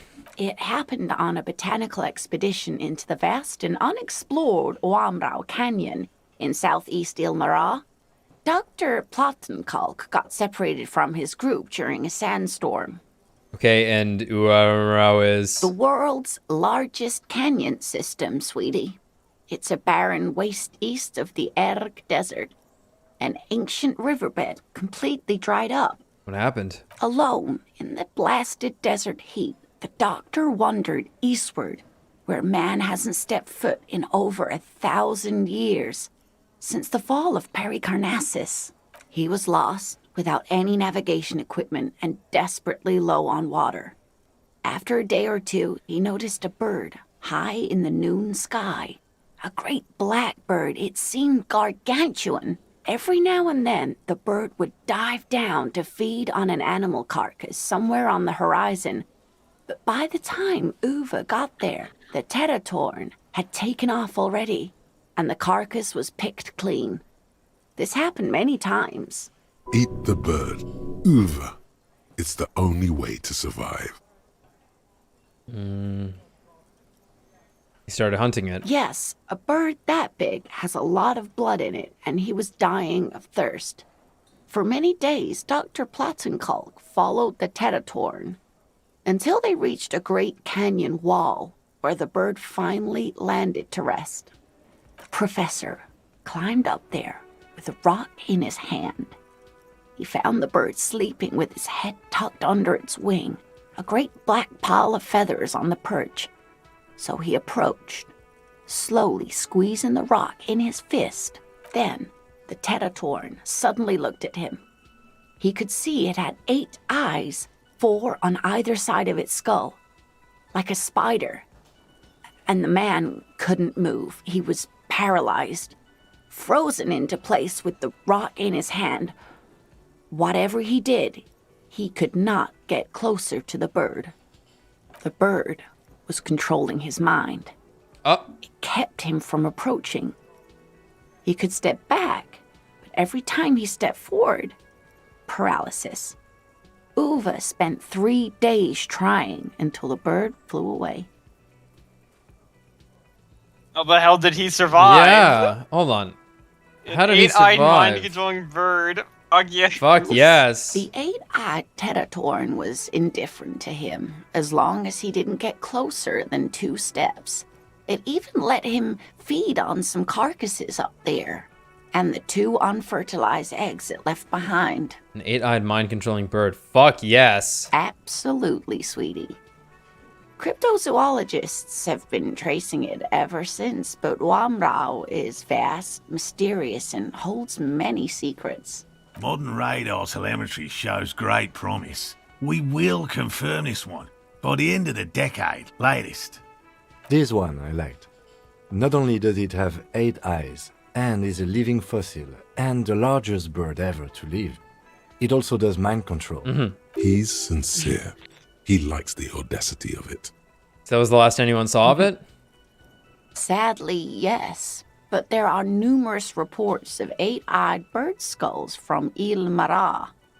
And then there's the striking resemblance to the Pericarnassian imperial eagle, an ancient heraldic symbol that is hard to pass off as coincidence. The imperial eagle, too, had 8 eyes. Not really.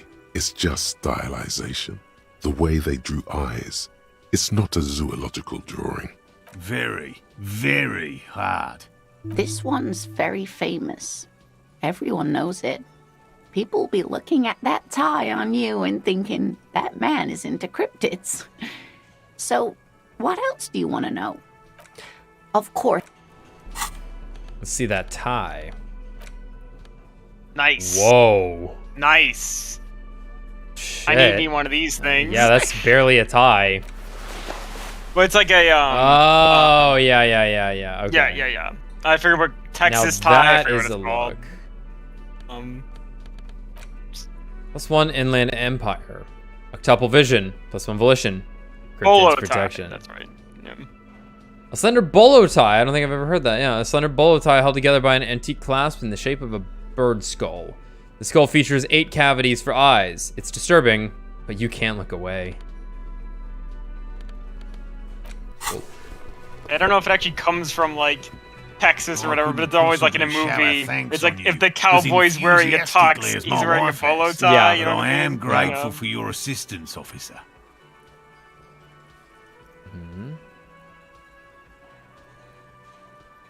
He tries to play it cool, remain professorial, but inside, this man is itching for some news on those traps. So I checked all the traps. Good.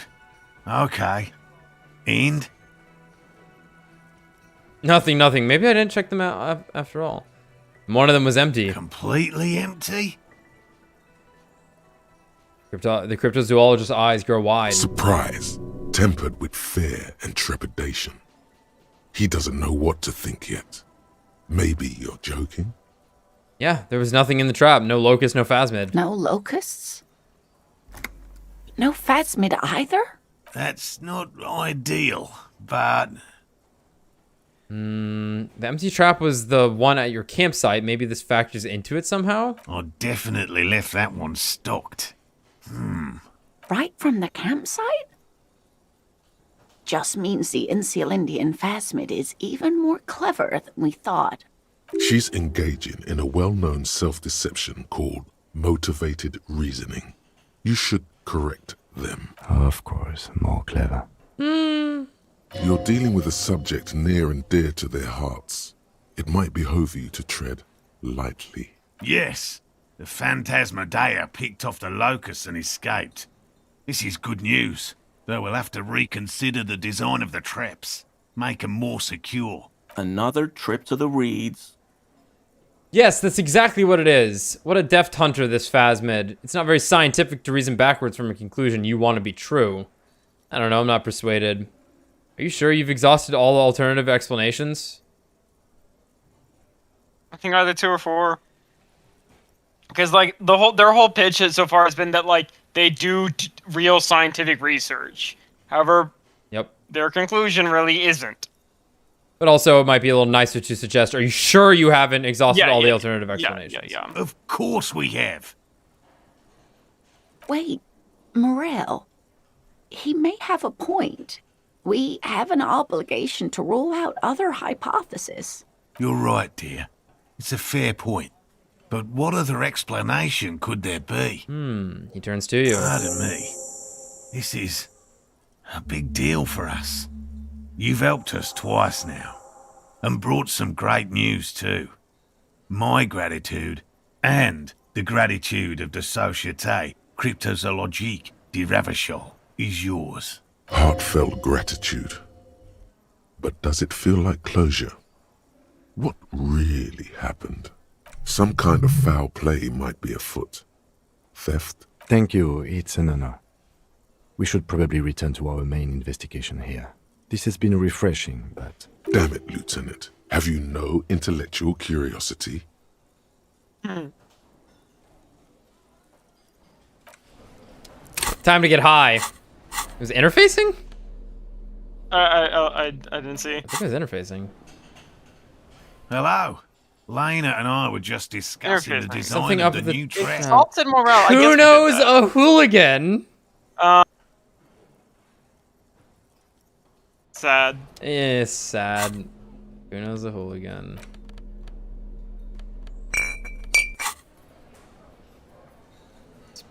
Use the speed. Come on. Swap hands. Let me do the speed. Because I'm in public? Shouldn't matter.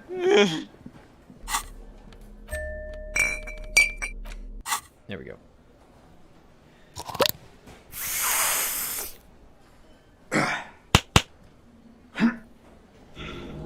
He looks so weird without the beard. That sword back.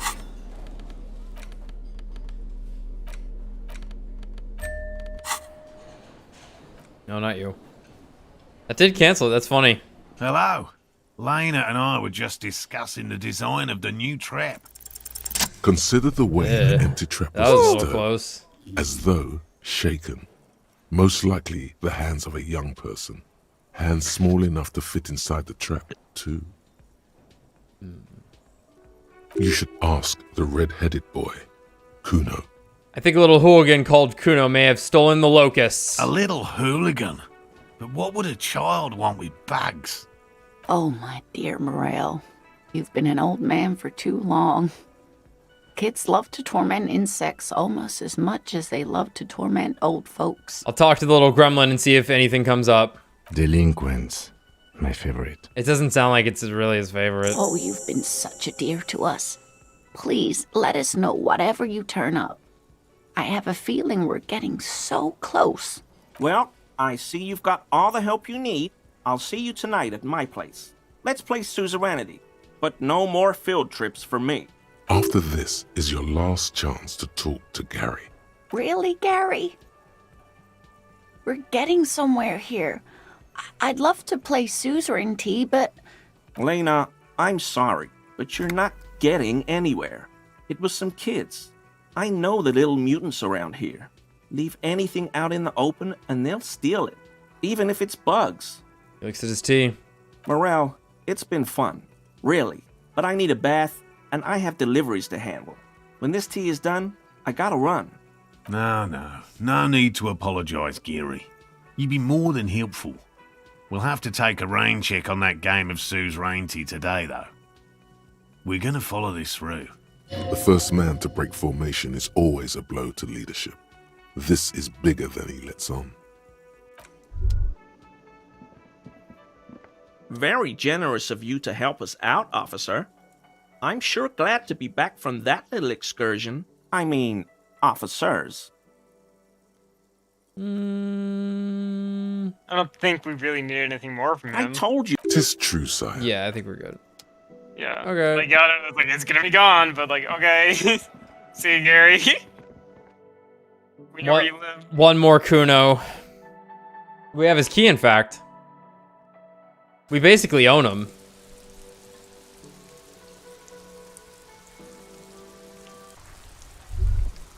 Was that? Could it be? The Coldamama Dakwa? Oh my god. No, it's probably just your imagination ringing in your ear. Is it? Is there a ringing? There seems to be. An extremely high-pitched ring. Ultrasonic. Lena said it was very high-pitched, right? It's like something tickles your ear. Lena also said that it couldn't be heard by any other animal, including humans. What you're hearing must just be a regular bird. Honestly, your ear isn't hearing a whole lot. The distant hum of the industrial harbor, the traffic. But, admittedly, there is a high-pitched noise somewhere there too. But then, isn't there always? Listen closely first. There it is again. You're about to rediscover a long-lost species. Yeah, but how are you going to catch it? It must be very close. Maybe, just maybe, it will come toward you. What are you doing? You're a police officer, not a pansy ornithologist. The only birds you should be looking for are healthy women of childbearing age. Wait, Kim, do you hear a high-pitched noise? No, I don't hear the Coldomama Dakwa. How did you know I was talking about that? Of course he doesn't. He's deaf. Move your head toward the sound. Oh no. The sound. It's moving away. Somewhere over there. Go after it. No. Too late. It's gone. There is no ringing anymore. Just the sound of the streets. No, come back, please. Go then, leave. Leave like everything else. Keep your ears peeled, then. If the species really has migrated to Martinez, you're sure to hear it again. The Coldomama Dakwa. You heard it. The mysterious Coldomama Dakwa. You're certain that you did. Well, maybe not quite certain, but let's say you're hopeful. Because it would make you very special to be the only human being who can hear this invisible, incorporeal bird. This animate whisper, this particle of sound. You're going to have to keep listening. Sharpen your ears. Go now. Oh no. Go now. Fuck, does Kuno care? He doesn't care. You wouldn't happen to know anything about any missing locusts. No, Kuno doesn't give a fuck about bugs. So he knows locusts are bugs. Mm-hmm. Oh my god, I told you that shit is lame! Mm-hmm. Shut up, see. Now they're gonna take you to lame prison! Now hold on, no one is lame here. Just tell me what happened. You kids are in trouble. What's this about? Deny everything, Kuno. You need to lawyer up. Kuno's not gonna say anything without his lawyer present. Lame. That rings some bells.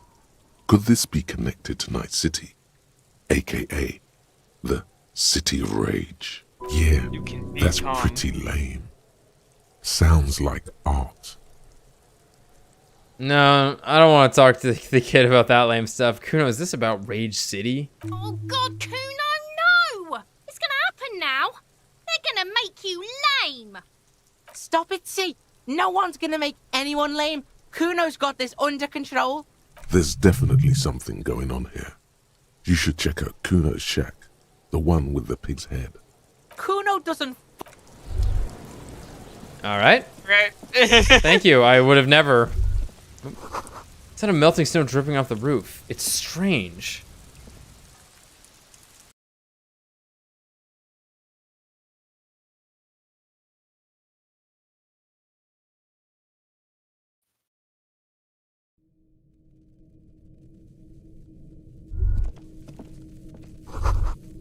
It's crawling with locusts in here.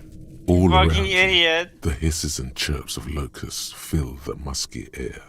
The earthen floor of the shack has been shaped into mounds of mud, dotted with little holes for windows. Like skyscrapers, spires of dirt and sand rising. Accommodations for their insectoid inhabitants. Well, detective, it appears you've solved the case. Lieutenant looks around, writes something in his notebook, and turns to you. Of the locusts. For the missing locust case, which is a sub-case of the imaginary insect case. So at least that's going well. Yes, precisely what I was thinking. Yes. I feel we are nearing a real breakthrough. You think the Incidental Indian Phasmid is nearby? If anything, the presence of the locust points to the opposite. The Phasmid did not take the bait from the traps. It was Kuno. The Phasmid doesn't exist. But what do I know? Use your powers of deduction. You knew the magic bug was nowhere near here. The Phasmid is impairing your judgment. I think the Phasmid was inside of us all along. It was the locust we found along the way. Yeah. I'll let you handle the Kuno side of things. You are doing just fine. You're doing just fine. Kuno, why the locusts? Kuno doesn't fucking care. Kuno is a G. Kuno. Oh boy. Kuno, why did Devil you take child. locusts, you demon? You took his dead Does body. Kuno care? I know you took the locusts from the traps the cryptozoologist set up. Yeah. Kuno took the bugs. So what? So it wasn't the Phasmid. A wave of disappointment washes over you. I was really hoping it would be the Reed Phasmid that ate the locust, not you, Kuno. You say you don't give a fuck about bugs, then you go around and build a whole bug town. No, he isn't gonna care about one. I think we just ask him two. Like, what the fuck, kid? What? It's not Bugtown. It's the city of locusts. Locusts aren't just bug shit. They come out of the sky like a fucking shadow. Shit descends. Okay. Stop! She wails from behind the fence, then buries her face in her hands. Locusts coming down like a shadow. This must be the Night City he mentioned when you asked him where he's been. What? So that in there is Night City. Yeah. Locust City. City of rage. City of lights. There's a tug of war over the name of his fantastical city. It's almost too big for his imagination. The girl forces herself to watch again, the corners of her eyes twitching from discomfort. The lameness is causing her physical pain. The damage may be permanent. Dies of cringe. What, are you some kind of artist now? Maybe I am. He says, looking you straight in the eye. Did he just say I? Kuno usually calls Kuno, Kuno. Hold on, did I hear you right? You said I? Kuno made Kuno. Kuno says whatever the fuck he wants. There are no rules here, pig. Steps closer. I fucking say I when I wanna, and Kuno when I wanna. Kuno's free. Kuno's free to fucking die, bitch. This is what he sometimes does when things get tense.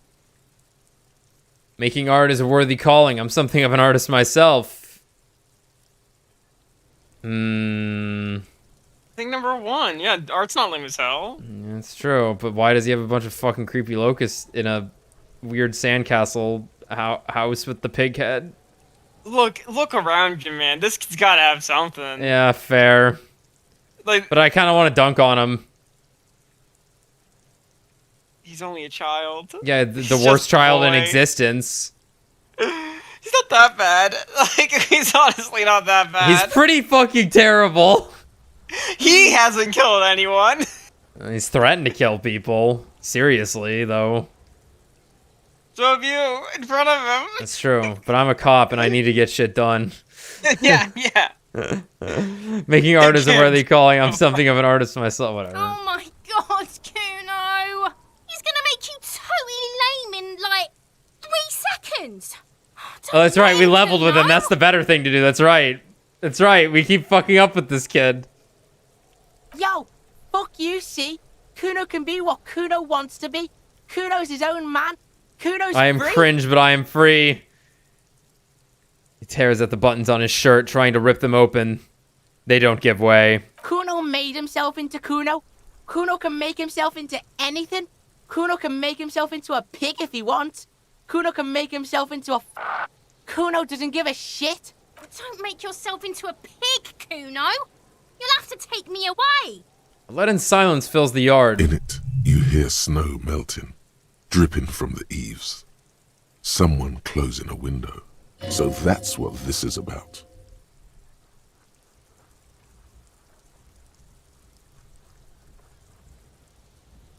You'll have to take me away. Okay. Depends on the choices you make, young girl. Me and Kuno have discussed this. I promise I won't do that. I almost want to say nothing. So Perception has mentioned this dripping now twice. In it, you hear the snow melting dripping from the eaves. Someone closes a window. I think that just means spring's coming or something. I don't know. But he said it sounded odd. Yeah. Yeah, so that's what this is about. Like, did she kill someone, and was there a body under the snow that is now being that is about to be revealed? Is almost where my mind is going. Because they made this implication that she killed someone. I kind of want to say nothing and let him just keep talking, you know? Let him... Yeah. Without a word, she disappears entirely behind the fence. For once, the boy is lost for words. He turns completely red now, with splotches of white beginning to appear across his face. Use this momentary confusion to take control of the situation. You got him. Now convince him to leave the cryptozoologist's traps alone. I need you to stop taking locusts from the traps. The cryptozoologists are trying to find something very important. These locusts are bait. I have to ask, what does the city of locusts mean? It's going to happen to the locust, not towards the shack.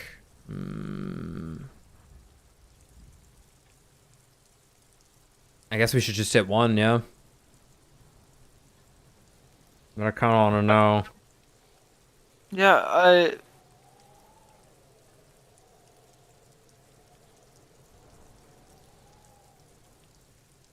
if we tell him... Yeah, well, it's... Use this momentary confusion to take control of the situation. You got him. Now convince him to leave the... I think we have to say one. I think we like, just we go got with the upper one. hand here. Yeah. I don't give a shit. I don't need the locusts anyway. Shit is all lame now. C was right. The girl's face appears again, above the fence, just long enough to make eye contact with Kuno. She doesn't know whether to be glad because Kuno's finally convinced of the lameness, or more worried because of his continued use of the first-person singular. Kuno is Kuno, not I. I have to ask, what does the city of locusts mean? It don't mean anything. It's shit. Kuno just likes to focus. Kuno likes to concentrate on shit. Build shit when he's zipping hard. Fuck. He turns his face up to the heavens. Pig, you really shouldn't have fucked with Kuno City. Now it's all fucking lame. What's going to happen to the locusts? Kuno's gonna let the fucking locusts die. Okay, now that that's settled, I better be off. What are they trying to catch anyway? With the traps? The Insulindian Phasmid. Huh. Huh. Uh-oh. He mutters to himself. He recognizes the name. Wait, you know what the Insulindian Phasmid is? Bitches think Kuno doesn't know shit. The fuck out of here. Kuno's tired of this shit.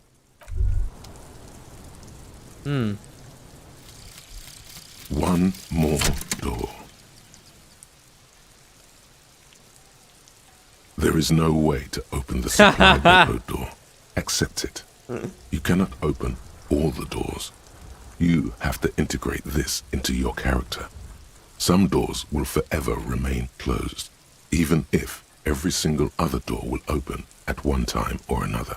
Maybe to a key, or maybe to some sort of tool meant for opening doors. But this one will never accede to such commands. A realization crucial to personal growth. Crucial. Hilarious. No fear.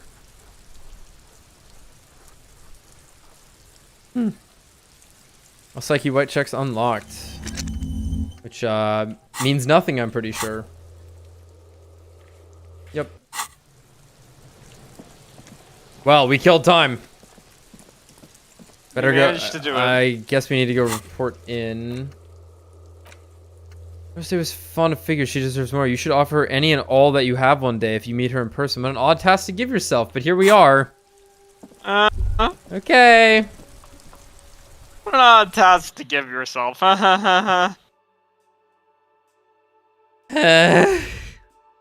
Surely she'll take us back. Yeah, Dolores Day, that is. is. Yeah. I got you this figurine. Hello, officer. I think I almost have it. A new trap design, that is. I know you're skeptical, but I have a good feeling about this. I had a chat with this kid Kuno. He promised to stop stealing the locusts. So it was just a child. Thank you for telling us, sweetie. This is good news, right? It means we can try again. She acts chipper, but something's changed in her tone. A hidden worry. Something is secretly gnawing at her confidence. It's not this Kuno kid or the missing locusts. It's something else. Yeah, you're right. We just need to restock the empty trap. Then we'll need to inspect the traps one more time. And then maybe we can. Agent Cryptozoologist breaks into a hideous coughing fit. Darling, I told you to take it easy. You're getting sick. Maybe it's time to go home. You're right, you're right. We can come back next season, when it's warmer. That's just something people tell themselves when they fail. There won't be a next season. Not for this. Find a phasmid or admit defeat, people. Yes.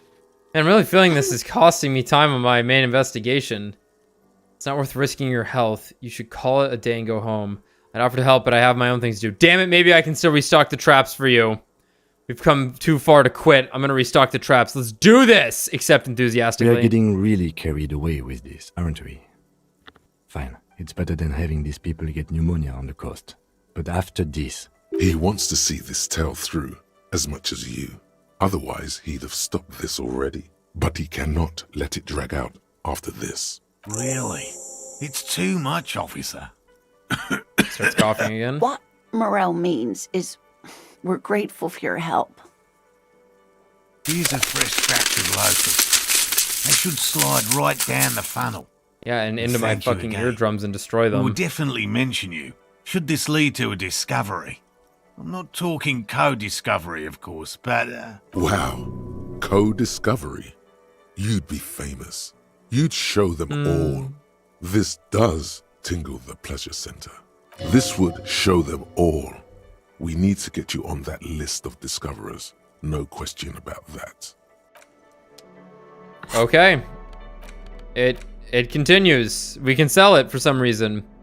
Covered box with several rows of little holes in the lid.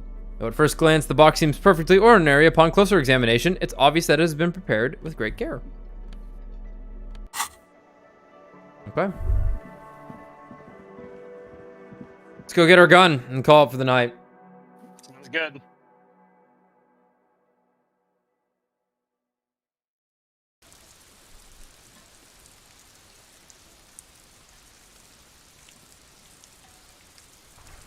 If you notice, the stat screen sounds like bugs crawling around your brain. Gross. Huh. Thank you for pointing that out, maybe.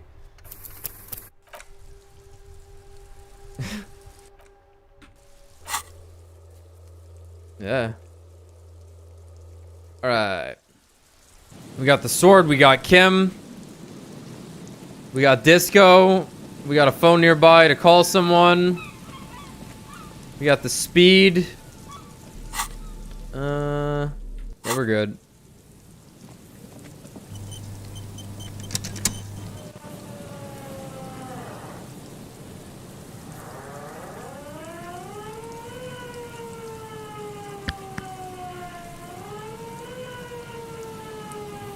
Are you...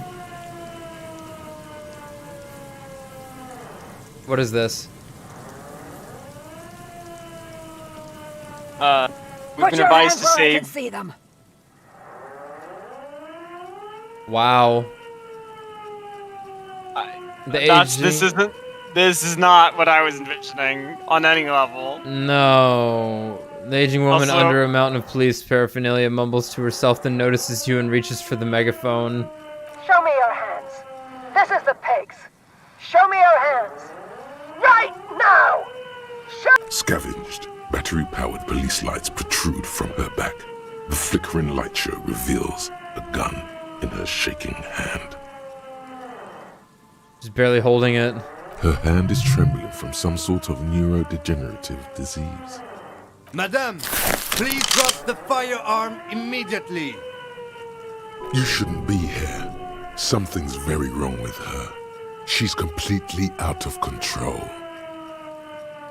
The saber is only decorative. It's not a threat to you. Failure to comply. Suspect is displaying aggression. We're gonna die. Officer, under duress!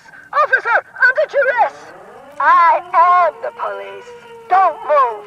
Don't move. Hands on your head. Suspect is armed and dangerous. I'm not moving. Suspect is on the loose. Suspect at large. Officer, administer street justice at our own peril. That one extra lick with a baton or extra knee strike above was what was actually required. Suspect is under control. Suspect is under control. Be careful, detective. Don't do anything that might set her off. Everything's setting her off. You'll have to go for the gun sooner or later. Perhaps you can learn crucial facts before you do. Yeah, thanks, Rhetoric.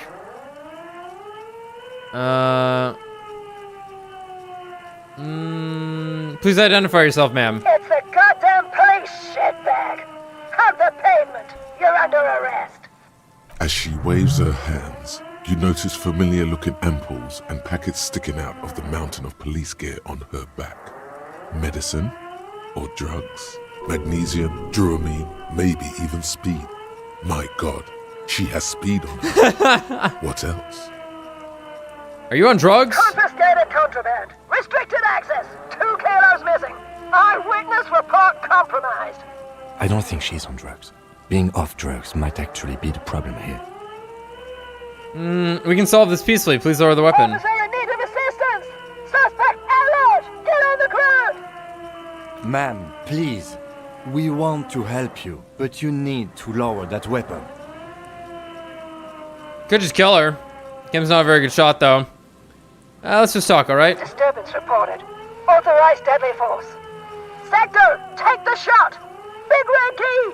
Big red key. We're gonna die. Big red key. That's code for the battering ram.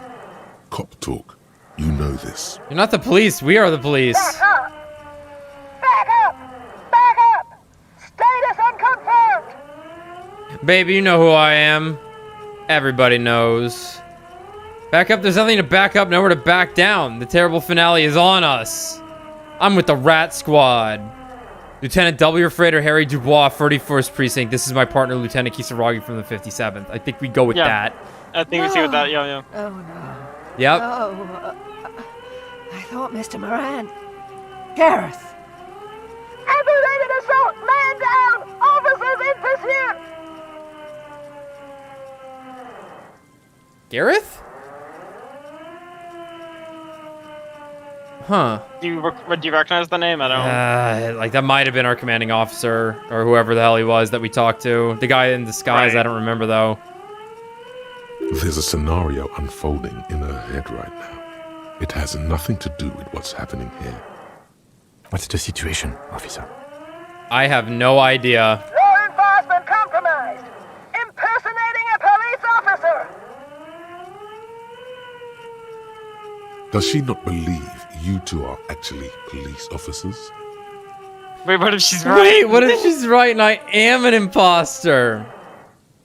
We really are cops. Look, my badge. Take out her badge. Take. She might just shoot me. Yeah, but I think we go with it. Yeah, it's the best option. License and registration! License and registration! Come in, dispatch! Sector! Azimuth! It's not a code, just disjointed words. She's losing it. One twitch and there would be blood. Weird.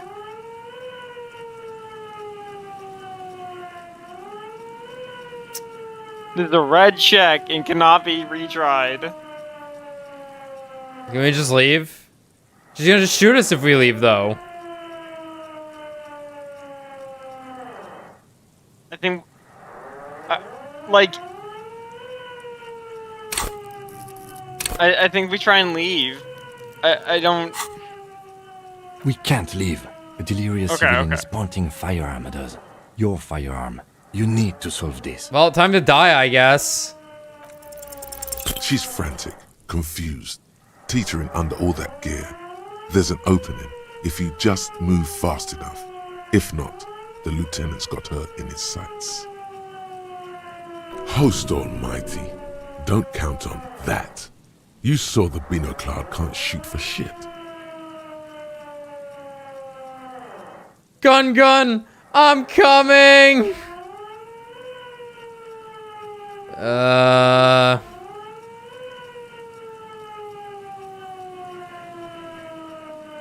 You just called me Host Almighty, that's great. Host Almighty.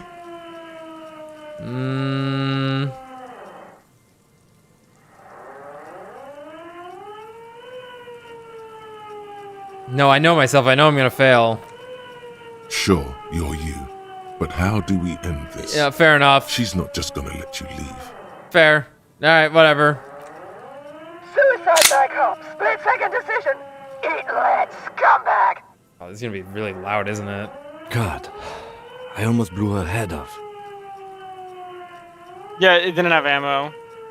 Oh, yeah. I was also assuming that.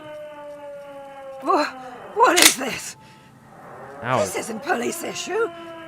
Police weapons have bullets. This isn't real. Police guns always have bullets.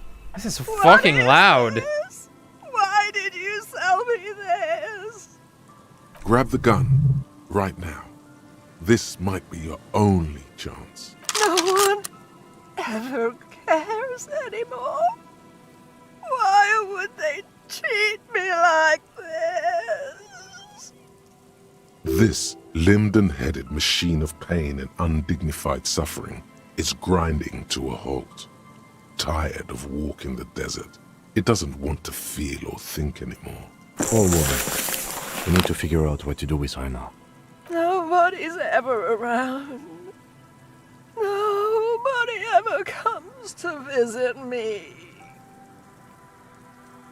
You tried to kill me! What do you think is happening to her? She's in a stupor. I've seen this before. God knows for how long. Could be days when they get like this. Well, why would she like this in the first place? Honestly, I don't know. Dementia, probably. Dementia and Channel 8. And loneliness. Neurodegenerative disease. Yes, this is what happens when you listen to too many cop shows on the radio. Yeah. Could be.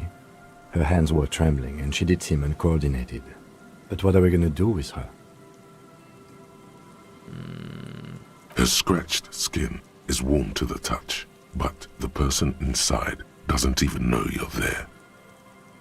Should we just arrest her? I don't think there's any need for that. In her current state, and without the gun, she isn't really a threat to anyone. We could let Titus know. This is a perfect problem for the local peacekeepers to handle. They might even know her family. Wait, I was really hoping I can give her one of those station's call slips.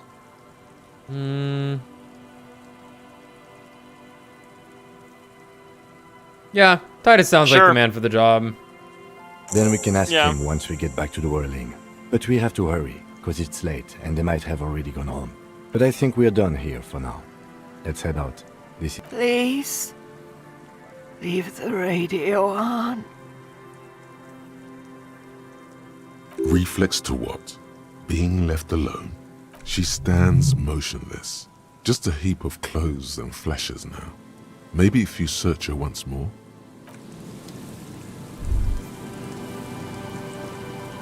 The woman stands slumped. She looks catatonic under her mountain of RCM paraphernalia.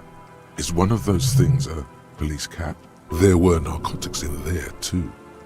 You're thinking of taking them. Do. She We gotta get our doesn't hat. even flinch as you reach out and disentangle the familiar-looking lieutenant's cap from her mountain of RCM paraphernalia. Oh, is that yours? No, it's ours. Maybe, probably. You know me. It's your hat. Confiscate the narcotics. Wink. You take the vial of Pyrrolidon and the bottle of speed as evidence, obviously. She didn't consume them. She didn't look high. She confiscated them. A little like you are doing now. You might not want to take those. You seem to have a slight problem. Listen to him for once. I'm confiscating these. I Go ahead and take them, Kim. You're right. As we have plenty on us. Thank you. I'm doing this to help you. We need to focus on the case. Yeah. Shake her shoulder. The old woman doesn't react to your touch. How did they get her here? Evart set her up with us. What can he do? That thing looks cool. Oh, he said his server is. Is fucking equip this when times are most dire. It's fucking server is. Holy shit. We are strapped the fuck up. Alright, don't fire. We only have 2 shots. Oh man. Authority. Member of an organization. This cap is sturdy and comfortable, and seems to retain its form very well. It fits you perfectly. The inside of it smells like cheap tobacco and typewriter ink. Feels familiar somehow. Perhaps it too is yours. Though how the pigs got it is a mystery. No, it isn't. Oh, the hat. Oh, okay, hat, yeah. I guess how. the hat. Yeah. yeah. It's our best All work right. for battle. Whatever's giving us fucking hand-eye coordination, probably. I think we go full armor. Is the full set gonna help us, maybe? Might. I feel like if we get the full set, it probably has some, like, bonus to, like, something. I don't know. Yeah, maybe. Oh, that's fine for now. Holding the gun feels natural and satisfying. It's like an extension of your arm, the polished wooden handle almost fusing into your palm. I think my hand recognizes it. It reminds you of the day you Nice. first held it, with fear and respect, hoping you don't have to use it in vain. The sun was out in Jamrock. It was so long ago. This gun, Sunrise Parabellum, will be the only thing standing between you and the all-consuming nothingness that threatens to eat the world. Sheathe it and wait, Herald. It won't be long now. Yeah, Sunrise Parabolum. I'm sure they'll warn us when I need to equip the gun. A 3-shot revolving barrel Villiers Lassalle pepper box, typically assigned to officers of the RCM upon reaching the rank of sergeant. The butt of the gun is worn, and the engraving on the sides reads, Sunrise Parabellum. This is your gun. No doubt about it. Cool.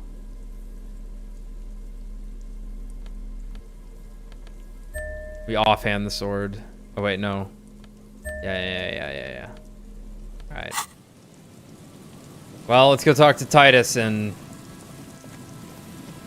call for tonight's stream. And then tomorrow, shit's gonna get fucking crazy, probably.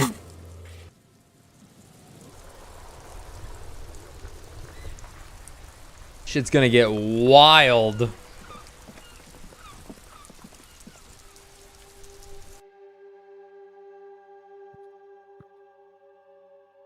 Yeah, I guess there's no other way to get the gun. I had this feeling there would be a way to get the gun. But they're actually... Okay, they're already gone. Would have probably had to gotten here within time limit, but yeah.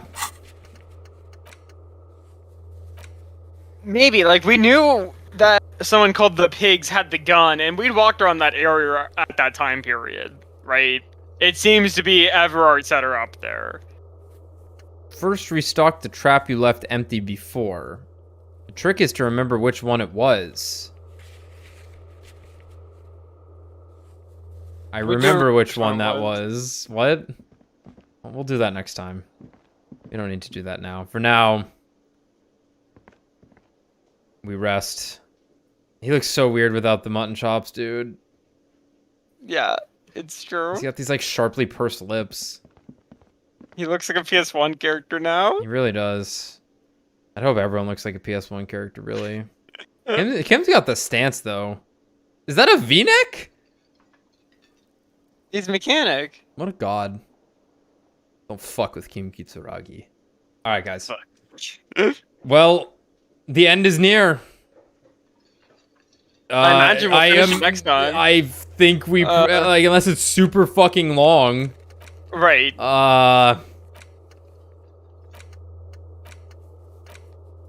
Yeah, like, unless the island we end up going to now is huge for some reason. Yeah. But we'll see. We'll see. Hopefully, I think it's just gonna, like, kind of funnel down at this point. We'll just have something to do at pretty much every turn. Yep. Damn, this one was 5 hours. Shit. Well, at least the game's not going to be 100 hours. It'll only be about 65. Pretty good length. But alright, guys. We'll see you next time, right? Good night.